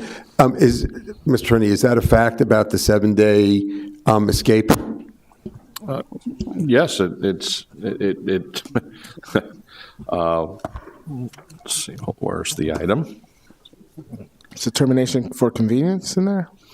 We draft into, and so on page 509 of the document, subsection D, upon completion of this agreement or in the event of termination by these public records, I'm sorry. No, I'm sorry, that's the public records law provision, but there is a termination. That's a termination by either No, it's party. not. No, it's not. Are you saying here? D, So this is, termination by either party. no. Okay, it's not, that's.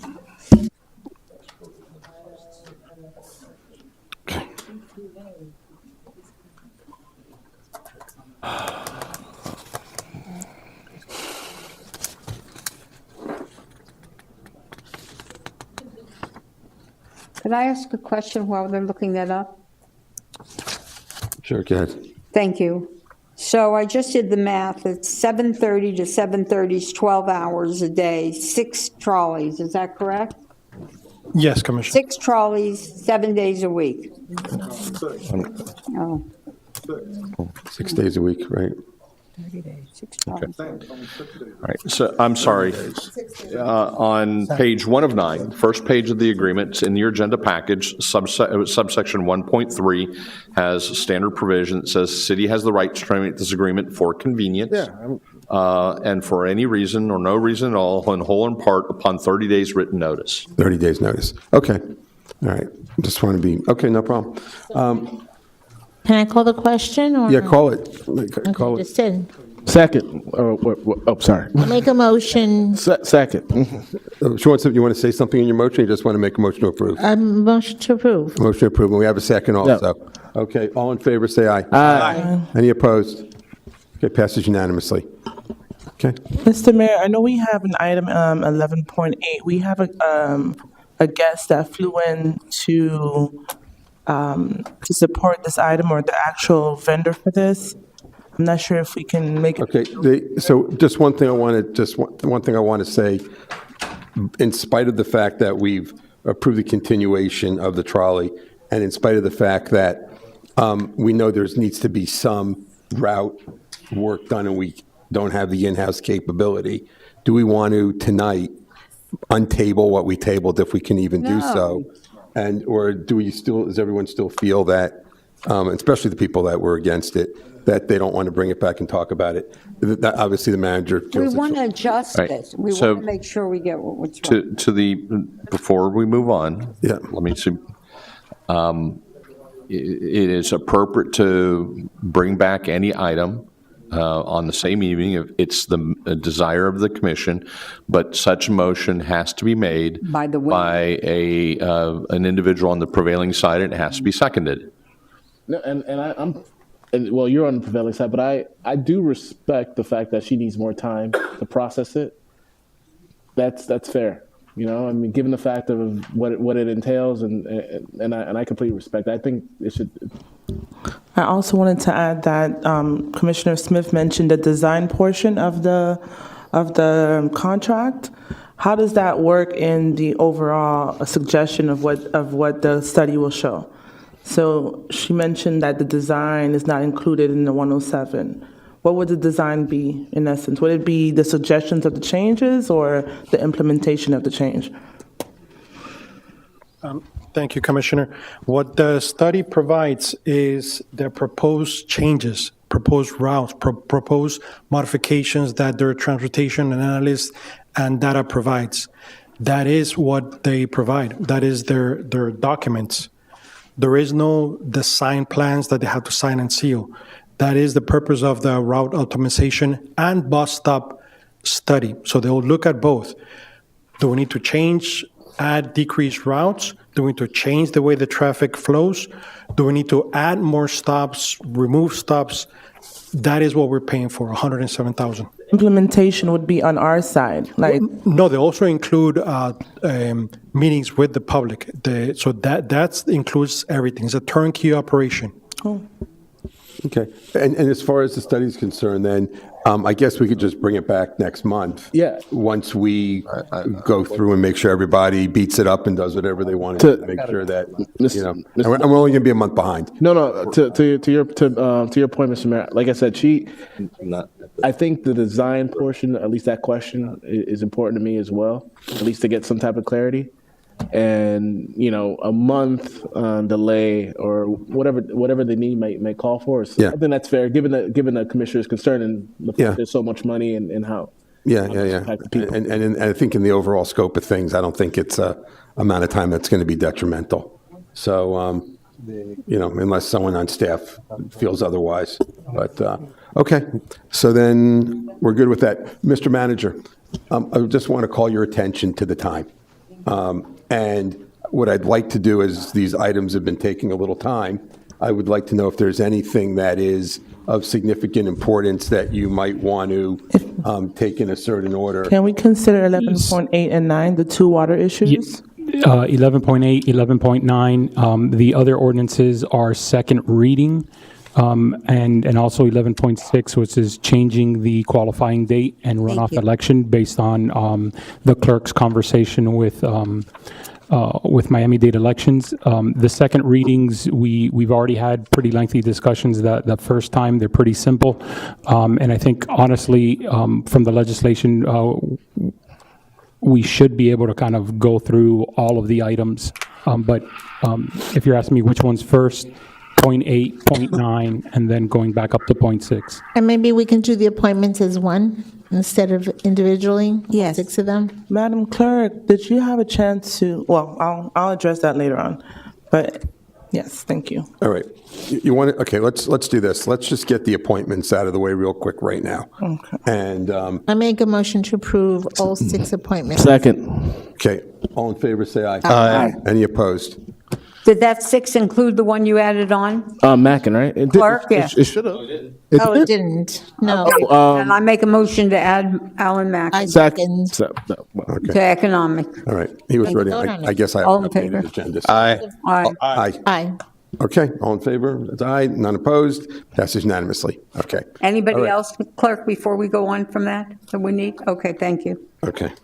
All right, so that's out of the way. Now we're going to do 11.8, 11.9, then we'll go back to what, 11.6 you said after that, right? Okay. Okay, so I need a motion, a second. So moved. Item 11.8. We have a second? What is it for? Water line. 11.8. Second for what? Second, okay, we have the second. Mr. Mayor, this item is Resolution R 2024-45, entitled Resolution of the Mayor and City Commission of the City of North Miami Beach, Florida, approving a marketing agreement between the City of North Miami Beach and Utility Service Partners Private Label, Inc., doing business as Service Line Warranties of America, authorizing the use of the city's logo and other marketing tools to advertise to the city's residents warranty plans for repairs of external water lines, external sewer lines, and in-home plumbing on residential property, and authorizing the city manager designee to do all things necessary to effectuate this resolution, providing for conflicts, providing for scrivener's errors, providing for severability, and providing for effective date. Okay. Would presenter speak? Yes, good evening, Andrea Suarez Abastida, NMB Water Director. We actually have Ashley Shaworski. She will be doing a presentation from the National League of Cities to explain a little bit of what this program is and the benefits to the city. I was wondering who that was. I promise to keep it short for you all. Thank you. I know I have had the opportunity to talk with two of you in the past at different National League of Cities events, but my name's Ashley Shaworski, and I do represent the National League of Cities Service Line Program.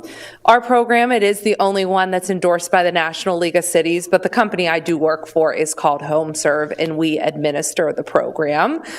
We've been endorsed by the National League of Cities since 2010 and been operating here in the U.S. For the last 20 years, providing services to municipalities all across the country.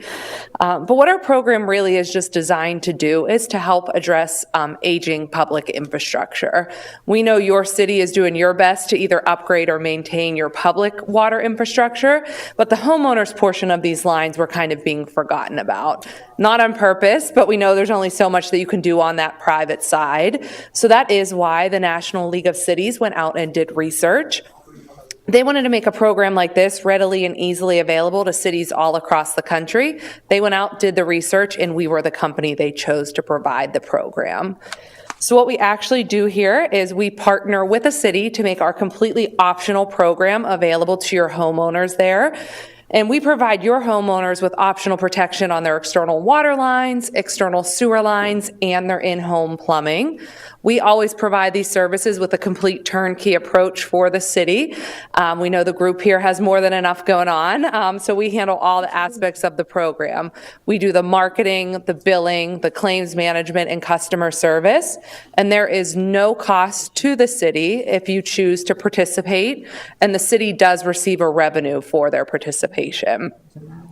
What I, though, always think is the best benefit of this program is that it really does help to raise awareness. Pretty much every city that I speak with, I hear that same thing, that if a resident does have some type of issue on one of these lines, a lot of times their first call is to someone here. And then your staff is left to use your city's time and dollars to send someone out, only to determine that the issue is on a resident's side of that line, and be the unfortunate bearer of bad news, explaining to your homeowners at the worst time possible that these lines are not covered by the city or typically their homeowner's insurance.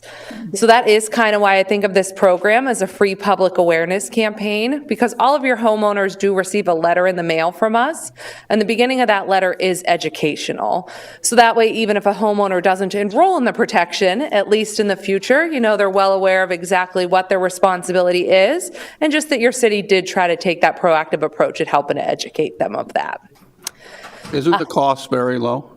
So yes, the cost is very affordable for your residents. We offer 3 completely separate and voluntary protections: an external water line, external sewer line, and an in-home plumbing. The external water line coverage is $5.75 a month if a homeowner chooses to enroll. The external sewer line coverage is $7.75 per month, and our in-home plumbing is $9.99 per month. They are all separate, all optional. Our external protections, the homeowner receives up to $8,500 towards each and every incident, with no service fees or deductibles. We always use local area plumbers when doing the repairs, keeping the money here in your local economy, making sure they follow local codes. And again, up to $8,500 per incident. Our in-home plumbing, it is up to $3,000 per incident. And really, by partnering with us, you're just giving the residents these options that they otherwise would not have, but it is up to them if they choose to enroll. And then the big thing everyone wants to know is what's the city's involvement is. So we typically market this program by direct mail. We send a letter out to your residents 2 to 3 times a year, no more than 3 times, but that is the city's involvement, is we customize that information specifically for you. We work with the group here, you know your residents better than we can, to customize that specifically for your homeowners, work with you on edits and changes, and we never send anything out unless we have the city's approval prior.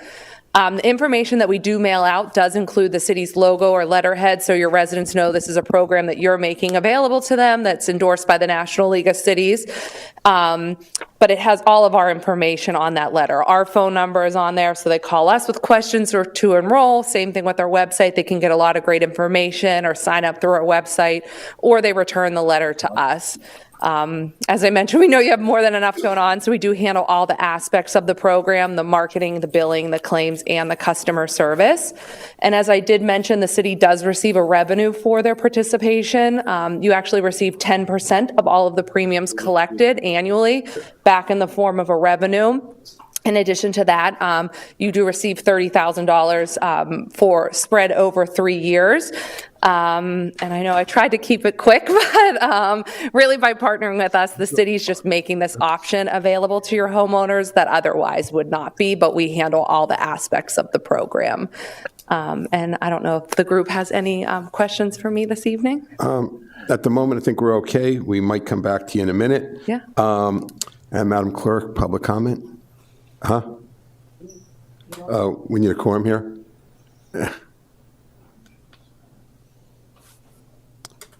Does anyone wish to speak on this item? No. Okay.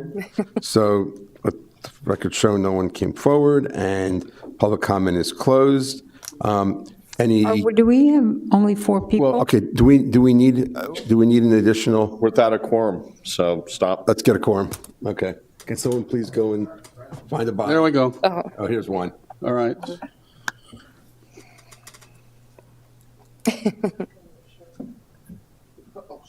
I have some questions. Okay. I have some questions. All right. So you had. And then I spoke with Ashley at one of the league In Atlanta. conferences, and she is persistent, I'll give you that much. I sent it to the manager, I sent it to Andrea. This is an excellent program. It's a no-brainer. I mean, it's very simple for us to offer it. It's a great program for a resident that has plumbing problems. There's no predetermined anything. Let them sign up, and boom, they got a plumber for $9 a month or whatever the cost is. It's a no-brainer for us. $23.49 is the cost a month. Of all of them. Well, Of yeah, all? sewer. A lot of our houses don't have sewer. Okay. Okay, I have a question. Yes, go ahead. Okay, there's a few questions. Number one, on number 9, where it says modification, because this is very similar to, in real estate years ago, we used to offer appliance contracts to homeowners. Modifications or amendments to entire agreement, it's really got a conflict as far as I'm reading it. I might be reading it wrong, but it says except for the list of available products under the agreement, which may be amended from time to time by the parties in writing and without signature, any and all of the representation and obligations of the parties are contained herein, and no modifications, waivers, or amendments of this agreement or of any of its conditions or provisions. So it's either no modifications or you can modify it. That's why. Sure. So typically, we only make the products available to your residents here that are specifically outlined in the agreement. So that's the external water line, external sewer line, and our in-home plumbing. From time to time, we do have partners that have started with maybe in-home plumbing is a newer product. I've been here 10 years. It's been a product we've been offering for 5 years. So a lot of our older partners are adding that now through an amendment. We also offer like heating and cooling that people may add on at a later date that is through an amendment to add additional products to the agreement. Or if, say, we create a new product in the future that might be of interest to a city, they can add that at a future date. Okay, now the next thing I wanted to know is that It says initially the company anticipates offering the interior plumbing and drainage plan Through web and phone. via inbound phone or web only. Sure. Initially, for how long? So typically, just to give you an idea of how we market the products, we typically start with the external water and sewer line protections because those are of most interest to cities because homeowners are calling you because that's connected to the public portion. The inbound channel means we typically don't market the in-home plumbing through direct mail until a homeowner enrolls in the external products, but that doesn't mean it's not available. They can call us at any time and say, what products do you have available? We'll tell them all three. Or when they go to our website, they'll see all three. I see.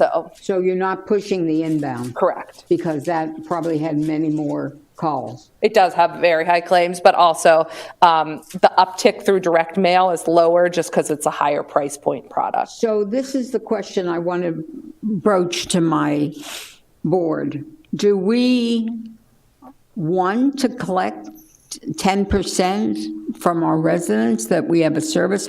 I understand that we collect on a lot of things. We collect on the signs, on the lighted signs, et cetera, utilities. But this is a resident charge, and these people are going to utilize it. That really is an extreme expenditure. So if we would elect not to take the 10%, would they get a lesser fee? They do. If you do not collect the 10%, we actually decrease it by 50 cents per product per month.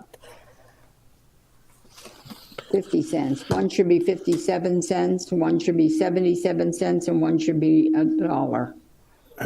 And the billing, you guys bill the resident directly? That is correct. We don't collect through our billing? No, we handle all of that. We do know a lot of times people use the revenue to go back to the community. It's not a requirement of the program. I'd say about 70% of our partners receive a revenue, 30% don't. But a lot of our partners use it to help residents that maybe are having trouble paying a utility bill for month to month, or maybe didn't enroll in our program and have an issue with their line. They kind of will use it for those type of things, but it's completely up to you. So what's the tax? It's $23.49 if they take all three, but what's the tax? So that's the cost. That's the current cost. There's not tax on it in Florida. That's just. It says any monthly fee? Plus applicable. It's the same agreement in all states. Certain states require taxes. There's nothing additional here. Yeah, right. Florida does not. Right. And this is completely up to the resident to Correct. decide if they want it or not. So, I understand. So no one's holding a gun to their head. If they don't want it, they don't, they don't have to have it. And it's something that they see value in, they can get it. So it sort of seems like a win-win across the board. So, She had I don't know, anybody else Vice Mayor. about us getting? any other comments on that? No?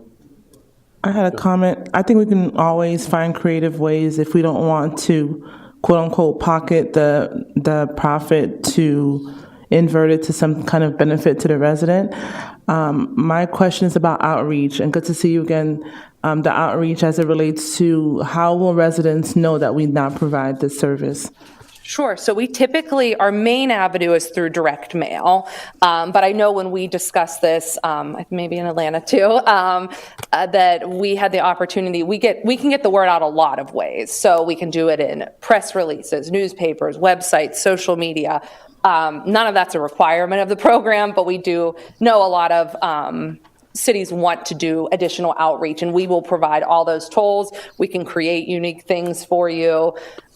We've done press releases. Even I was in Pompano a couple weeks ago.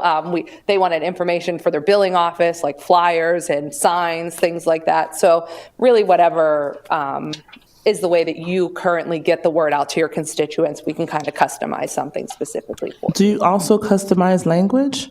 So we can mail in Spanish and English. We have a language line that speaks any language, but we can also customize. We don't have a full customization currently of Creole, but we can do just a line in the letter, like that says call this number to get someone speaking of your language. So. Okay. And one more question What, do you have a troubleshooter that if people see our logo and think we're the one supporting it and they call the city, do you have a troubleshooter number that we automatically just tell them?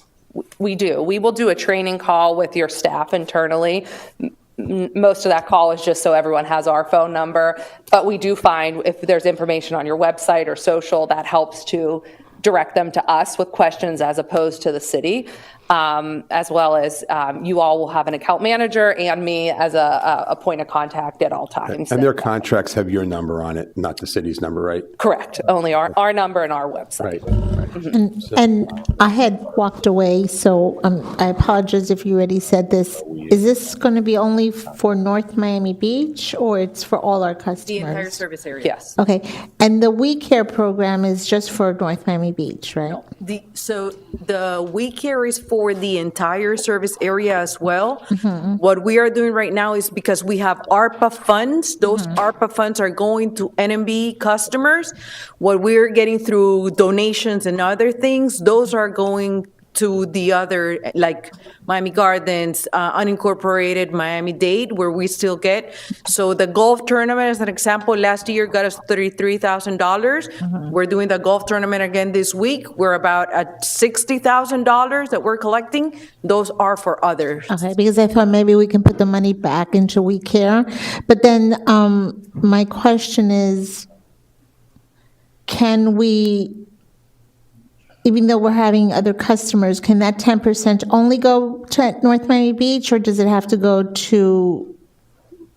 Well, if they're paying, because it would be customers across, and, I would say that if we get that 10%, we also do it across the service area. Okay. Okay, we could worry about that when we see what's involved, yes. Well, So- no, because I might not vote depending on what's involved, so. Okay. Don't roll your eyes at me. I would never do that because you. Yeah. I live No, dangerously, man. I live dangerously. Well, do be that. careful, because I hit dangerously. I wouldn't do that. No, I mean. I have a question, and it's regarding the We Care the Share program. And because it was brought up during in the process of the discussion, and I've reached out and talked to Marlene in regard. We had a resident that was trying to get some type of benefit from the We Care Share program, but I was trying to. Is there a policy guide? Do you have a detailed policy? We do. And because when I reached out, or when I was inquiring about this resident, they couldn't find something online where it shows specifically what the protocol is for applying. And is it readily available online, or if you can go We do have the brochure that shows what the application, what you need to apply. and it is online? It is.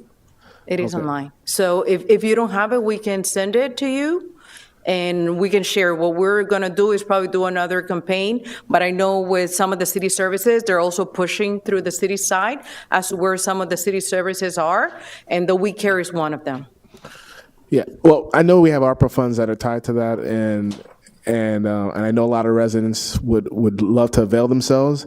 But I also, can you, just for my own edification and people that are probably up, can you explain the We Care to Share program and the threshold to avail yourselves of that? Yeah, so there is a low-income household that you have to apply for the ARPA funds and for NMB. We changed it a little bit because we had those funds. So for those NMB residents, we are giving now $1,000, and we raised the household so that way more people could apply. So what's the income level? I would have to check because there's different levels based on how many people live in the household, how many people are working, how many people live there. So those are the different levels, and we have that already in a brochure that shows. And the reason I'm asking this is because I know because of inflation, certain things, I would assume that the threshold would have to be raised up a little bit higher because And we did. And when was the last time that was updated? We updated it probably last year. Okay. Okay. And they have that information downstairs in the lobby. Yeah. I just didn't know. I don't know if it was when we first got the ARPA 2 years ago or 3, or however long ago it was, or has it been continuously been updated based on CPI in that regard? That's what I'm saying. So that's what we're looking right now. We're analyzing because we're coming to the end of the ARPA funds. They have to be spent by 2025. So we're looking and seeing if we're probably going to have to update a little bit of how much we're paying. If we're paying $1,000 right now, maybe we're going to go up to $2,000 to be able to spend some of those funds and be able to assist some of the residents. Not all the residents apply. Actually, the majority of the people that we have are from Miami Gardens and unincorporated Miami-Dade. And how much money do you think is currently in the account dedicated to this, the We Care to Share program currently? So I know for phase 1, we had $250,000, and I understand for phase 2, they gave us again $250,000. And how much? And so how much has been utilized up to this point? Maybe $100,000 or less. I We'll have to check. don't want to interrupt you, but we're running out of time, and it's not really that, we want to try to keep it to this item because we got a few more things to get done. So I'm not trying to cut you short. I'm sure that the director would be happy to take your phone call anytime, almost. Absolutely. And we can share the brochure with you, and we can provide the numbers of how many people have applied. What we want to make sure is that we're being fair and that everybody gets a chance to apply. But if most of your people are from Miami Gardens and unincorporated, before you raise how much they get, see what else we can use it for North Miami Beach residents. So the ARPA funds are only for NMB residents. They don't apply to outside residents. Okay. So we've heard this. Is anything else, or can we call the Just question? one add-on. All right, do it. Just No one's one stopping you, then add-on. do it. I make a motion. The only add-on that I have is if and when this is approved, that we do an in-house informational session that allows people to get the firsthand knowledge of what's going on, and if they have any questions and if they want to sign up on the spot, that we make that contingent on approval. Perfect. And what happens if the public just is very upset about it? How do you terminate it if you don't want to use it? They don't pay for it. They just don't buy it. Well, but still, we'd want to stop the advertising of the program. So I can just, in our agreement, we don't send anything out unless we have your approval prior. So the next mailing wouldn't go out unless we have your approval. Okay, So- Thank you. we have a motion, we have a second. All in favor, say aye. Aye. Any opposed? Passes unanimously. Okay, thank I you very did, much. Phyllis. All right, I was first, Phyllis was second. 11-9. I need a motion. Move to introduce. Thank you, I need a second. What is it? Just please say yes. 11-9. Okay, yes. Okay. See what happens at the late hour? This is resolution number R 2024-46, entitled Resolution of the Mayor and City Commission of the City of North Miami Beach, Florida, approving an agreement between the city and Miami-Dade County regarding emergency water interconnection and billing of sanitary sewer service charges, authorizing the city manager designee to do all things necessary to effectuate this resolution, providing for conflicts, providing for scrivener's errors, providing for severability, and providing for an effective date. Okay, Senator. Thank you. So as you know, up to what point we were actually purchasing water from Miami-Dade County. So the agreement that we had was already old. It was for a 30-year period. Then it got amended to 10 years. This new one, we decided that the terms had to be changed because we no longer do wholesale with Miami-Dade County. We actually have our water treatment plant that supplies our entire service area. But what we do is we do have emergency interconnects, and we also are doing the sewer billing for Miami-Dade because they do have sewer in our area, and sewer is billed based on water. So that's what the contract in front of you is just to update the terms and conditions. Okay. So All do we right. get more Wait. income left? Well, Because we're let's not just, buying let's it? just, So they pay us $12.55 for each sewer bill. I had a question. Oops, sorry. all right, well, let's just do public comment real quick first. Yeah. Anyone here from, Madam Clerk, I'll let you do it. Just for the record. Anyone wishes to speak on this item? All right, no one came forward. Public comments closed. So I just want to ask for getting more money or less money. Okay, all right. All right, so you were saying something. Go ahead. Are we getting more money or we're paying less money? Or is there an increase in the water finances over this? So the increase goes based on the CPI because we do charge them for billing for the sewer service. So each sewer bill that we send for them, we charge them $12.55. So now we're doing sewer and obviously collection of that. So it'll go up because the CPI is going up. So last year we were charging $12. This year we're charging $12.55, and it'll keep going up. But we also use their water? No, we don't. So the only time we would use their water, or they will use our water, if there's an emergency. I see. So we have emergency interconnects with different cities around. So we have Bal Harbor, Hallandale, North Miami, that if there is an emergency, we'll sell water, but we have the option of purchasing as well. Okay. Thank you very much. You're welcome. Make a motion. Commissioner Jean? I had a question. Currently, with the existing accounts that we have, right, can cities opt out of using NMB water? No.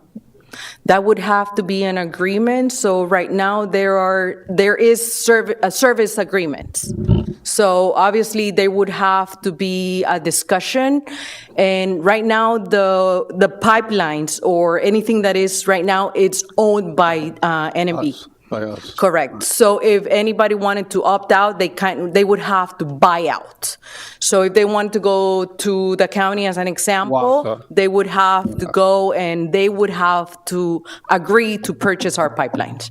To purchase our pipelines? Yes. We'd have to agree to sell it to them. If I may, the law says currently that if a water line is within X number of feet of any property, you must hook up to it. So whoever's the owner of that water line is the beneficiary of that mandatory hookup requirement.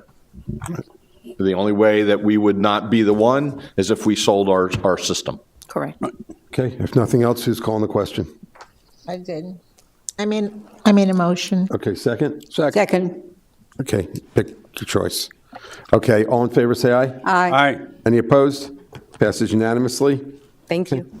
Thank you. Resolution 2024-45. All right, now we're going back to 11.6. Perfect.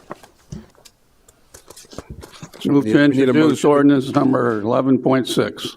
Okay, with second? What is it? Candidate qualifying dates. Oh, I second that. Oh, we got second. Okay.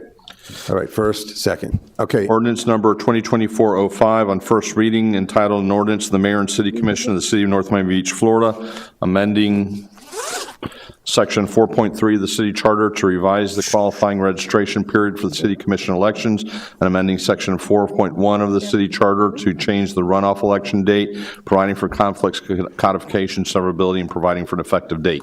Move to approve. Second. all in favor? Whoa, No, no, whoa. no, no, no, Wait, oh, wait, what are we doing? here? Public hearing. Yeah, okay. There's a required public hearing. It's an Yes, ordinance. Got it. Sure. Okay. All right, public hearing. Anyone wishes to speak on this item? No one came forward. Public hearing's closed. Okay, now, all in favor? No, it's not all in favor. One second. There's a discussion, and for me, Okay, so we're going to do a roll call. discussion. well, there's an issue for me, and I'd like This to is table. an ordinance Okay. anyway. Well, Yeah.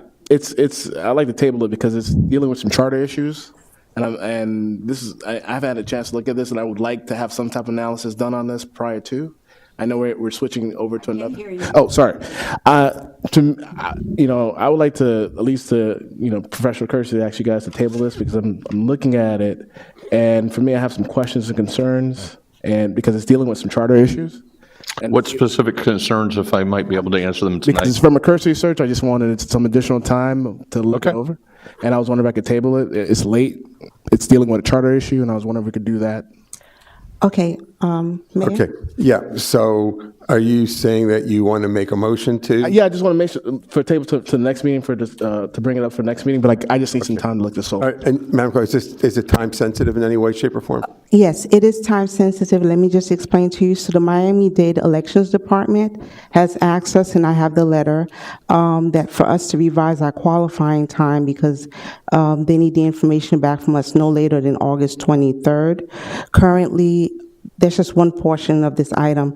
Currently, our qualifying time is from August, they will get it to August 31st, which it would make us not make, our candidates will not be on the ballot. So because this is an ordinance, it has to go through this meeting as well as the next meeting. So, and they need it, so it has to go to 2 meetings. So if you push it over to the next meeting, which is April, they have to get it again, but this is a time sensitive. I understand that, but from just because this is dealing with a charter issue, and But it's a No. first reading. We're going to have a second reading. And we're not the only, and I'm not an attorney, I'm not trying to be one, but we're not the only city here that had to do the same thing too, and they all went through the same process. Not to say to follow the leader, but, and Attorney Herron here was with us, and I'll make this very clear. This is your ordinance. You can do with it whatever you wish. You can vote it up, you can vote it down, or you can continue it.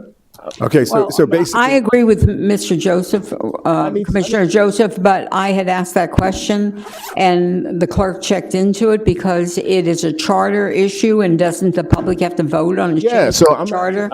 I asked that question as well, but I believe the clerk looked into it and said that the attorney could change it because the county is saying they can't perform their duties if we follow the charter as it's written.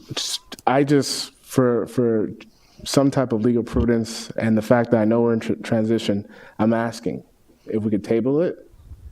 I would like to, just like how you had some concerns regarding the 107,000 or what have you.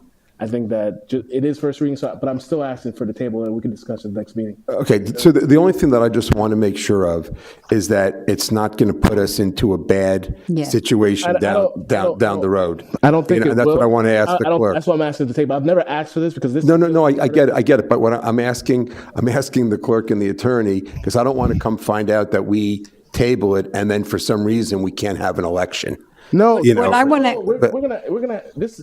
Our election is set. This is a change to it. This doesn't undo what we currently have. No, but if they can't put it on the ballot, it isn't set. If we're not on the ballot, then we don't have an election. No, I was advised and told that if we do not make it on the August 20, if we do not forward the documents over to them, make qualifying by August 23rd, then we may not be on the ballot. It's March. I'm asking to table it. I'm not. But Mr. Mayor, at first reading, let him vote no, and then the second reading, we can come back, and he can have a month to study it. Then you could vote yes or no the second reading. You came back to us and said, this is wrong, or this needs to be fixed or something. We still have an opportunity to fix it. If you tell me, if you convince me there's something wrong, I'm going to vote against it. No, I understand. But the thing is that this is dealing with a charter issue. I don't want to set a bad precedent because the thing is, there's outside of what, I don't have materials from the clerk. I mean, I'm talking about the county of the letter explaining the details in this. I'd like to have that more. We don't have any of that. Well, I just don't. But, Mr. Attorney, correct me if I'm wrong. Don't we do this for every election? This is the first time. This is the first. All right, let me ask a question to the attorney. Is there It's not in there? There's no supporting Commissioner document. Joseph is bringing up a concern. Is that concern a valid legal concern? I don't know what his concern is. I'm saying there's no supporting documents for this. Then that, I am, I'm asking to table it. if I may answer the question, She hasn't have an answer. I drafted the ordinance, that's it. Okay, I'll second the table. Thank you. All right. But just one No, second. wait just a I'm cool with you this. I'm cool. However, I'm cool except for one thing. I just want to hear from the clerk that later on, we're not going to be told that because we didn't put the paperwork forward tonight. And it shouldn't have that now supporting documents. That's what I'm saying. It doesn't have any supporting documents. Right. Well, it's going to make us till May. Why can't she just go make a copy of the letter? It's 11:40, so I'm just asking, so we can table. So what? She Okay. can make a copy of the letter. It's been motioned and seconded. Can we call the question? Yes. All right. I'd just like some On assurance. the table. Huh? Okay. All right, call vote. Again, just as I said before, you either vote the motion to table up or down, and if it's not successful, then we'll have additional discussion. Okay. All in favor, say aye. Aye. Any opposed? Oppose. One opposed. Okay. Motion to No. So we're tabling it until next month. Yes, but may I? Oh, I'm sorry, go ahead, Commissioner. Through the mayor, and thank you, Commissioner. We're tabling it, but we need to provide instructions as a body as what we need. So you need to make that clear. I'm asking for documentation, a legal analysis based on, I know it's going to be more likely done by our new council coming in, because this doesn't have that, because this is dealing with a charter issue. If it has to go before if I feel that it is, based on just a cursory search, and I'm just asking for a legal memorandum detailing what we can and cannot do. That's Okay, all. so if, with all due respect to everyone, if you read through the ordinance, in the second whereas clause, it specifically cites the statutory provisions that allows you to do this. We'll put that in a memo. Okay, thank you. Now, I'd like to request from our commission that if we need a special meeting to meet her deadlines, that we all tonight agree to come to a special meeting to meet her deadlines. We don't. Well, let me speak. August 23rd. Okay, she needs it by August. Okay, one at a time. You don't know the I'm not process. the- Wait a so- minute, let the Yeah. clerk speak. Okay. The items have been tabled. yes, Right, too. No, right. I know. I'm not asking But for- now we're having buyer's remorse possibly. So the question we're is, not having- I just want to find out, listen, I've been asking one question and I haven't really gotten an answer. My question is this going to put us in a bad spot when it comes to getting our candidates' names on the ballot? If we table it like we've already done, because if that's the case, we may have to have a special meeting sooner than later to fix the problem. Okay, so with all due respect to Commissioner Joseph, if he requires additional information, whatever I have from the county, I can provide it to you. I don't do legal, as you all know.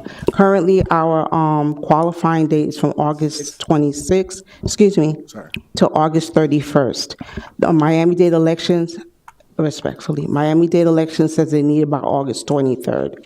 I am going to contact them again and try to get it in writing to say that if they do not receive it by a certain date, but from right now, what I understand, Right. if they do not receive it by August 23rd, Right. we will not be Madam on the Clerk, ballot. I think and if I may, Mayor, I think what the mayor is asking is if instead of having the ordinance first reading in March, second reading in April, having the second reading in May, and that passing in May, would that delay you to getting whatever information to the elections department so that you can move the qualifying date up? I will confirm with them tomorrow. Just confirm. And I want to say something as well. The manager's office does a great job of creating memos whenever things like this happen or anything that is pertinent to the commission. And I would have hoped that the clerk's office would have had the same professional courtesy to provide adequate information to the commission.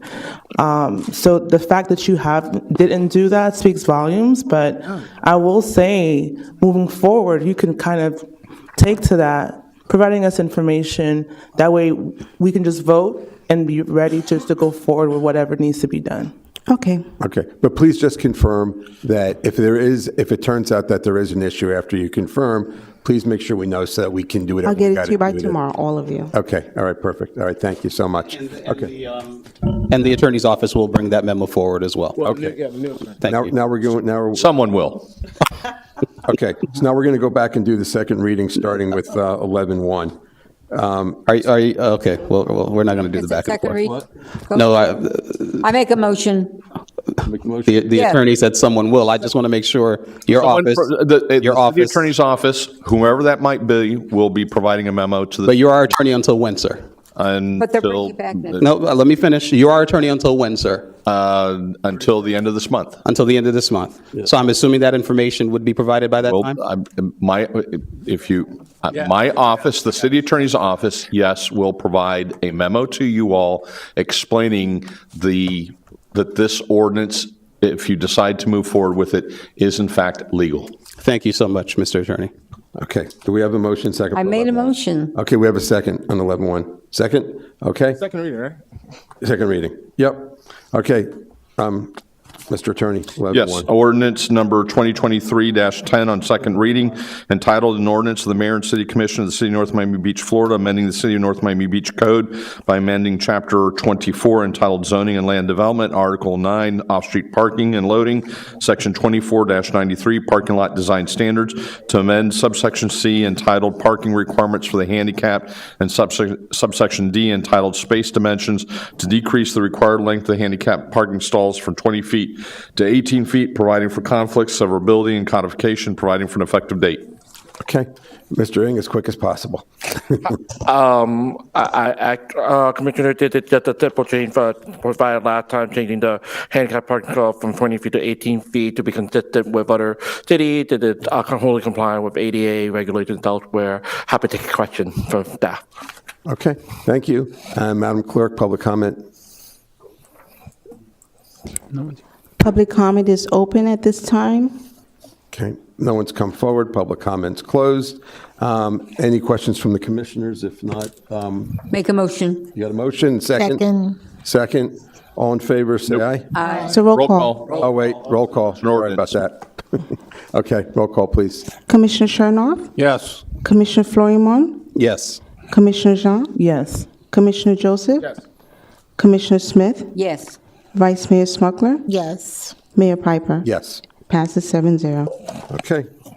11-2. We need a motion and second introduce. Motion. Second? Second. Okay. Ordinance number 2024-01 on second reading, entitled an ordinance of the Mayor and City Commission of the City of North Miami Beach, Florida, amending the Code of Ordinances of the City of North Miami Beach, Florida, 2008 by amending Chapter 12, entitled Local Business Tax Receipts and Regulations by creating a new Section 12-8 entitled Mobile Vendors and amending Section 12-9 Peddlers and Solicitors to modify the definition of peddlers, amending Chapter 24 entitled Zoning and Land Development, Article 9 entitled Off-Street Parking and Loading, Section 24-92C Restrictions to allow for the parking of mobile vending vehicles in off-street parking areas subject to certain standards, providing for codification, conflict, scrivener's error, severability, and providing for effective date. Okay. Is anyone speaking on this? I know it was put forth by a commissioner, but if there's nothing to speak about on it, Mr. Manager? Mayor, this puts us in line with state statute. Okay. All right, great. All right, so Madam Clerk, public comment for the record. Public comment is open. No one came forward. Public comment's closed. Anything from the commissioners? If not, someone make a motion. So moved? Second. Okay, and then we need a roll call. Who made the motion? Thank you. Okay, roll call, please. Commissioner Florimon? Yes. Commissioner Jean? Yes. Commissioner Joseph? Yes. Commissioner Smith? Yes. Commissioner Chernoff? Yes. Vice Mayor Smuggler? Yes. Mayor Piper? Yes. The item passes 7-0. Okay, thank you. We need a motion second for 11-3. So moved. Okay, second? Second. Okay, we got second. Okay. Ordinance number 2024-02 on second reading, entitled an ordinance of the Mayor and City Commission amending the Code of Ordinances of the City of North Miami Beach, Florida by amending Chapter 24 Zoning and Land Development, specifically Section 24-22 definition to modify the existing definition of kennel to add the term animal boarding, amending Article 5 zoning use districts to streamline and correct permitted and conditional uses to be consistent with the definition, adding animal boarding to the permitted and conditional uses listed in the B1 Limited Business District, B2 General Business District, B3 Intensive Business District, B4 Distribution and Business District, B5 Distribution Business and Medium Industrial District, Fulford Mixed Use Town Center District, MUTC, Mixed Use Employment Center District, MUEC, Mixed Use Neighborhood Center District, MUNC, Arch Creek Mixed Use Corridor District, MUC, Southern Mixed Use Waterfront District, MUSWF, Northern Mixed Use Waterfront District, MUNWF, Eastern Mixed Waterfront District, MUEWF, and International Boulevard District, MUIB, as a conditional use, providing for the repeal of all ordinances, parts of ordinances in conflict therewith, providing for severability codification for an effective date. Mayor, I believe the Cliff Notes version, and Ed will correct me if I'm wrong, is this differentiates between those who board animals such as grooming and doggy daycares and hotels essentially, and making the difference between those who sell animals and breeds them. And this makes it a conditional use, which the boarding would have to come before you for approval. Yes, sir. Thank you. Okay. May I? Yes. Okay, so last month I inquired about at the Intercoastal Mall where the townhouses are behind the stores. We need to do public comment at some point, but anyway, Okay, public comments. can we just do it real quick, just for the record? Public comment is open. Okay, no one came forward. Public comment's closed. Okay. Commissioner So Vice Mayor. I think someone was going to look into that. Yes, ma'am. We had aligned the distance for the conditional use qualification in line with the nuisance part, the regulation that already exists for a dog, and because both of them are aligned, it would naturally fall into place there with the distance requirements from Eastern Shore. And in addition, as the city manager mentioned, it would have to come back to you at the conditional use. You can proceed with determination there you think it's not appropriate for those reasons of proximity. Yeah. Many years ago, it was done that no dog, anything pertaining to dogs would be allowed at where the movie theater is on that side of where Winn-Dixie is on that side of the Intercoastal Mall, so that the people who live behind there wouldn't be hearing the dogs barking. So I just want to make sure that this doesn't change that. And let me be clear, this affects anybody that is boarding dogs at their home, right? Under the definition of the, from business standpoint, yes, sir. Okay. But they would have to come to you at the decisional use. Thank you. Motion. Okay, any other, okay, anyone want to make a motion? He made the motion. Oh, you made the motion? Sorry, missed you on that, it's getting late. Okay, a second? Second. Okay, all right, roll call. Commissioner Jean? Yes. Commissioner Joseph? Yes. Commissioner Smith? Yes. Commissioner Chernoff? No. Commissioner Florimon?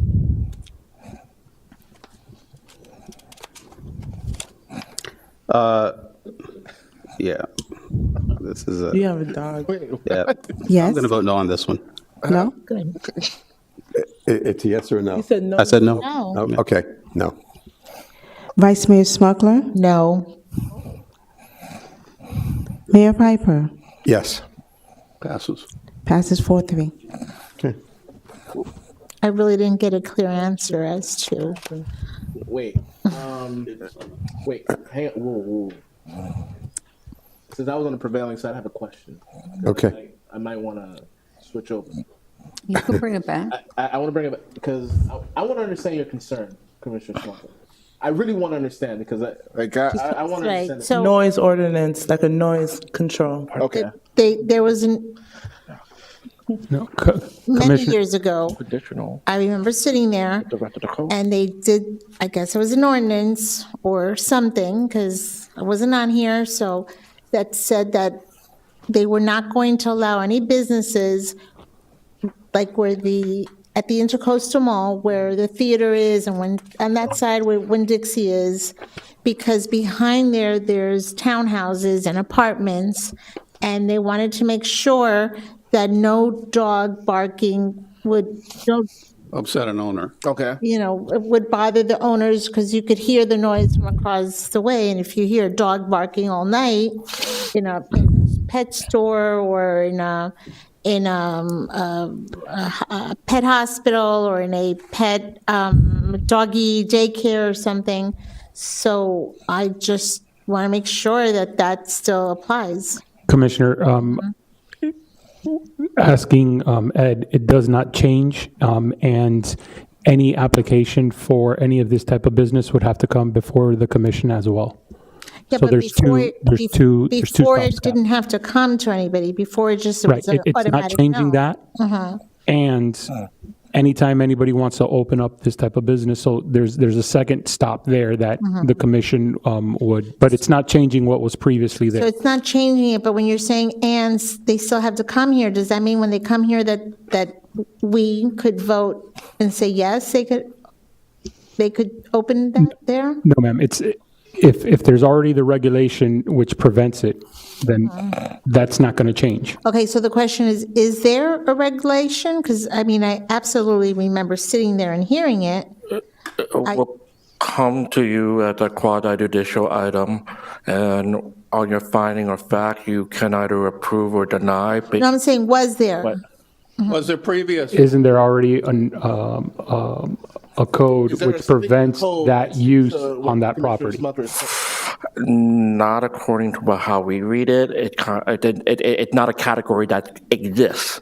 So it. Because I mean, I absolutely heard, I mean, I absolutely said that. Okay, so we're Wait, going wait. to, Hold on. No, I'm on the prevailing side. I'm on the prevailing side. I make a motion that we extend for 10 minutes. thank you very much. Second. That's what I was going to ask. All right, 10 minutes, just 10 minutes. Because make that, we got the motion? Okay, we have a second? Second.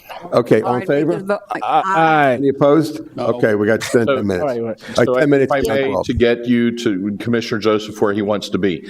The appropriate thing at this point in time would be a motion for reconsideration, a second, you vote on it, and you take back up the matter. Well, he's not- Right now, you're in no Well, no, I want to land. motion. You're in limbo. Okay, I'm in motion for reconsider. I'll second it. Okay, a second. Okay, we're on the prevailing. I make a motion to table it. All in favor? All those in Aye. favor? Any opposed? Passes Table. unanimously. Okay, now you can make a new motion. Because I was trying to figure out what, because you weren't too clear. I'm like, wait a minute. Like, I would assume this would be a good thing, given the fact of. If someone makes a motion. That's what I was. Right, I make So, a so motion. it's there somewhere, because I know I didn't. Okay, make- we have a, we I make have, a motion to table. we have a motion to table. Yeah, second. You have a second? Okay, all in favor, So- say aye. Aye. Aye. Passes So unanimously. it's there somewhere, because I know I absolutely was sitting there, and I know we'll go that in they for it. absolutely had this. Let him do the research Yeah, and let him bring do it the back to us. Okay, Okay. got it. Now we're on 11-4. We need a motion to introduce. Motion. Motion second. Second. Okay. Attorney? Ordinance number 2024-03 on second reading, entitled an ordinance, the mayor and city commission of the city of North Miami Beach, Florida, amending the code of ordinances of the city of North Miami Beach, Florida, 2008, by amending chapter 12, entitled local business tax receipts and regulations, by amending chapter 24, entitled zoning and land development, article 6, off-street parking and loading, section 24-100, electrical vehicle parking and charging stations, to provide specific requirements and to provide uniform standards for EV parking spaces and stations, providing for conflict severability, codification, providing for effective date. Okay. We need to presenter. Yes, yes. To provide for a specific EV regulation, so that we actually don't regulate it right now, provide for certain minimum in terms of what's required, and in terms of setting the building properly, so we can apply those standards to development review. In addition, we note that the state is trying to preempt the city from doing this, so that's why we also put it forward at this time. Okay. All right. With the Public questions. You good? Okay. Public comment for the record? Public comment is open. No one one came has come forward? forward. Okay, public comment's closed. Motion to approve. Second. Okay, all in favor? Aye. Any opposed? Wait, is this an ordinance or a resolution? It's an Ordinance. ordinance. Just roll call. The roll call. Oh, shoot, sorry. Roll call. Commissioner Joseph? Commissioner Smith? Yes. Commissioner Chernoff? Yes. Commissioner Florimon? Yes. Commissioner Jean? Yes. Vice Mayor Smuggler? Yes. Mayor Piper? Yes. The item passes Okay. 7-0. All right, we need a motion second for 11-5. A motion to, Got it. And second? Okay. Attorney? Ordinance number 2024-04 on second reading, entitled an ordinance of the mayor and city commission of the city of North Miami Beach, Florida, amending the retirement plan for police officers and firefighters of the city of North Miami Beach by amending section 6.01B and C, normal retirement date and cost of living adjustments, amending section 6.01A, deferred retirement option plan, providing for conflict, scrivener's error, severability, and providing for effective date. Okay. Move to approve. second. Well, okay, wait. You can move to approve and then then open it for public. Okay. All right, let's start with this. Let's just do it this way. Okay, Mr. Attorney, anything you need to say regarding this? Just open the matter for public hearing. If no one speaks, close it, and then take up the matter and make a motion to approve. Okay, all right. Madam Clerk, for the record, public comment. Public comment is open for this item. All right, no one came forward. Public comment's closed. Move to approve. Okay. We have a second? Second. So we go into discussion? Just the click, Mayor, if I may, just the Cliff Notes version. Essentially, what occurred here is there's a group when the drop benefits were introduced years ago, a certain category of officers that were hired after a certain date have a different timeline of when they can enter to the drop. And so this is just correcting that error and putting everybody on the same timeline. Okay. I have a question about the job. I think something I mentioned, asked the city manager about. Can officers come back online after they've met the job deadline? Who makes that decision as it relates to, can they be afforded the opportunity to come back? Many officers, once they retire from NMB, they come back as reserve officers, which allows them to work. No, she's saying, can they come back, period? And so they're used, many of them used in that capacity. Oftentimes, we do end up rehiring officers, typically on a part-time basis, but Deputy Chief Camacho, do we, or has the city ever rehired a sworn officer who's completed drop into a full-time sworn officer position? No, sir. Good evening, everybody. No, not at all. Just part-time. Are we allowed, or does the drop program prevent a certain amount of time before they can be considered for full-time? They become contract employees is what they do. You want Yeah, they HR? become contract. Yeah, okay. They become contract. This is your moment to shine. You've been here all this time, you know what I mean? Yeah. So regarding the drop, once an employee enters drop and completes, they are no longer able to become a paid employee. They have to work 20 hours or less. No, they can't even do that. They have to be a reserve officer. So period, no. Yes. That's why they go somewhere else. Well, that's why they retire and they. People that come at night when they're roving in Eastern Right. Shore. What about- Those are, They're reserved. They're reserved. All right. Are we ready for roll call? Go ahead. And enlighten me, please. The reserve officer and an off-duty officer, what would be the difference with those two? an off-duty is a regular An off-duty hasn't entered the drop. Yeah. Okay, so a reserve officer, the way it happens is they're allowed to come and work a couple of the details here, but off-duty is usually paid by the businesses. That's what that means. Okay, but an off-duty has to be a full-time officer that's working off-duty, or a part-time officer working off-duty? It can be both. It can't be a reserve officer that's It can be. It can be. It can be, yes. Okay, so I just wanted to make that clear. A reserve officer can work off-duty detail. Correct, Okay, yes. thank you. No, there's no different rate. The off-duty rate is the same. They still have got. Typically, officers Wait, but HR just said they can't work. they're not employed by the city. They're paid directly by the whoever's doing paying for The the business, off-duty. the business, right? The business. And typically these, what's typically the businesses that currently, I guess, participate with this particular program or what? Like, Adult entertainment. well, I don't know. Can be. Sure, Mr. Mayor. It could be special events, it could be restaurants, it can be stores. No, that's what you were saying. thinking. No, I was thinking about Publix. I was thinking about that, but hey, but I just wanted to. It can be any business that is looking to hire an off-duty officer. pretty much. And the city through the off-duty detail, does the city receive a portion of that rate, that hourly rate, right? Yes, there's. And what is the portion of that? What is the portion? Is there a percentage, or is it worked out? No, it's actual amount. Major Nichols, what is it? I think it's. There you go. Okay, the city gets $8 per hour worked off-duty. And where are we with the quota of officers? I know we have like 3 minutes left, but where are we with how many officers do we currently have and compared to what we actually are budgeted for? Currently, we're at 93, we're supposed to be at 107. 107? Yes. Thank you so much. Okay, all right. Roll call, please. That's a big difference. Commissioner Smith? Yes. Commissioner Chernoff? Yes. Commissioner Florimon? Yes. Commissioner Jean? Yes. Commissioner Joseph? Yes. Vice Mayor Smuckler? Yes.